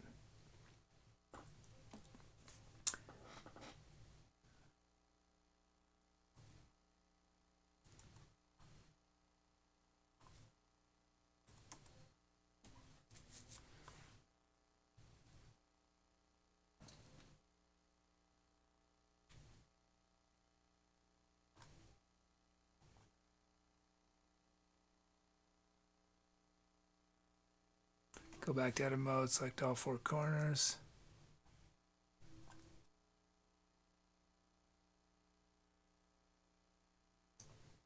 Oh, sweet. Oh, that's easy. Okay. And then, because I've got those four corners selected, then I could do that thing you just taught me. I can just extend it. So, so Muti, with this, I see the timeline down here. Does it work similar to After Effects, where I could essentially say start right here, and then make a keyframe where it's like this,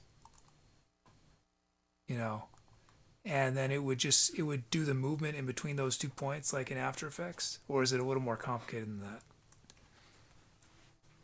In other words, does it sort of handle all the morphing?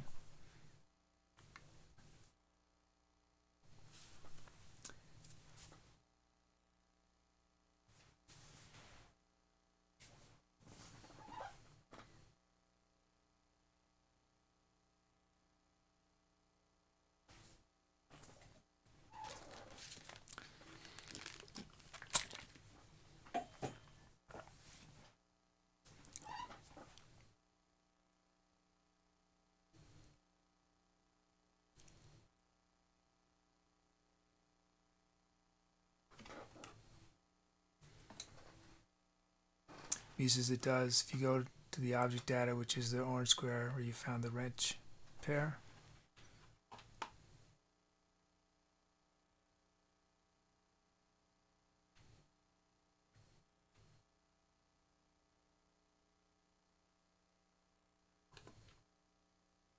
Okay.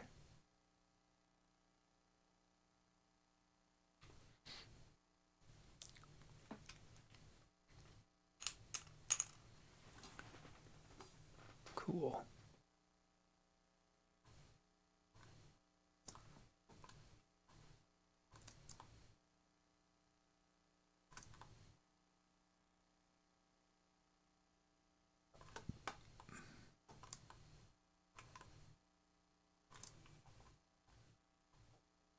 So if you press I on any of those parameters, it creates a keyframe.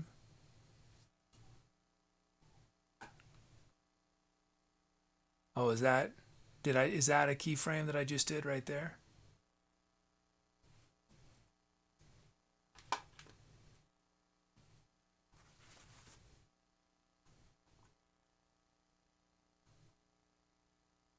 Very keyframe, it gets a new color. And he says save. Oh, I didn't make any changes to this, so it's fine. I'm not gonna save it actually.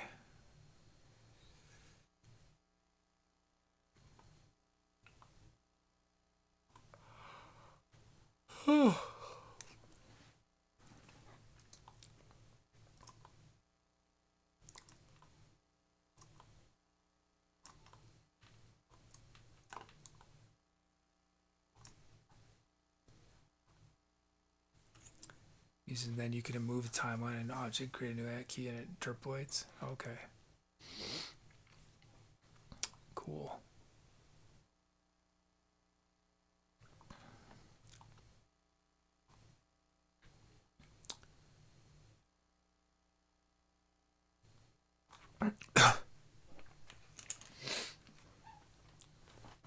Nice.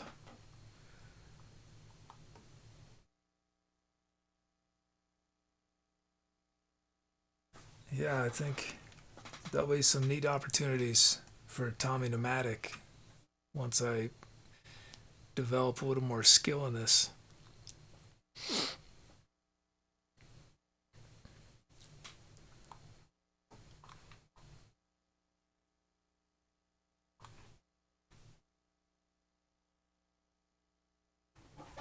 And he says, reminds me of working with SolidWorks in school.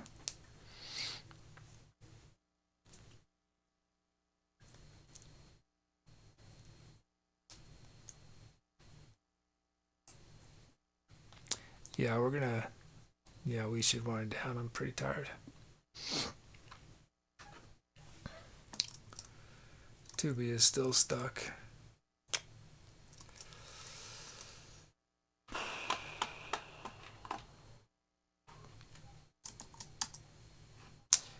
Can I back up though?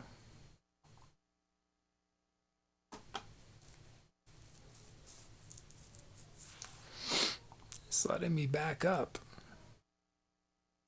even though things are stuck.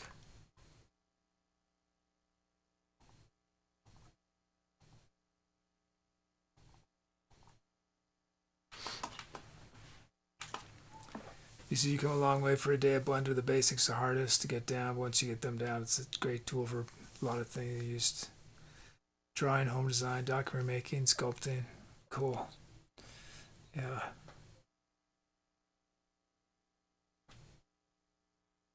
Well, one of the things I want to be able to do is I have a program called, it's Adobe,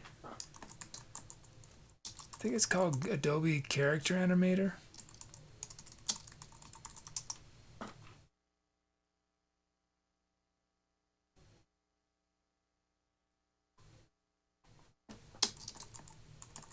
I don't know if you can do it in Blender, but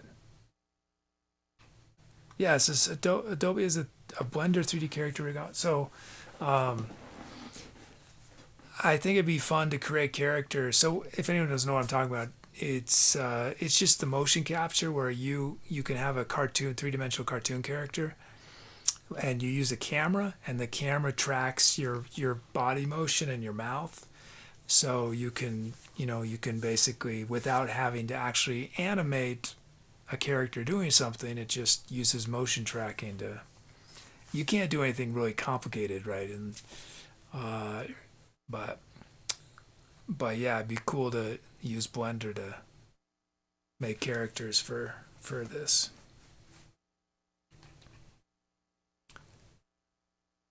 And this is a VTuber, yeah.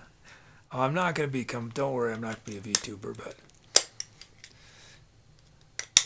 although I mean, I would, I think it'd be really fun to do improvised storytelling with characters. I would see myself doing that. Roses, they'd be like puppet style.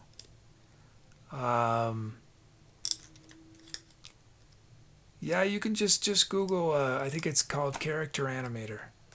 Adobe Character Animator, give you a sense of what it's like.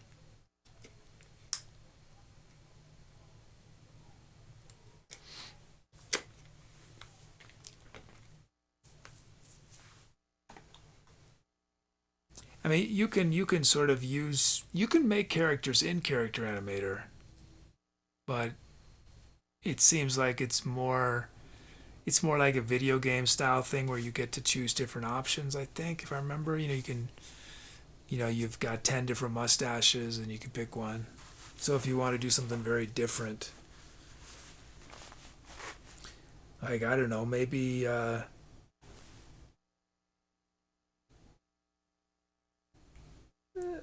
maybe I want a character that's I don't know, I'm looking around the room for inspiration.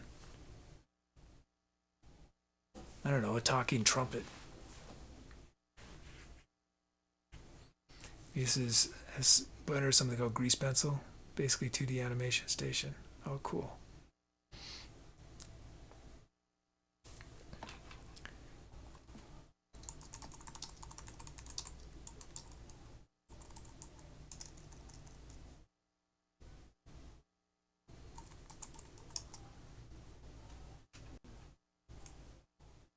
Huh. Oh, that's cool.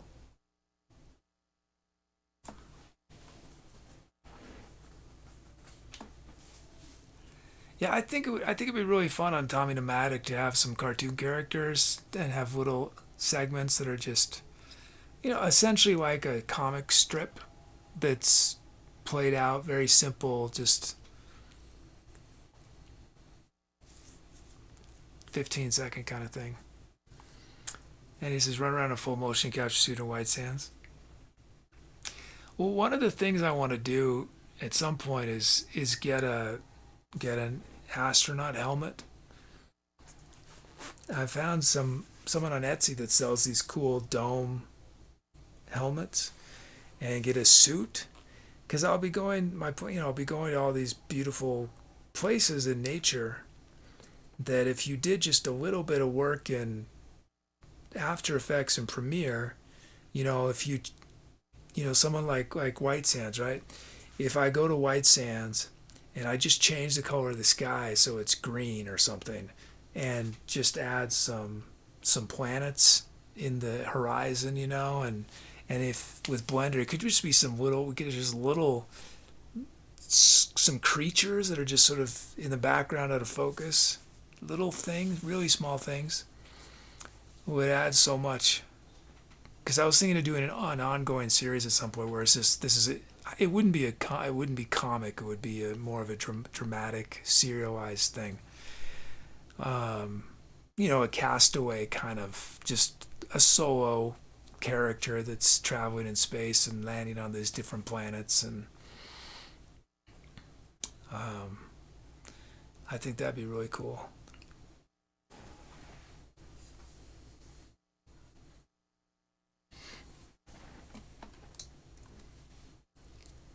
But I need space for a space helmet in the van.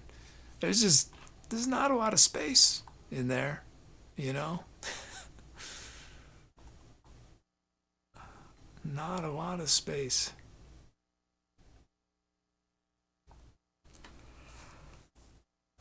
Oh, sunset shots of White Sands, yeah.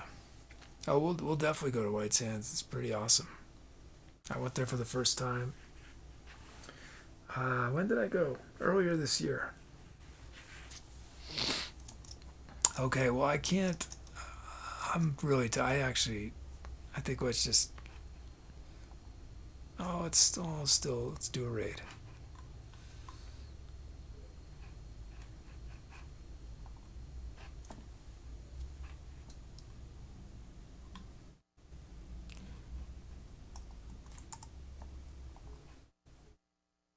We're gonna raid. Let's hope I can figure out what's wrong with Tubi before Tuesday.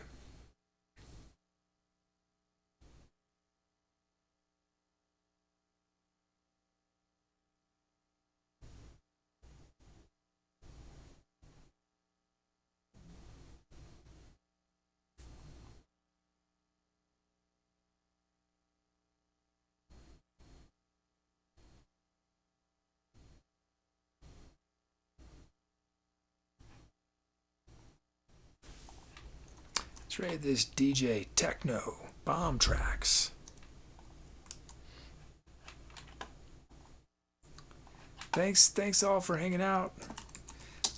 So yeah, I think we'll do episode 7 tomorrow, and I'll anyone who's around, maybe we'll do a little live. I know most of y'all have already seen it, but we could do another debut, an actual YouTube debut.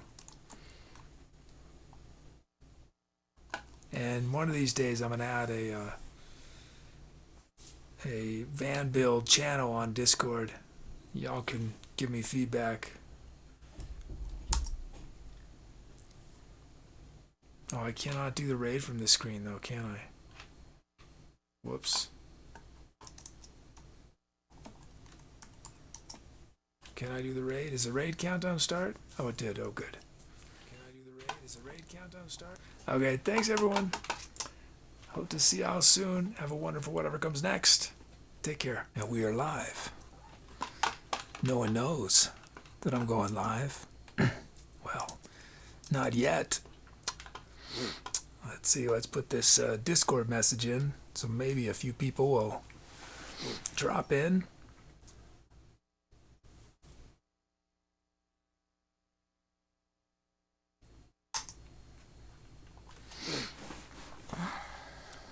Okay. Only person so far is Tubi, saying this is boring. Uh-oh. Not the most auspicious start.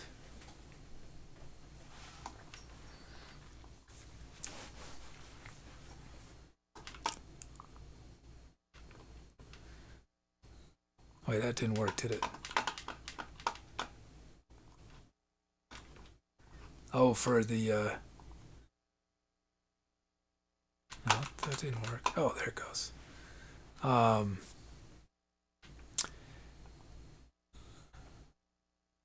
For those of you watching on YouTube, on the VOD, you've noticed I've changed my shirt.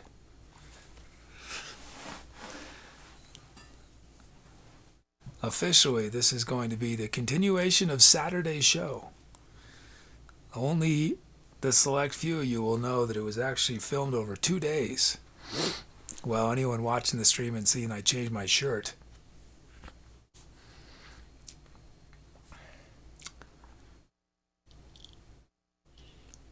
Let's see. Oh, I ate a Botsky.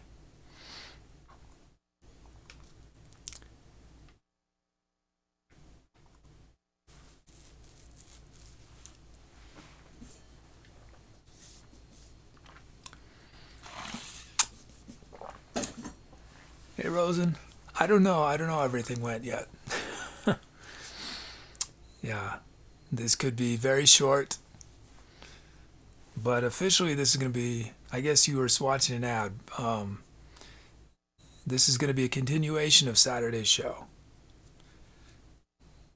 Because I don't want to deal with another album cover and all that stuff. So.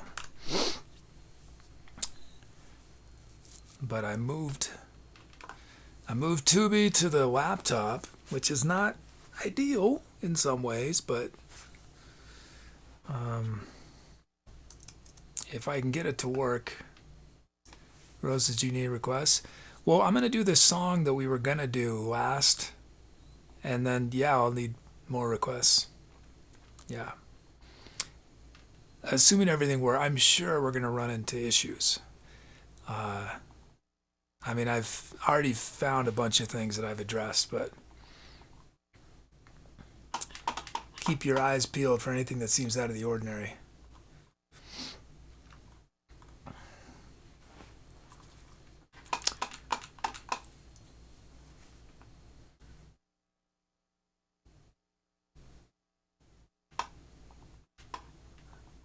I think I already did that.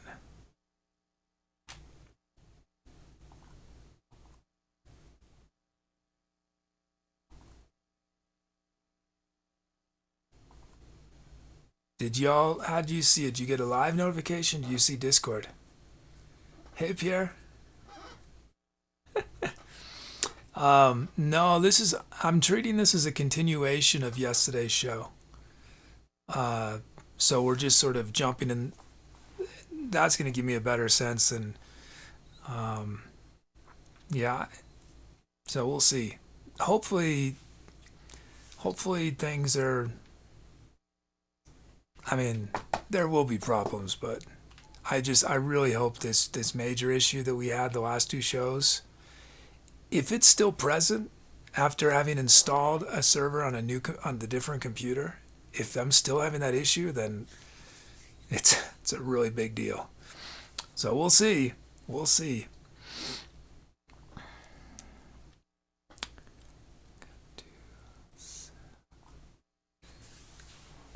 Botsky, you saw it on Discord?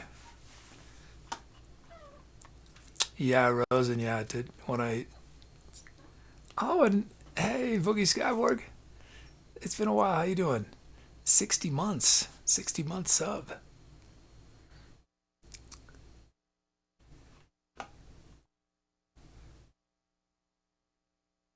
Show drum kit. Okay, let's see if this works. Oh, nope. Okay. Can't find the bot message with the sound stats HTML. Well, that is not necessarily a problem. I think I know why that happened. Let's see. Can we...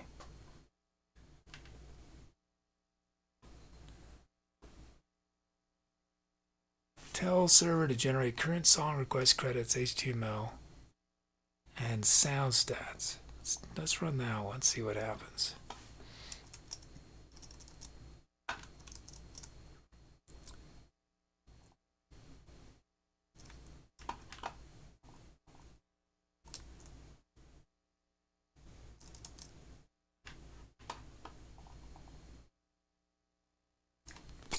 Yes, that's a good sign. It's a good sign. Boogie Skyver's not gonna lie, it's been rough. I had to miss so many shows because of work. Oh, yeah. I'm sorry about that. I got my van, Boogie Skyborg. I mean, not really the one I was hoping to get, but I got one. So I'm preparing to start my van build. Rosen, yeah, if assuming this works, radio is gonna be gone. Probably for at least either forever or until probably years. Yeah, unfortunately. But yeah.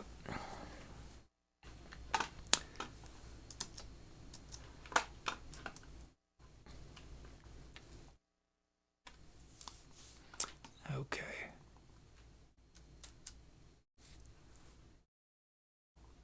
Here's Mole. Whoops. Okay, these get moved up on this kit.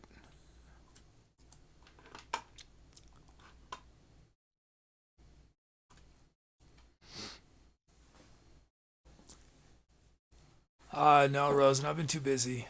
Yeah, for the Tommy thing. I mean, all I have to do is post it, but this was a priority because I didn't, after yesterday's show, I wasn't sure if I'd be able to do a show on Tuesday, so had to focus on this. So I've been doing this all since early this morning, working on this. Mole, here's Mole from yesterday.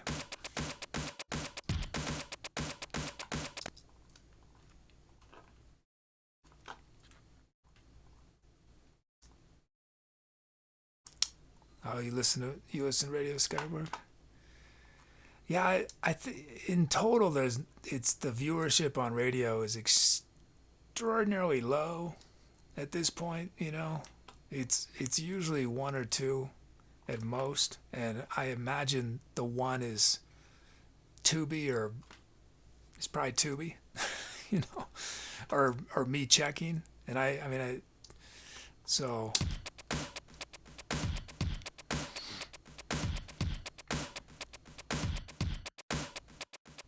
Oh, I haven't released number 7 yet, Boogie Skyborg. It's, yeah, 7. I debuted it on Twitch, but I haven't released it on YouTube yet. And it's just about getting the van.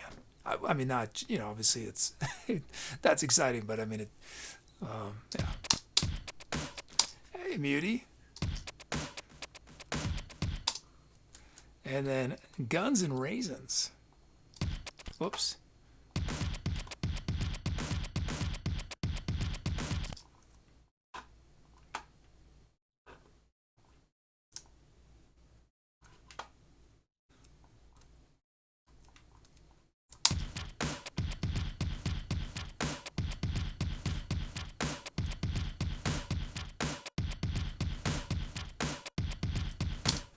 Got our beats.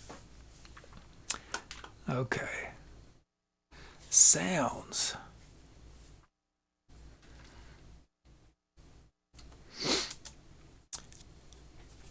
But yeah,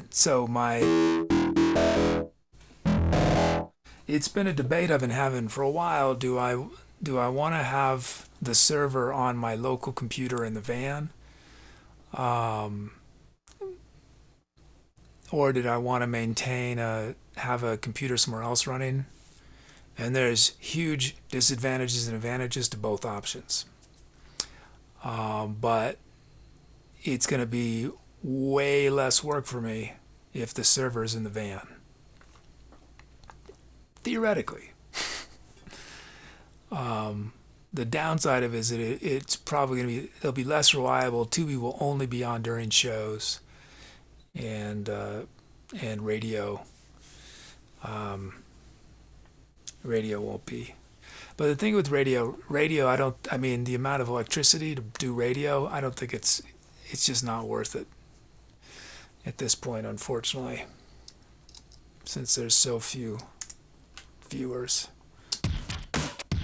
Wait, why can't I show my, oh yeah, because we're doing our sounds.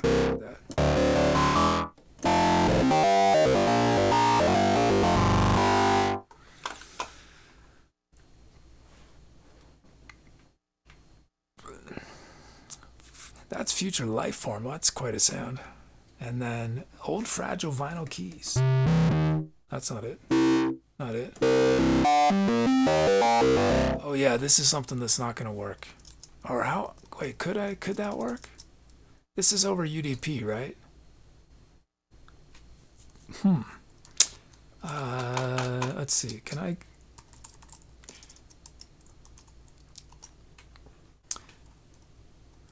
That would be UDP send.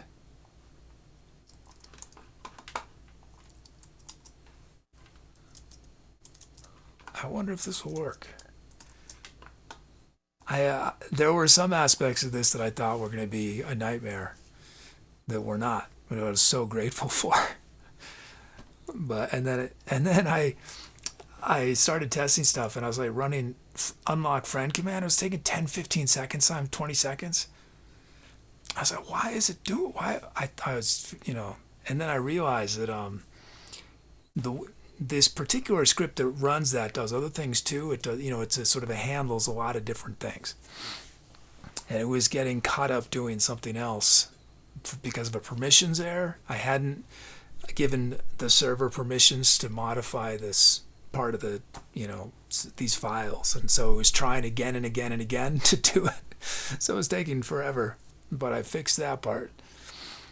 So let's see if we can get the UDP stuff working now.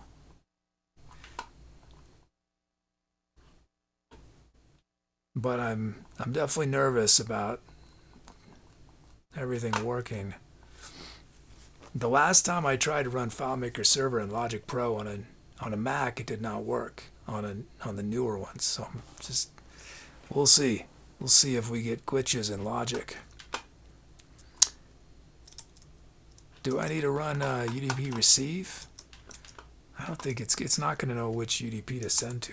That's the problem. Well, we'll just run it anyway.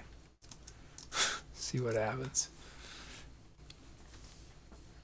Muses, if it's not too much trouble, could you see if I unlocked commish? Well, check your unlock credit, Muty. Technically, this is the same show. I'm not going to release this as a different show. It's just going to be extra songs on the Saturday show. So you might just, see if you got it. Okay, so so you can still unlock it then.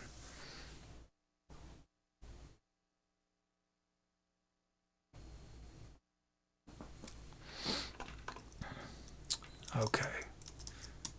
Old fragile vinyl keys. Okay, let's see if is the UDP gonna work? Yes! Sweet! Anything that, that's another thing that could have been an enormous project. I mean, I know I need to change something with the UDP receive because the other computers can have the wrong IP address now. The light show. So, well, I guess, I don't know if lights never get unlocked, so it probably doesn't matter. Probably won't even worry about it. Basket of a high quality issue of Ornette Coleman's Shape of Jazz to Come. Oh, it's a great album.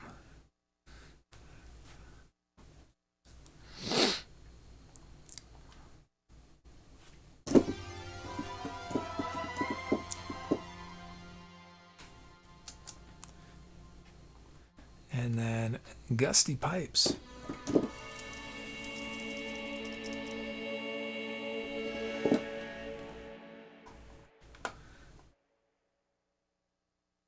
Okay. Let's see.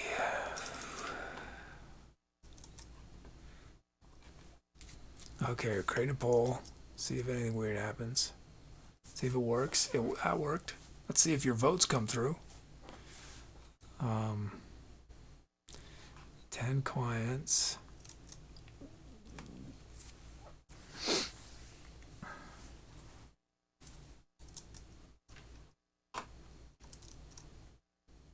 I think we're just gonna do since there's not very many people here, I think we're just gonna do we'll just do two titles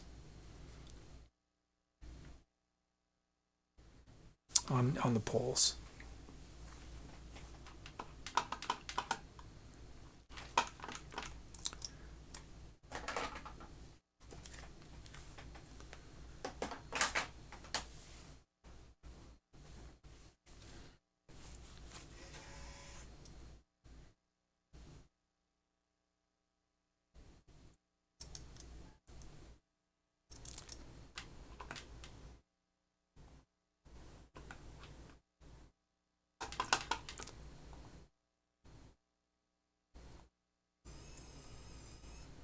Oh, that's not right.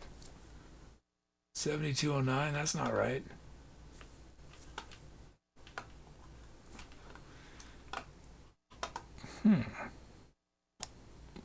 Should be 7210.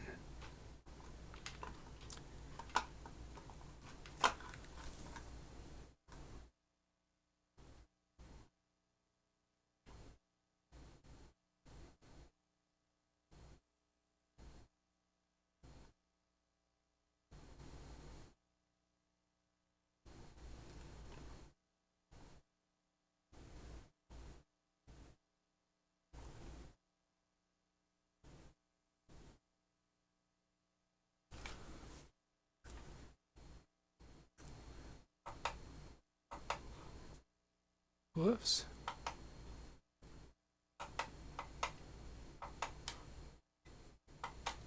Okay, 7210. Good. That's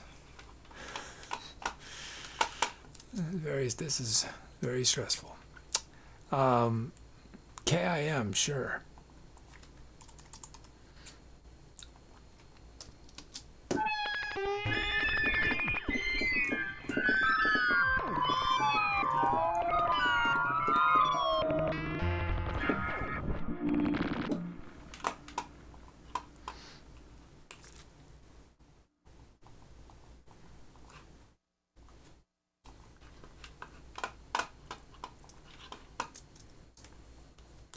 Okay, ending the poll. Is it going to work? Tie break.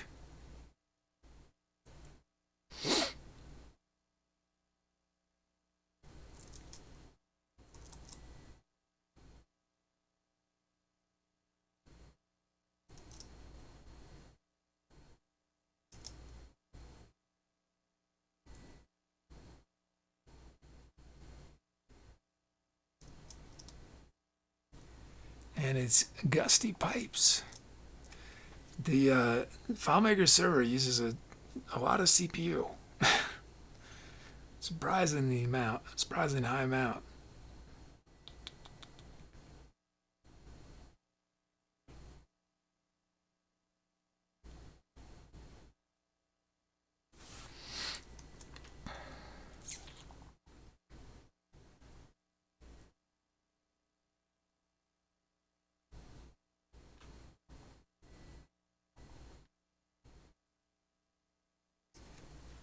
Maybe a few times during the song, run do a badly, like or at those cost. Or Rosen, do you want to help with that? I give you some money.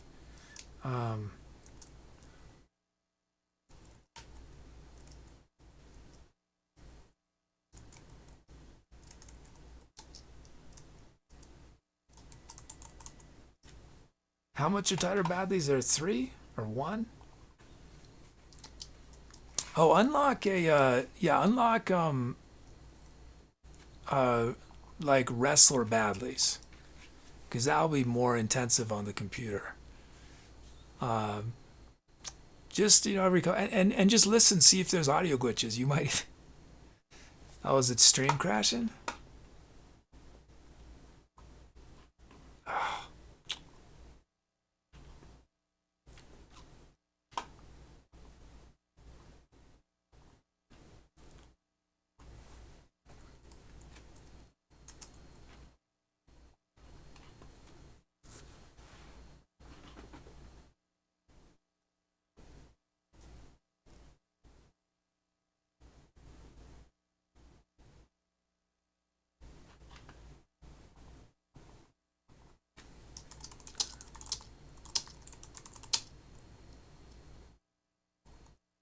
Am I live again?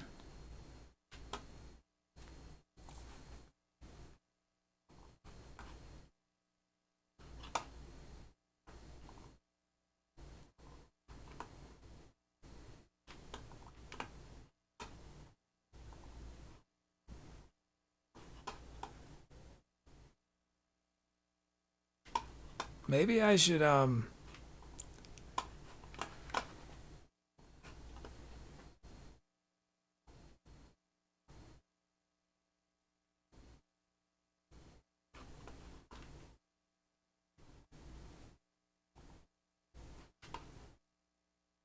don't know if I should, well, no, let's just go with it.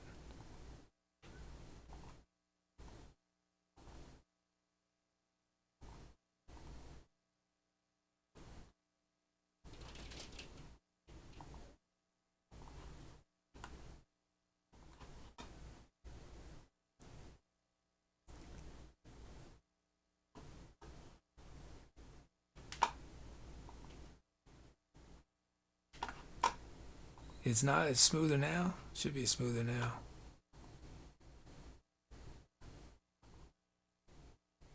Oh, now it's bad again. Let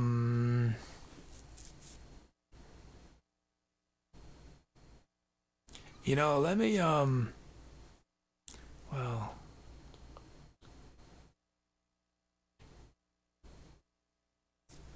trying to decide if I should restart this computer. Then I'll go offline. I haven't restarted this computer in a while. So it could be, because it seems like it's just OBS that's having connection issues, nothing else is.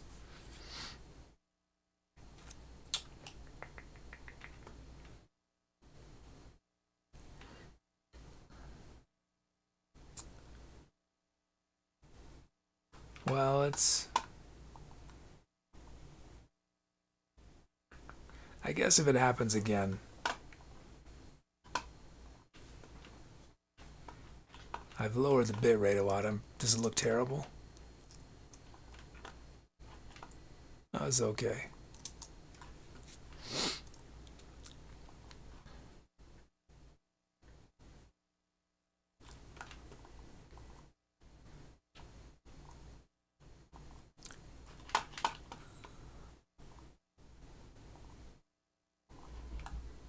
Whoops.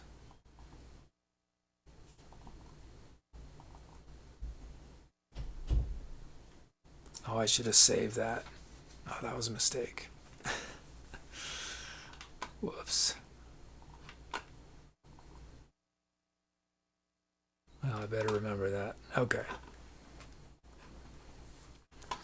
Okay. Is this going to work?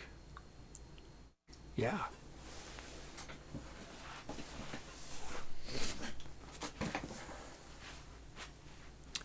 Maybe I'll sit.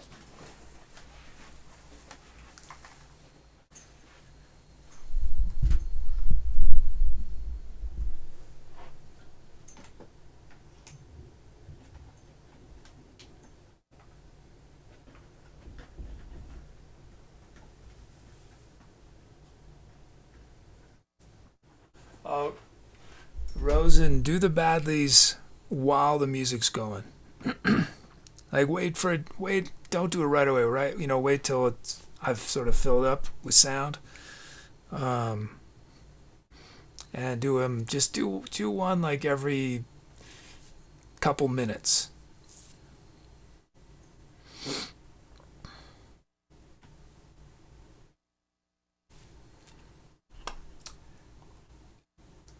Okay, here we go.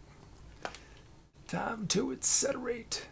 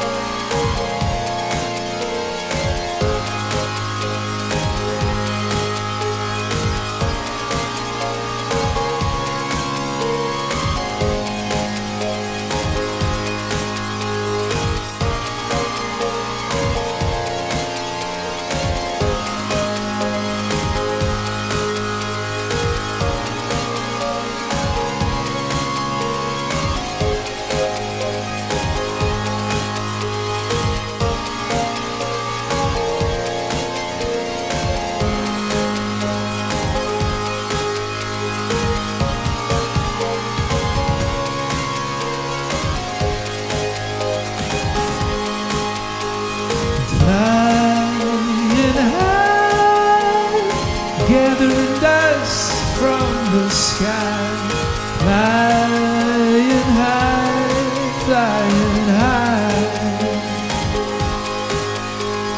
flying high, gathering dust from the sky, flying high, flying high.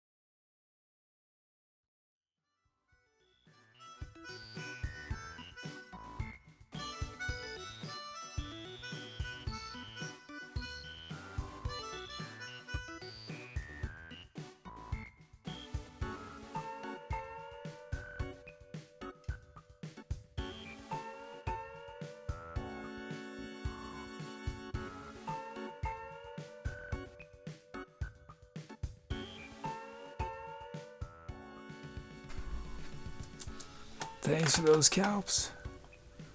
Oh, too we didn't.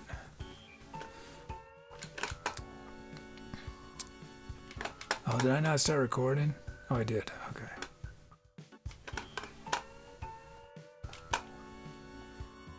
Started.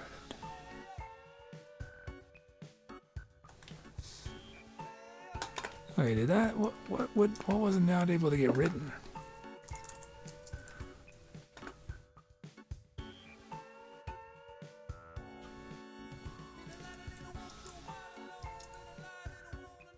Huh.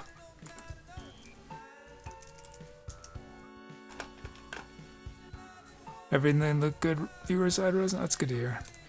There was something weird that happened on my end. Let's see. End song. End song tasks.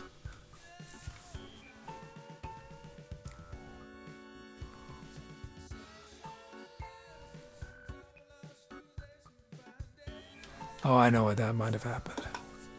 Okay, you know what? So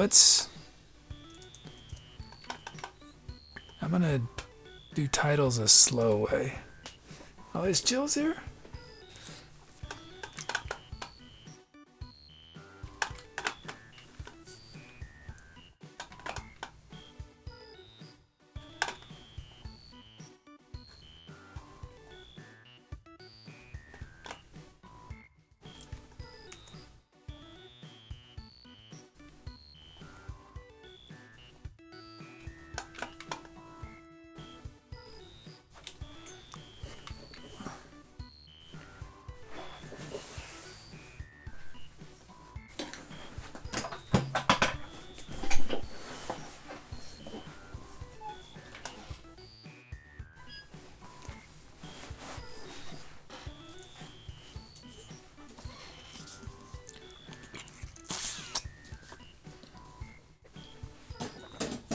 You said Tubi was pretty fast with Badleys? That's good to hear. Like, even, you mean faster than normal or faster than it's been the last couple shows?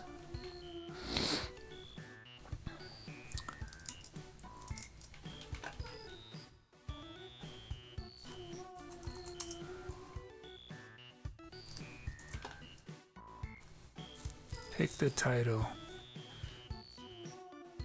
The lower monitor, okay. Faster than normal, okay.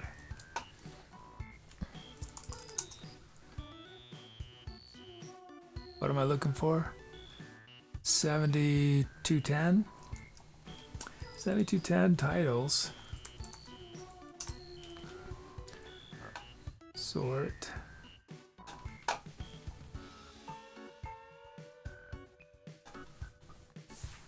So I said we're just doing 2 titles because it's for today's show. Since there's not many folks here, it's 2 titles per poll.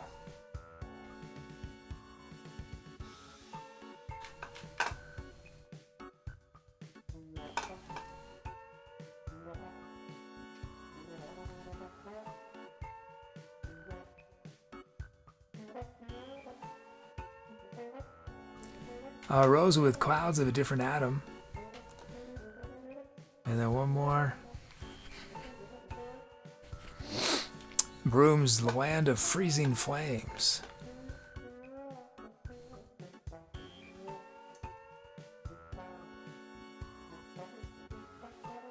Okay, I'm back on screen. Let's see if the poll works.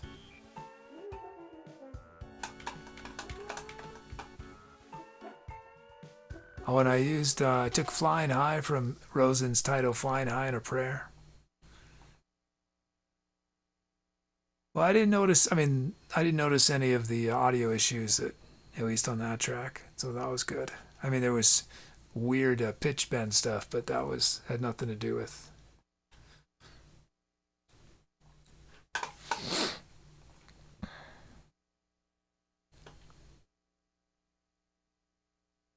Hey, Jazzy.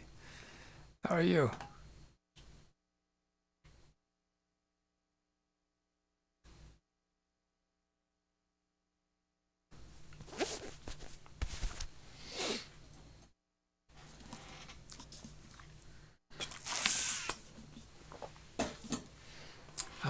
I'm okay. if we don't have any major problems, I'll be even better with this. I'm running I installed I guess I had the same issues on Saturday's show as I had on Tuesday's show, even though I'd rebuilt the database and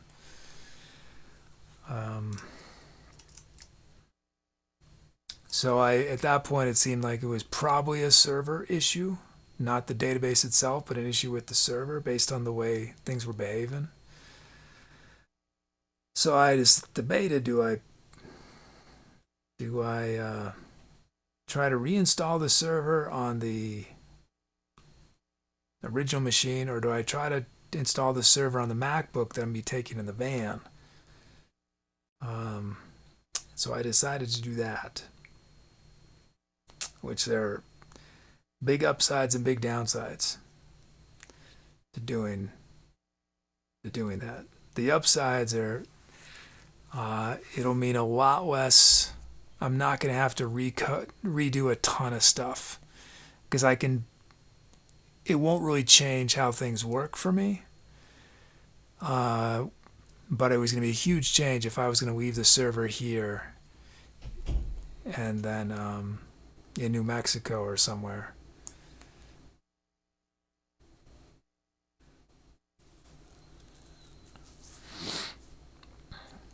But the downside is it means Tubi is only going to be available during the shows. And it's going to be less resilient if the internet gets bad when I'm out and about.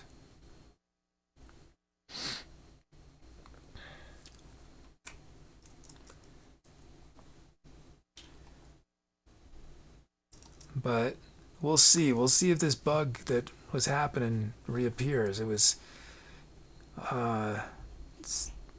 basically got progressively worse as the show went on, both shows.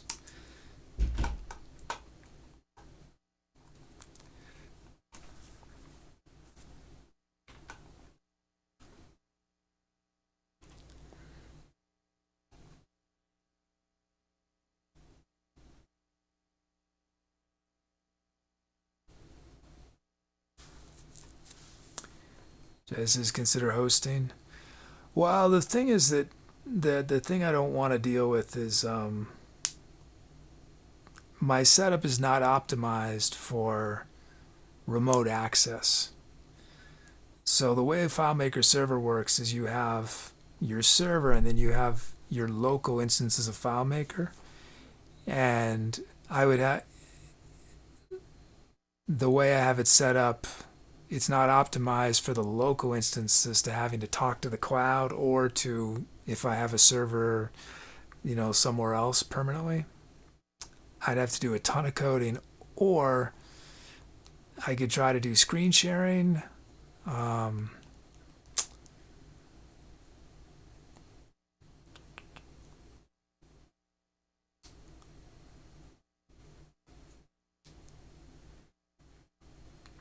I don't want to do that work basically. I need to do as little coding as humanly possible right now.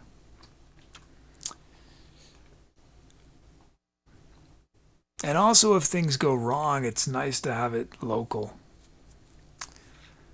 No, it's a good thought, Jazzy. Yeah, if it wasn't a lot of work, I would definitely consider it.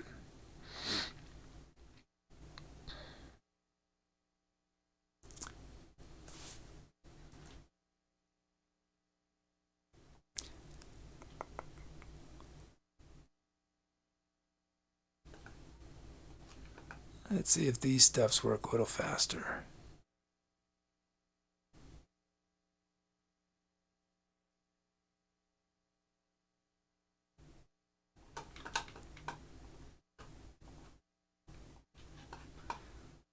Well, that's definitely faster.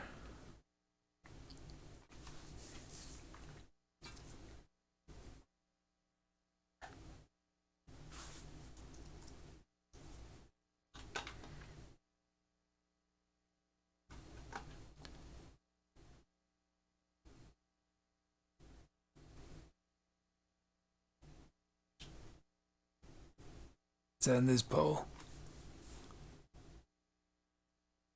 It is so much faster on my end. Like, just so much faster. So far. The title poll, sometimes the title poll took 2 seconds, 1 second, which I know seems ridiculous. It should take a millisecond, right? I mean, it might have taken a millisecond, but sometimes it takes 10, 15 seconds.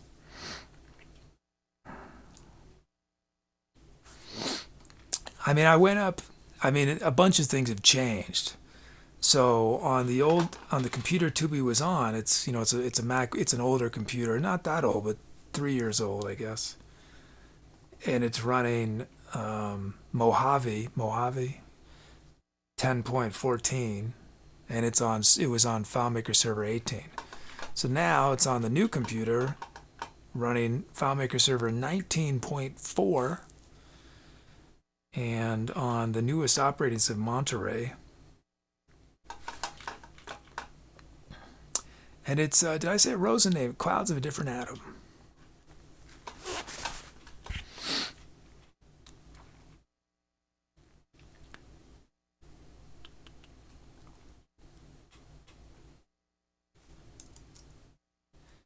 They do not advise. I mean, you can do it, but theoretically, you're not supposed to have FileMaker Server on the same computer as you're running FileMaker local instance. It's not ideal, but that's what I'm going to try to do.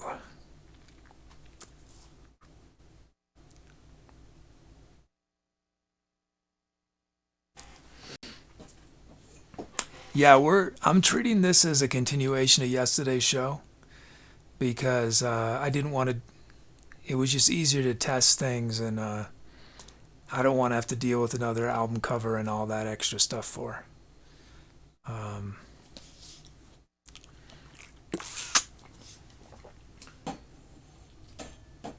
Pierre says that's what virtualization exists for. I mean, you can put FileMaker Server on an AWS. People do that.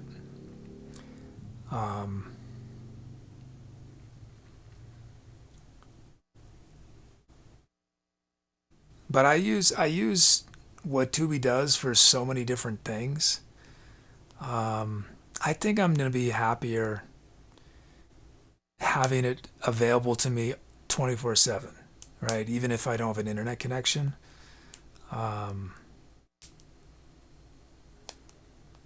So I think it's the right decision. But we'll see. I mean, it still remains to be seen whether I'm able to do everything on this computer simultaneously that I need to. The other things, I guess there's three other things that will need to be on this computer during the van. One is OBS, but OBS is not going to have to do any of the GPU stuff. It's not going to have to encode because it's just going to go HDMI out of the computer into a hardware encoder. So I'm hoping OBS doesn't require much.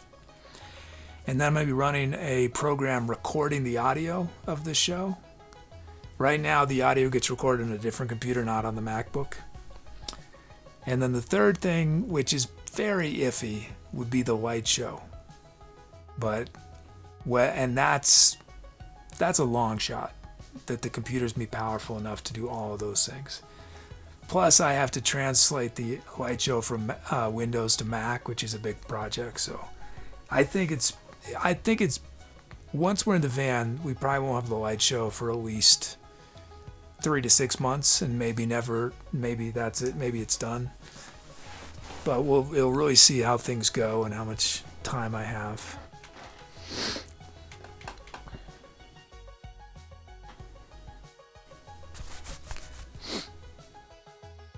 Pierre says bring back the bulbs.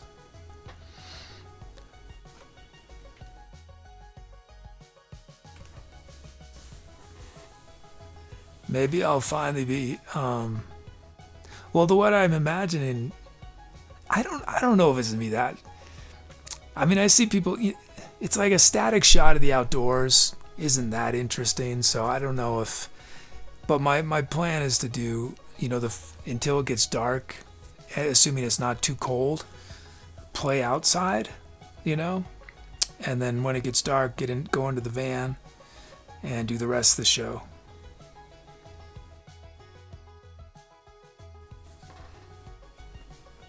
Was what the light show is actually drawing based on each song. Yeah, something like that could be fun. I think I have. I can't remember. I feel like I did something with a visual artist once. Yeah, I think I was in a band. There was a painter on stage.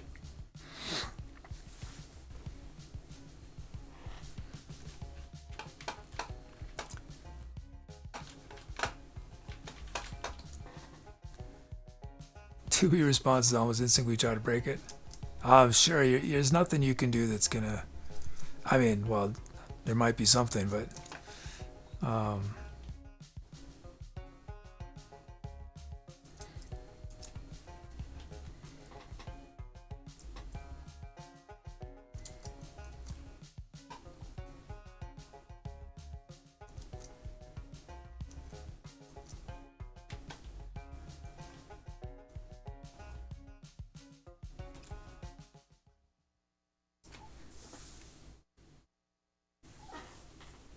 Oh, Tubi nearly beat. Wow, that's unexpected. It was not very fast earlier today, so I don't know why it's faster now. Huh. I mean, Pierre, I actually put pauses. I'd forgotten I do this. I actually put pauses in. There's delays in Tubi's response to keep the processor usage down. So those delays add up.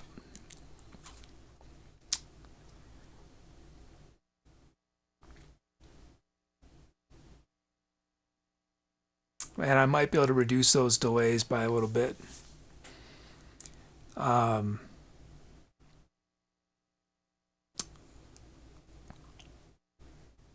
So there's probably at least a half second of Tubi's delays that are actually intentional.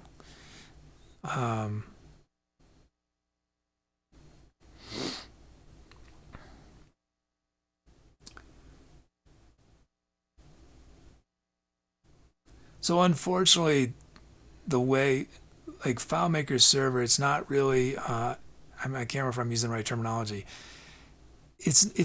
I can't design it in a way where basically a command comes in and a script is created to run that command in that moment, right? So that theoretically, if you have 10 things come in simultaneously, 10 scripts are running simultaneously to address those 10 things. Instead, the way it has to work is that I have different programs that are looping, and one of them is checking for new messages, and it processes the new message, but it doesn't do anything with it yet. But it assigns the messages with priorities. And then there's another script that's looping that is looking for the highest priority things that it has to do, and it does those, but it's having to do them in a sequence. So meaning if there are 10 commands, Tubi's going to do one command at a time, which is obviously, I know in other things you would be able to, if there's 10 commands come in, you have 10 things going simultaneously to address those, which would be way faster than the way Tubi works.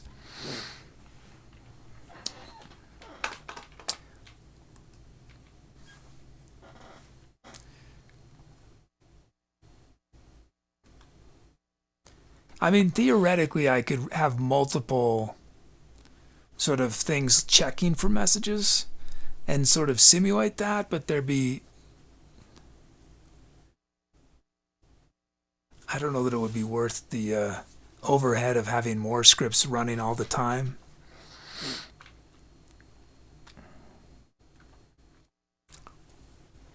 Pierre, you have a single queue for all messages? I mean, it's a lot easier to troubleshoot something like that, when it's just one after the other. Jazz Kit.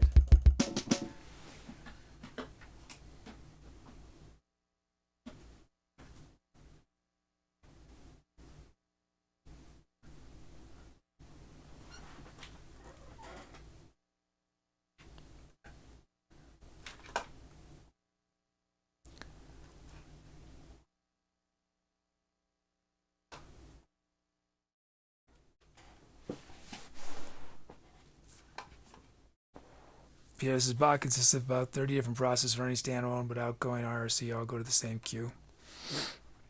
Yeah, so on the server, I've got 6 things going. There's a loop that is checking for messages to send. There's a loop that is processing incoming messages. There's a loop that processes commands. And then there's a loop that processes periodic things that Tubi does in chat, messages that Tubi sends every once in a while.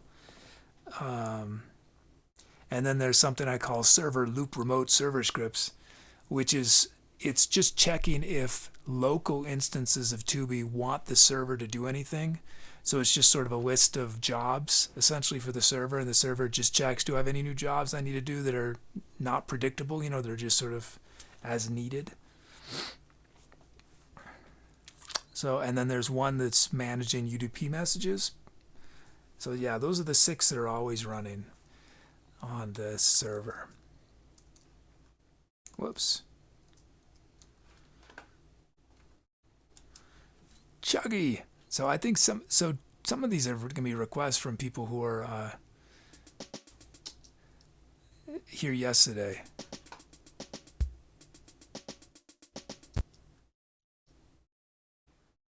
Okay, well, good to see you, Jazzy. Take care.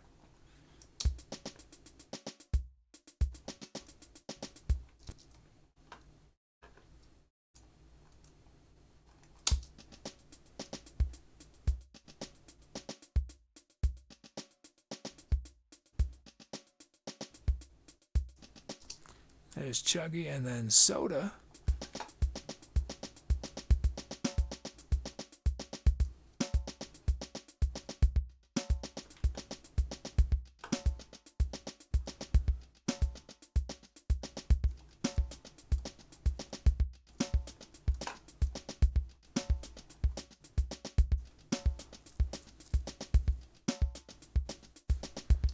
Okay, got our beats.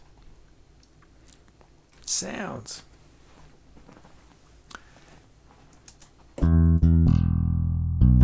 Session bass. And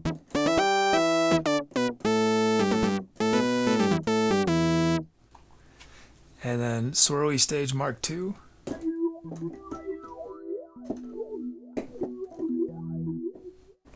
Hey Joaquin FYR, how are you? This is basically one process just for incoming IRC. They go unparsed into a queue. Second process parses and decides which module receives the message. Each module is a queue. Module processes and creates messages for the outgoing queue if required. Yeah, it might be worth at some point adding a few more things to handle commands. Yeah, welcome, Joaquin. I do improv, where I make up music using all these requests from chat. Chat picks the sounds that I use, and I turn people's names into the drum beats, and chat names the song. So I'm just demoing the sounds that chat just requested. And then I'm going to stand up. You'll see the keyboard. We'll turn on the light show, and I'll make something up. But if you stick around, I could probably turn your name into a drum beat on the next track. Oh, I'm getting error messages. That's not a good sign.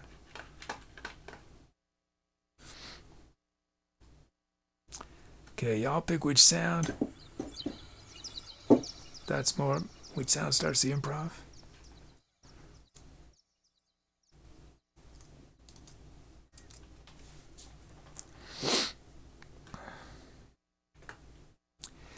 Pierre, do you keep a historical record of chat messages?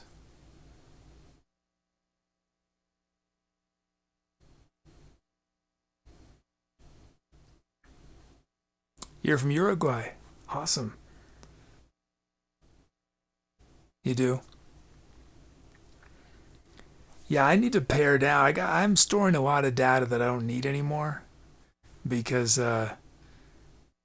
it was more trouble than it was worth to try to figure out what can I get rid of, but like I have storage of every usage of commands, for the history of the command, which is all I really need is the most recent ones to see how frequently it's been used in the last, but I just haven't had the time to sort that out. So it's just a waste of space. I mean, the database is probably 2 GB worth of stuff that I don't need at all.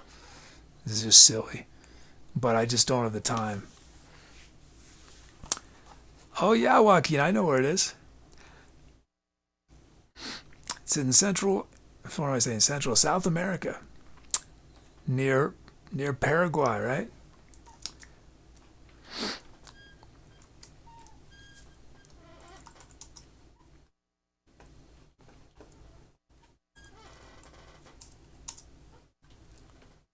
Or oh, I'm wrong. I'm embarrassed. No, I was right. Yeah, it's near. It's near. Or I guess it doesn't touch. It's near Argentina.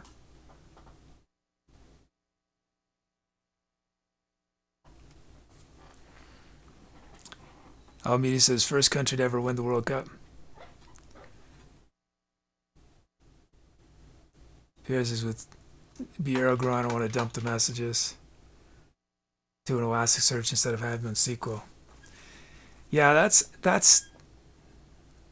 I have a bunch of scripts that I just don't remember how they're written, kind of thing, and so I'm nervous to just archive chat messages or archive the requests because it might break things not having everything there, especially requests because requests are tied into the history of the entire show. So if I have to redo a YouTube upload, it needs all that. And there are certainly ways that I could, but it just would take a bunch of work that I don't have time to do.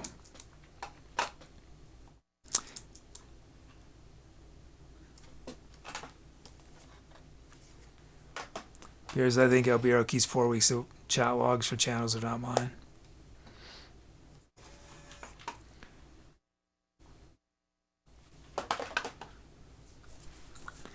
Like I have all the historical join and part data, right? Which I don't need.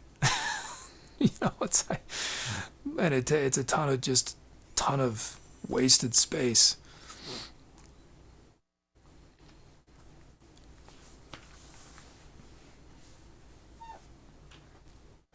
I don't even know if join and part data they still even do that. Can we read one of the badlies? Oh, you unlocked Pi. Oh yeah. Well, let's do this. Let's do this song, and then we'll do those after song.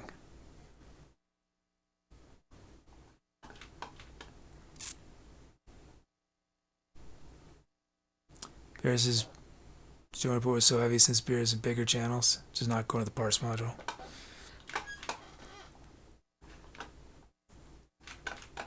Okay, let's end this poll. You make music with Fruity Loops?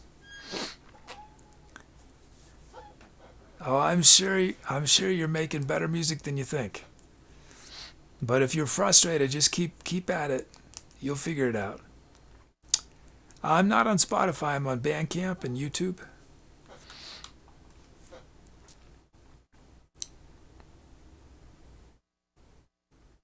So yeah, so what I'm about to do, I'm just gonna make it up, and you're gonna see.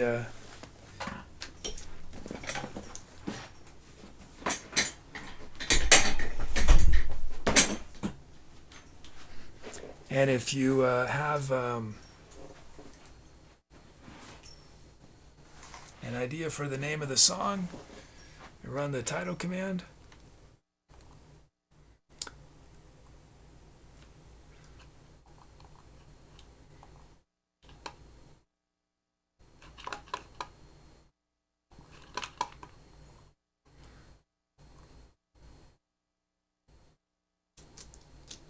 Oh, that's not working. Oh.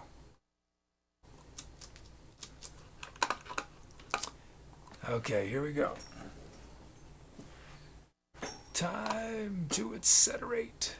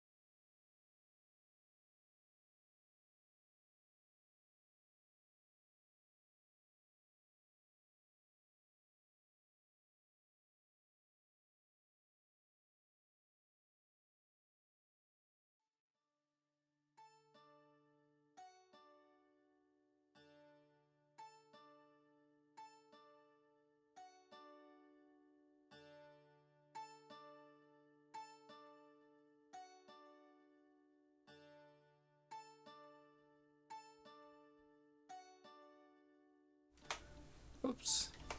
Thanks for those cows.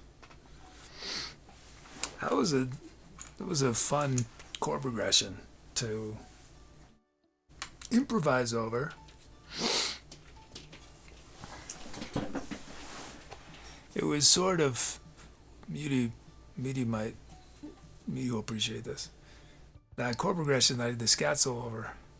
It was sort of a D minor 9, an E flat major 7, and then sort of an A dominant flat 5, A7 flat 5. Let's see. Okay, I'm gonna do the thing that I don't know if it was. Okay, I'm gonna do this step that I feel like was connected to all the problems we had the last two shows. I didn't do it the last time I did a workaround, so this is scary. I'm actually doing more than. I'm gonna do 3 titles this time. Let's see.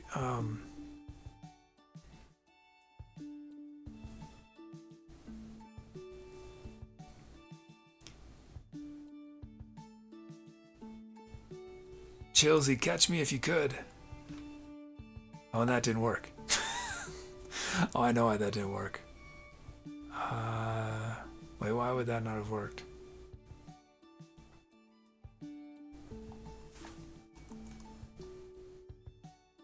Okay, well that didn't work. Okay, well, I guess we'll do it on here, see if it works over here. That's a different issue. We'll do that in a moment. You said I learned to appreciate the flat 5 so much, and way back you once told me there are no wrong notes, and I finally agree with no wrong notes, just lazy harmonization.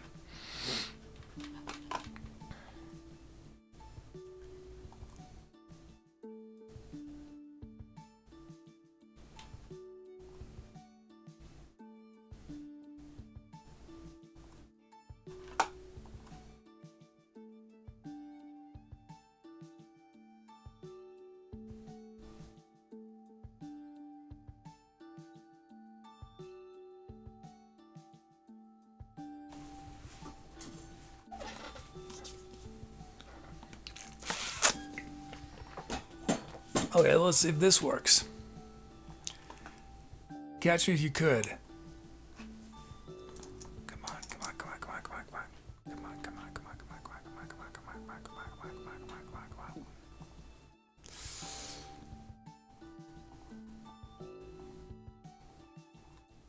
on. Okay, it's gone. It's gone. So there's this script step, and it's called add chat request to poll via web viewer, right? And the last 2 shows, by the second song I do it, and I would see it in the list of server scripts, and it wouldn't disappear. After it should be a script it should run for a second and then gone. And then at that point, any other scripts that ran to the server, they would just stay there, even though they were finished. They were staying there for. I realized it was taking 20 minutes or more for these scripts to actually get off the server after they were run. I mean, we're not clear yet. I think we'll do one more song and see what happens, but at least that's a good sign. Let's see, 2 more. Pierre, the turtle never met Tobias. And then Hug Queen's here with Come On Down. Come on down.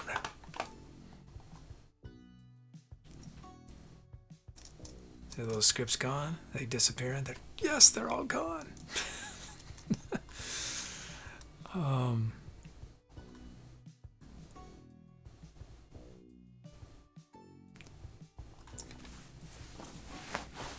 Chow, what's your favorite game show? Not including badly translated game show. Come On Down is from a game show, isn't it? Is that the Price is Right or something?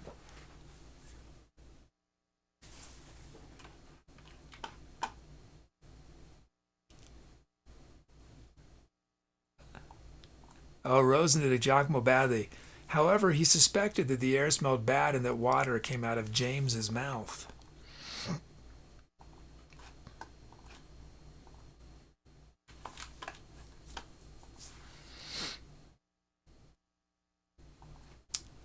Voice, time, piano. Rooms, his kid always with his finger on the pulse about popular media.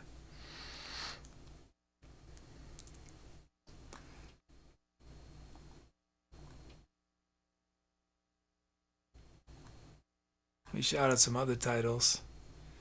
Muty with Smoothie Operator. Rose in a Time and Space. Hug Queen Not Allowed. Rooms, leave me out of it. Chilsey, Crash into My Heart and Twangled Web. And Pierre, in the new sea the turtle doesn't meet Tobiah, so they get to Tobiah faster and faster. Meanuses, do quizzes count? Sure. If so, only connect. If not, then wipe out. I don't know either of those. Which country are those from?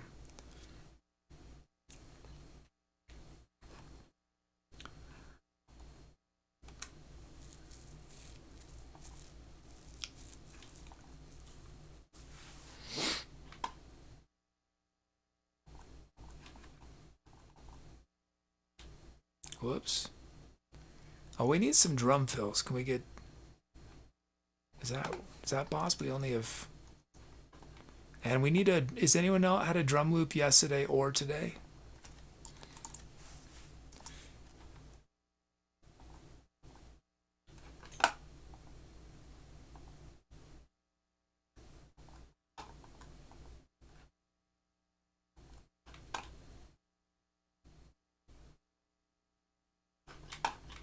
Wipeout was in the US.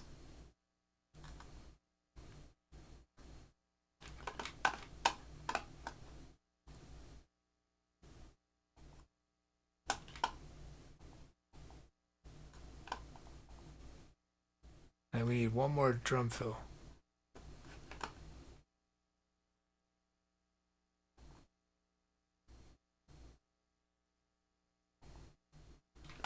One more drum fill.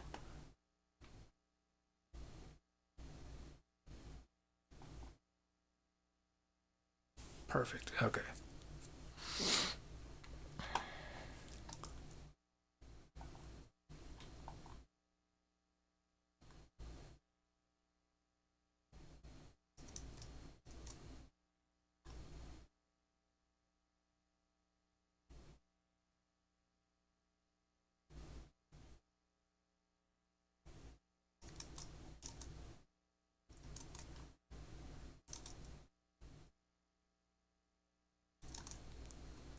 Let's end this poll.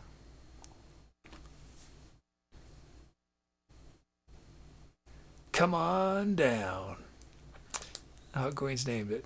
Come on down.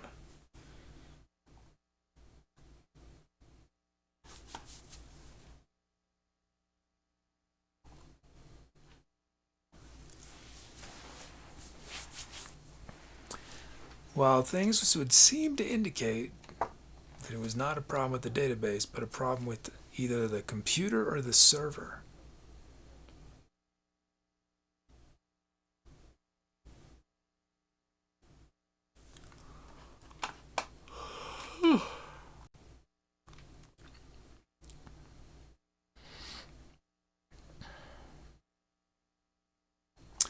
So yeah, we'll do one more.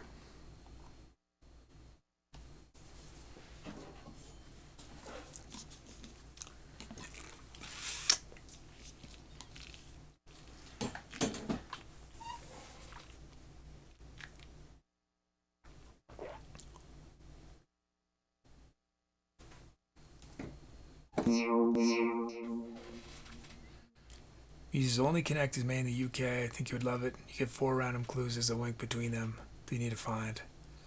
A lot of lateral thinking. There are episodes on YouTube.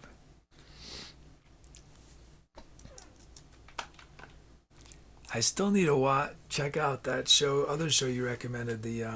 I wrote it down. I just haven't had a chance. The number 9 one.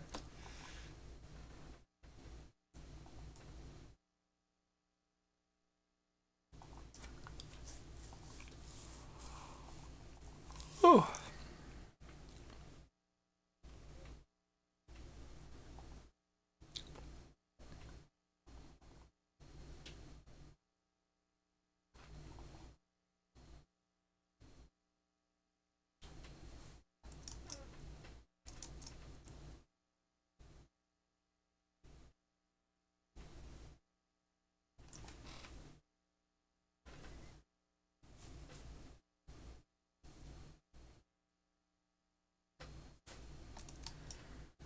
Okay, drum loops.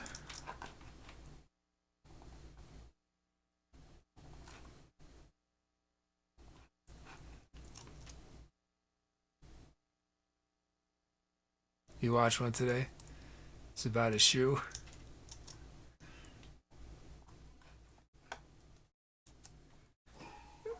Stand up straight. Okay, blue. Oh no. Oh yeah, okay.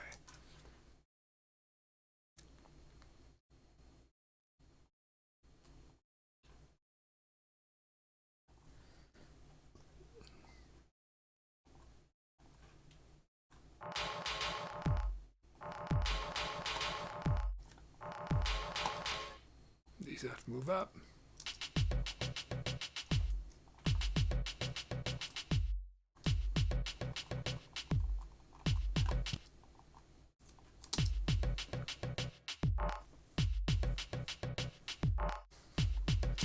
There's our first beat, and then GD Bell.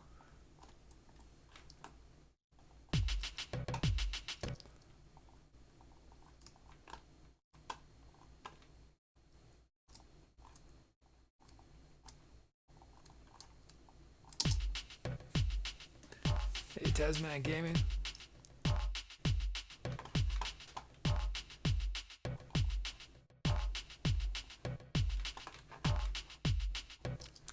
Okay, got our beats.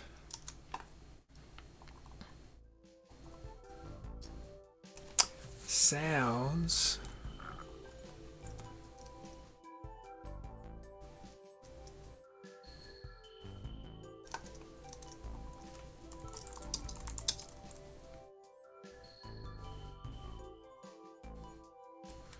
Wait, there are two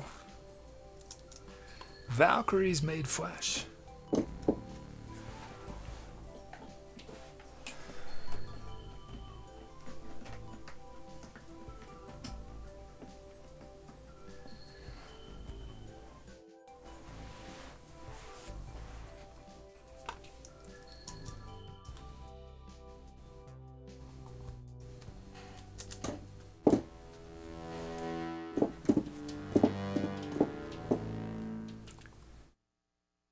And then classic suitcase. Era of the Fast. Oops.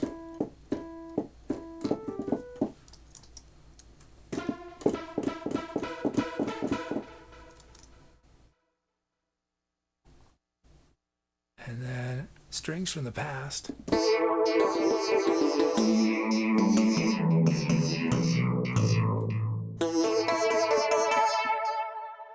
And then real justified intervention.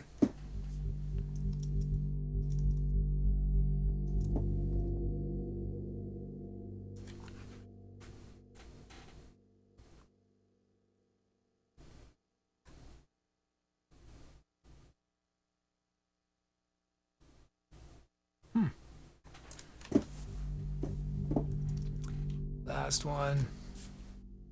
Replace with new name, IGH.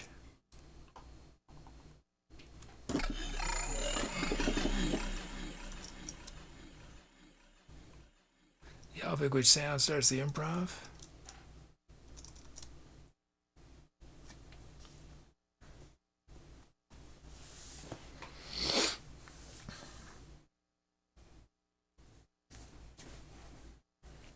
Wow, we're down to 2 computers.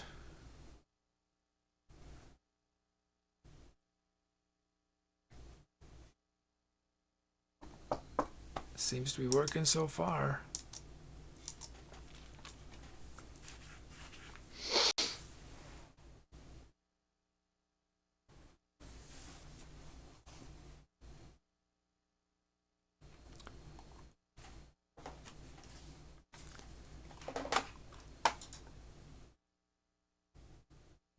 Uses down to 2 and faster win-win, yeah.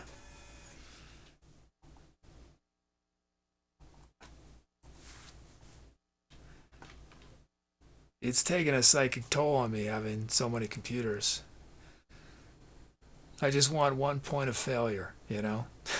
Not one thing. and I'll have a backup of it at all times, so I can just restore it to another computer. Although you can't always, it doesn't always work that easily, but.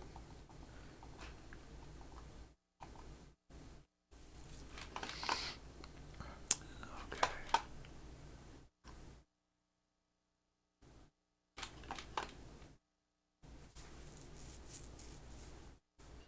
Rose is down to 2 points with the modem. Well, I'm not confident that things are fixed. I mean, it was still bad even after I reset the modem um, for about 10 minutes, you know. But that reminds me, let's try to get our bit rate up a little better. We've been down to 1,000. This must have looked terrible all this time.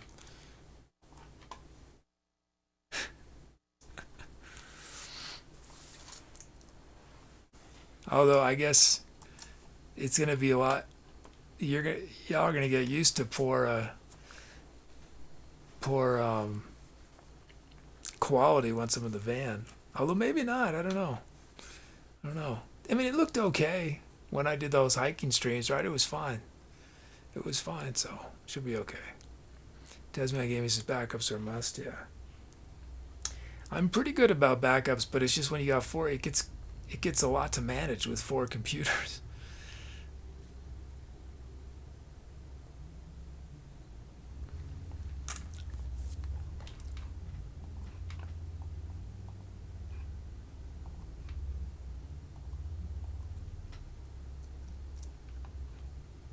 And this bow.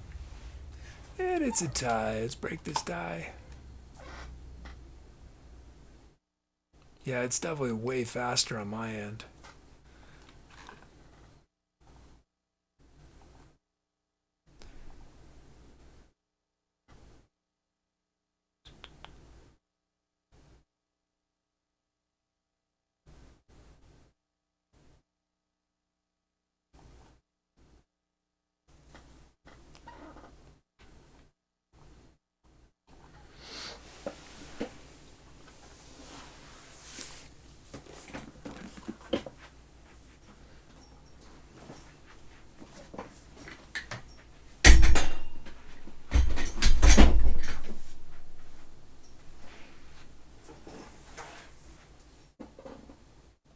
Oops.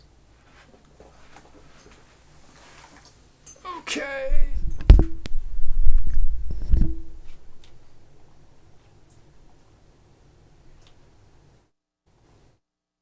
Here we go.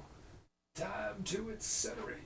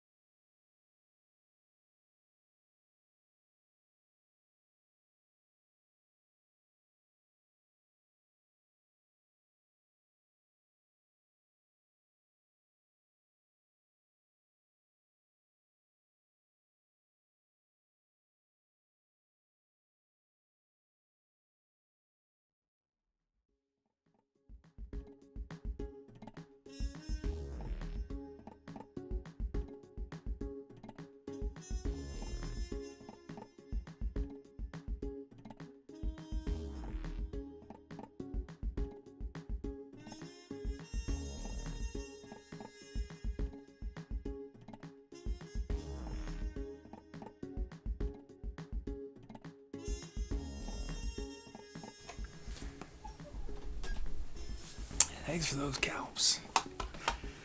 Titles. We had Rosen with Crosstalk Connections. Oh, that screen doesn't work. Why does that screen not work? Some content or files of this webpage require programming you don't have installed. Wonder what that is. Why that doesn't work.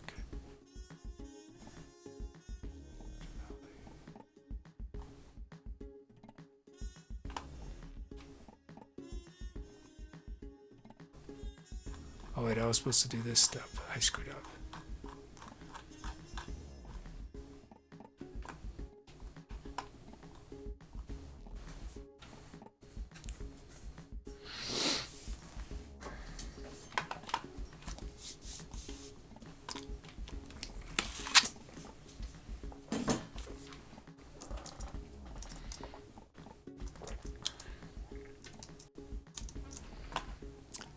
Okay, there we go. Rows and crosstalk connections. Although, I think I'm going to go with another of your titles, Sands Underwater.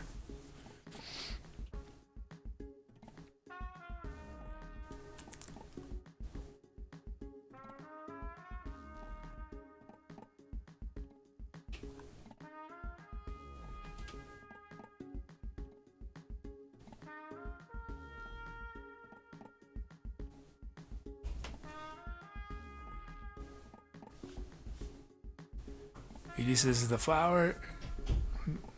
flower turn to the sun to remember where it came from? And one more.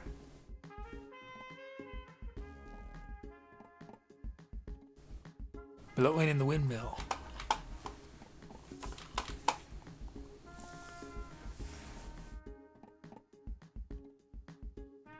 Oh, did that not work? Oh, it had to work.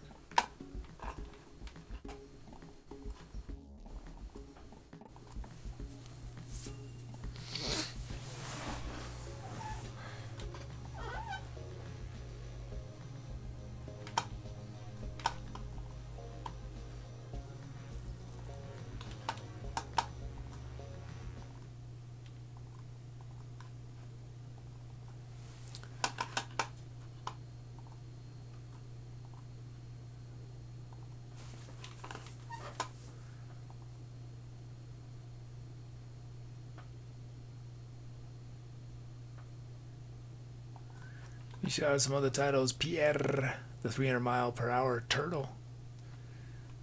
Hug Queen, Sand and Glass. Broom's Q is the only letter. Rosen accidentally buzzing a bird. And Muty, Mirror, Mirror on the Wall of Sound.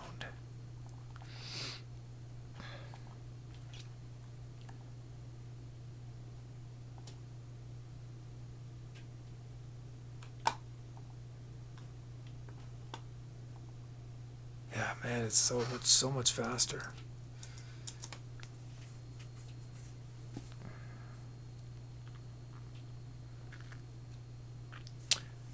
I mean, I guess I have been working on this since this morning, but it feels relatively painless. The process of, I was prepared for, well, I wasn't prepared. I was dreading it being an absolute nightmare. But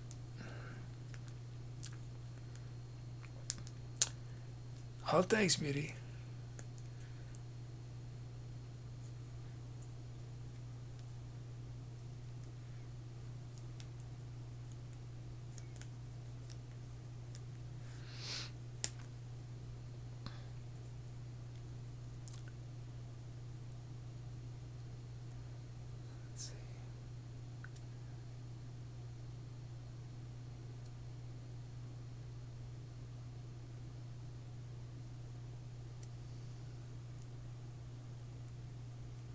Let's see. This was a big step today.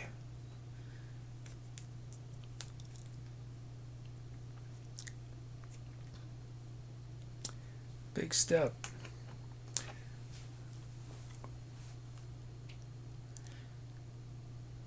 Because I was anticipating if I was going to go the other route, where I keep a server, I have two different I was expecting that was going to take 50 to 100 hours of work to change things so I could do that. So this, now it feels like the amount of work I'm going to have to do in order to take the show, to deal with the computer aspects of the show,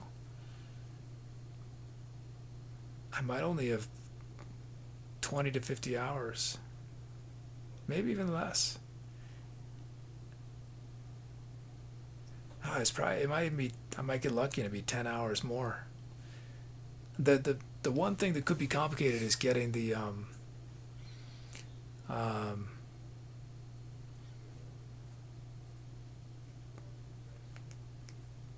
getting the stream to go out of the computer into this hardware device. It seems like some people have some challenges doing stuff like that. Does this make your van design no, it doesn't change the design at all, no. No, so the question was, I've always planned on just having one computer in the van. The question was I going to have a server running Tubi somewhere else? And their big advantage is having a server running somewhere else, because it would mean that Tubi would always be on, and it would mean that the radio could keep going potentially. But it makes things way more complicated, and I'd have to do a lot of coding to make it work that way. So it just saves me a lot of time. But it does mean radio is done for the foreseeable future. And Tubi will only be available during the show.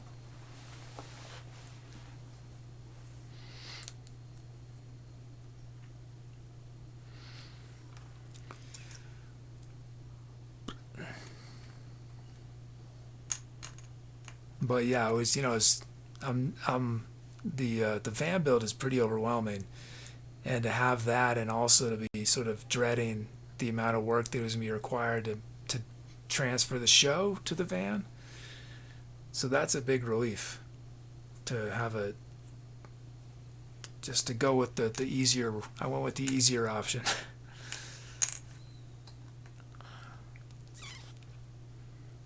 Yeah, there's really not. Well, I'm gonna have to figure, because I'm not gonna use the mixing board anymore, so I'm gonna have to figure out how to make everything work with the interface. But theoretically, that should be pretty straightforward.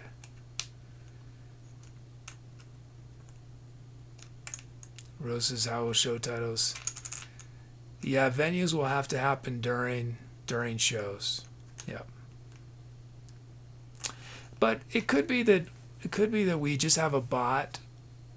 We could have a bot running besides Tubi, other than Tubi, that basically Tubi that's what we could do. We could have another bot. So there would be no responses necessarily. I mean, we could have it just confirm it received it. Yeah, if LBRO, yeah, that could work. And then LBRO could just give me a log, a text file with, or whatever, of a list of the log lines, and then Tubi could process the log lines. Yeah, that would be cool. Pierre.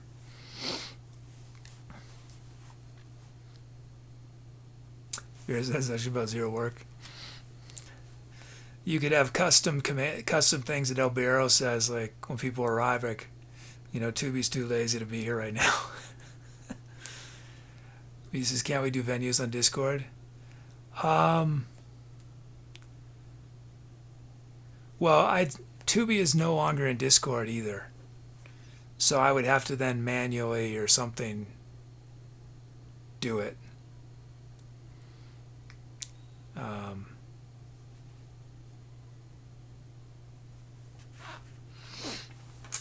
Send this poll. Man, I can't believe how fast this step goes, the closed title poll. It ends the way I think it should have always ended, but I press the button and almost immediately it's done. Okay, does the flower, and it's Muty, does the flower turn to the sun to remember where it came from?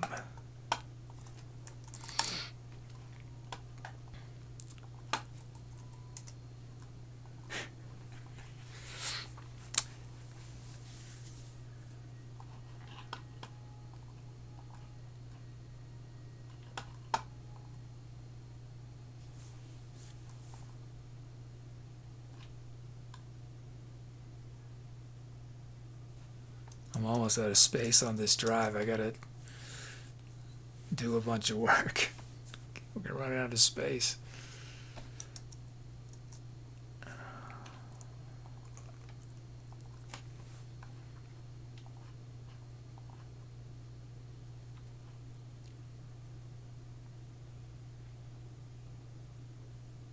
Well, that step takes some time. Not that long, I guess. Okay.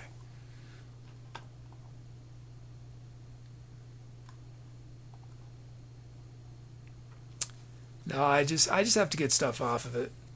The MacBook, I got 4 terabytes, which was, an extra, I don't know, $2,000 or something, $1,000. But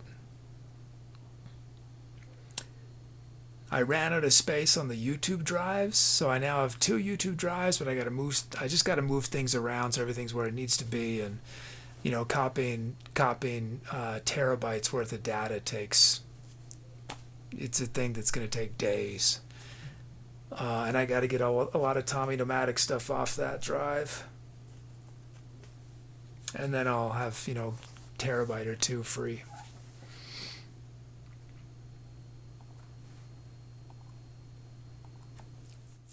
Our show is live from Forego. We had to disconnect the dots, teardrops of a dream, finding pieces, clouds of a different atom. Come on down. And does the flower turn to the sun to remember where it came from?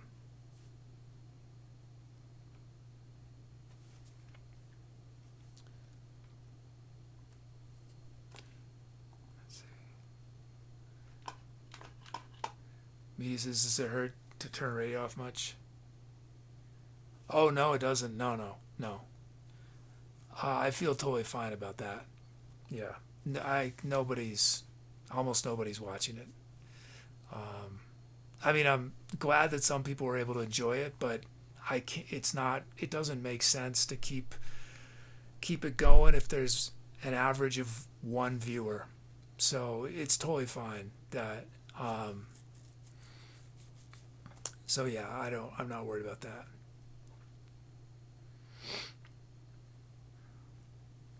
It's more that there are some advantages of Tubi being available, but we have workarounds. And there's a risk that once I have all this other stuff running, that we're going to have trouble. The computer's going to have trouble. In which case, but in terms of just radio, I'm totally fine with it being ended for now.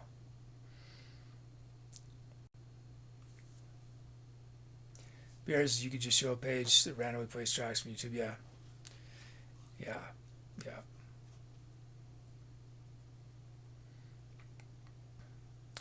But I think, at this point, it's probably not worth any time to figure out an alternative. I think if this show's viewership got, back to where it was and more, it would make sense to bring radio back. But until then, because radio is always going to be a tiny percentage of whatever our normal viewership is. So, but like if we averaged 100 viewers on the main channel, I think radio probably would average 10 viewers and be enough that people could chat and have a nice time. But when we're averaging, I don't know, well under 30 at this point, and probably under 20 sometimes, it's just, the community is just not big enough to support it.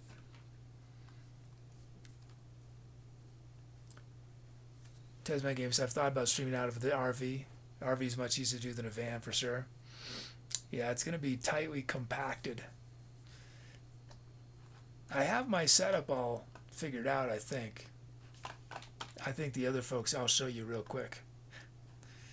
It's not that nice to look at, but it exists.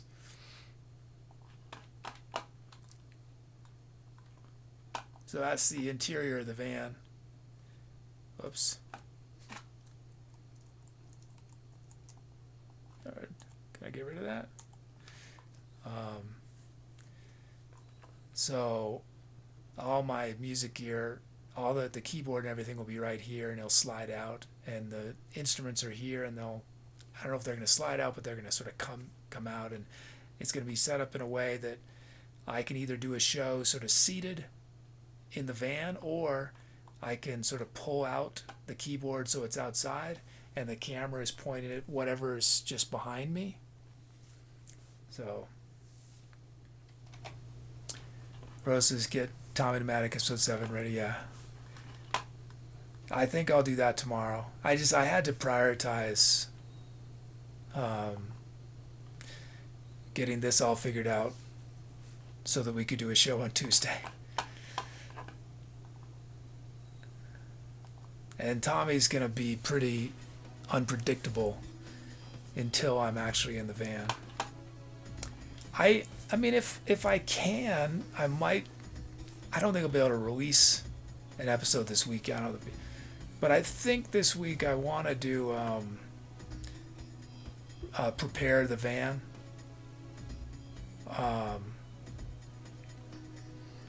So take off all the sidewalls and maybe even put down some noise, some sound deadening. This is playing on Start.Length or something. I'm going to be getting. I haven't decided on Start.Length yet. Start.Length has some big issues, and it's very expensive. So I'm not sure. I probably will. I'm probably going to have 3 or 4 different internet connections that I'm going to use simultaneously, so that if any of them are not good, the stream, I'm going to be getting the special hardware that sends my stream over multiple internet connections. It splits it into little pieces, so that if one connection has a problem, it sort of leans on the other connections, and if none of the connections have a lot of bandwidth, I can still have a decent quality stream by dividing up my bandwidth between multiple connections. But it's going to be extraordinarily expensive, like $400 a month. So we're really going to need to get the viewership to amp up for for me to be able to pay all these expenses. Let's see. Okay.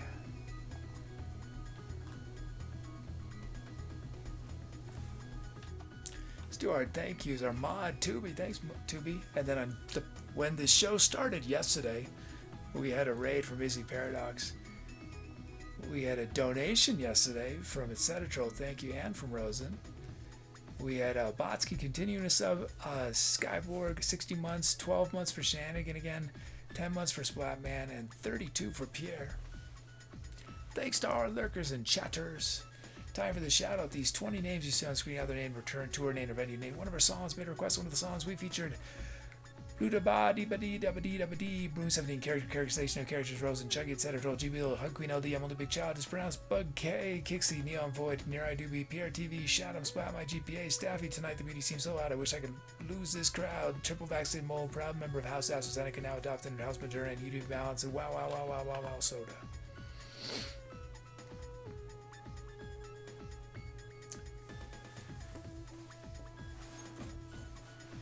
I can't believe basically things worked. I mean, it might be that inside the database, the server is just destroying it right now. And I don't know. It's like you got a leak in your basement. I'm not going to know for 6 months, and then I'm going to realize that the whole database has been destroyed.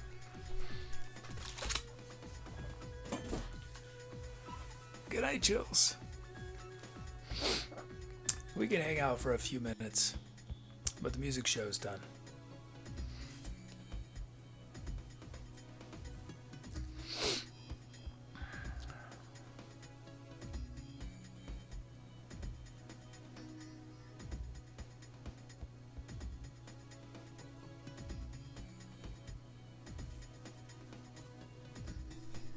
Rose, is there a way to check the database quickly? No. What I mean is that it might be not recording things the way it should, or it might be over. I don't know. It's just when you have millions and millions of database records and tons of tables, even figuring out what's wrong can be difficult. But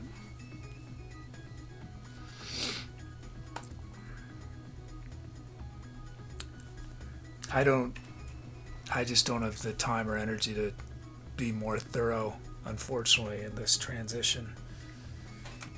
Just have to hope that things are working, and if something breaks, I'll know. But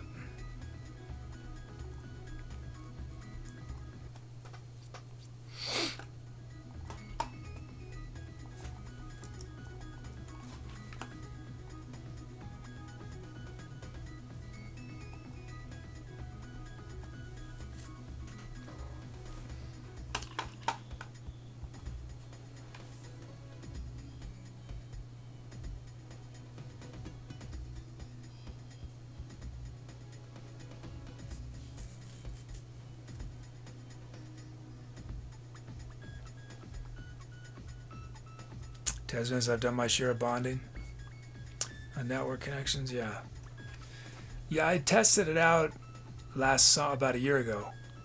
I bought the gear, and we did some hiking streams because I just I needed to feel confident that it was possible, before I embarked on this this whole van thing. Because I want to be able to stream. I don't want to be in cities for the most part. I want to be out in nature, and so. But yeah, the issue with Starlink is that it's much better for downloads than uploads, which is true in general, right? It's rare, you usually get a fraction of the upload speed that you do of your download. And the other thing about Starlink is that if you get Starlink for RV, you're sort of having to fight with availability of people. You get a lower priority than people who have a home service, and then you have to have you can't have trees in the way, so you have to be very strategic in where you park, and so in terms of pure speed, I don't know that it's necessarily going to be that much better than the cellular hotspots for upload. But those cellular hotspots all have limited data. So I think where the Starlink might be the most useful for me is I can use it for find places that have great connection and upload all this stuff to YouTube. And but Tez just put a Starlink antenna on a stick. Yeah. Oh, and the other issues with Starlink is it uses a lot of electricity. It's an electricity hog, which is not good in a vehicle. So like it's going to be using more power than my MacBook a lot of the time.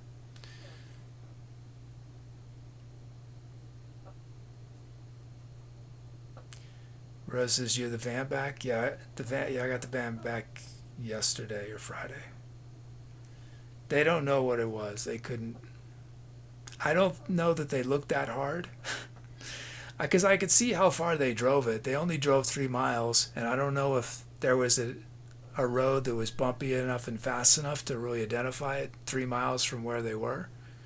So, but they said to them it seemed good. So, Tez says, "I have solar in my RV. Probably take a bit."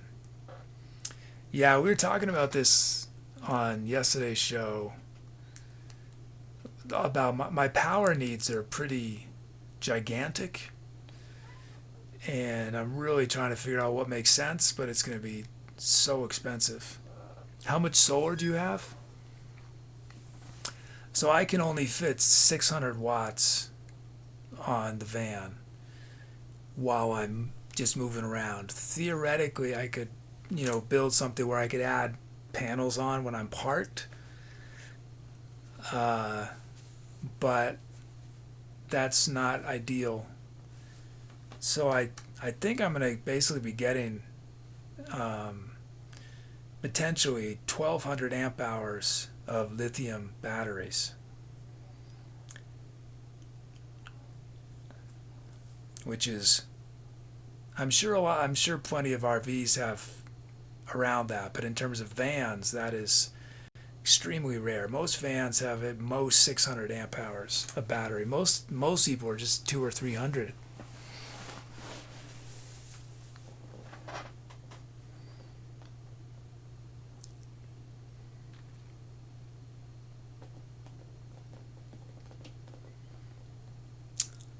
It's be heavy. It's almost like 280 pounds of batteries.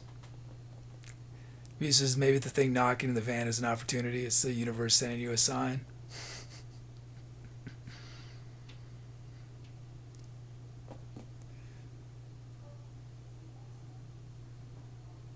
Who's that knocking? Who's that knocking?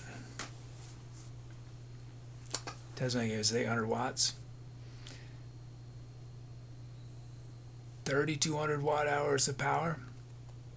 How I forget, and is that a 12 volt? So what is that? What is that amp hours?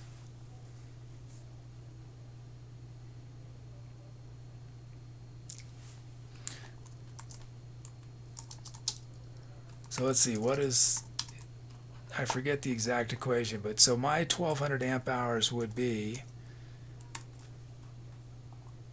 14,000 watt hours. Yeah.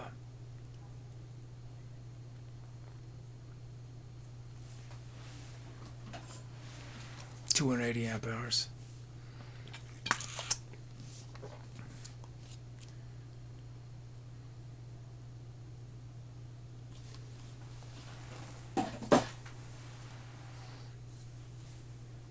That's awesome. You built your system. That's cool.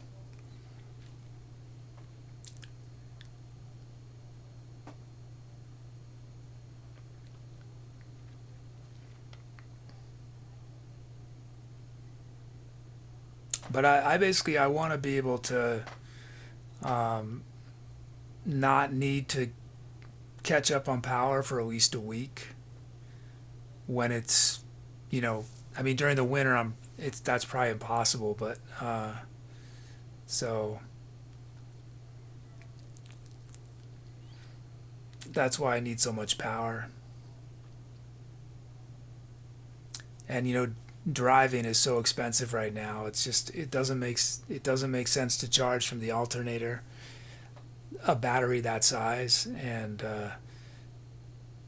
I'm going to go bankrupt if I'm having to go to campgrounds every day to charge. It'd be so expensive. So I want to be able to go to 4 to 7 days and then go to a campground and fill it up again. And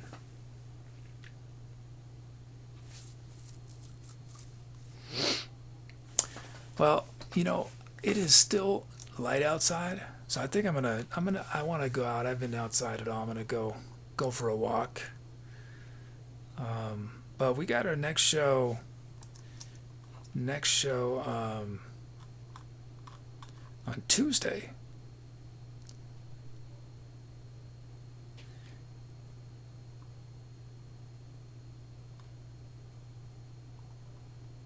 This guy still playing? Yeah, let's rate this guy.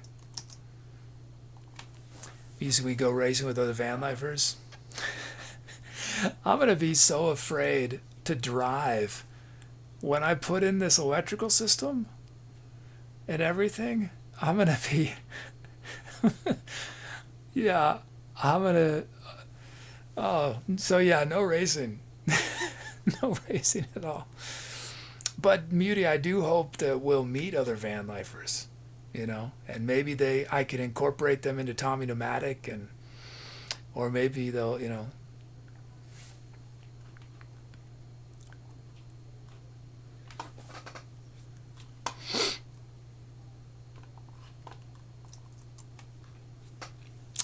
Rosen, I'm not sure. I haven't thought about it yet, really. Tez has put an EV plug pull up to a Tesla charger, so you can pump it up if needed.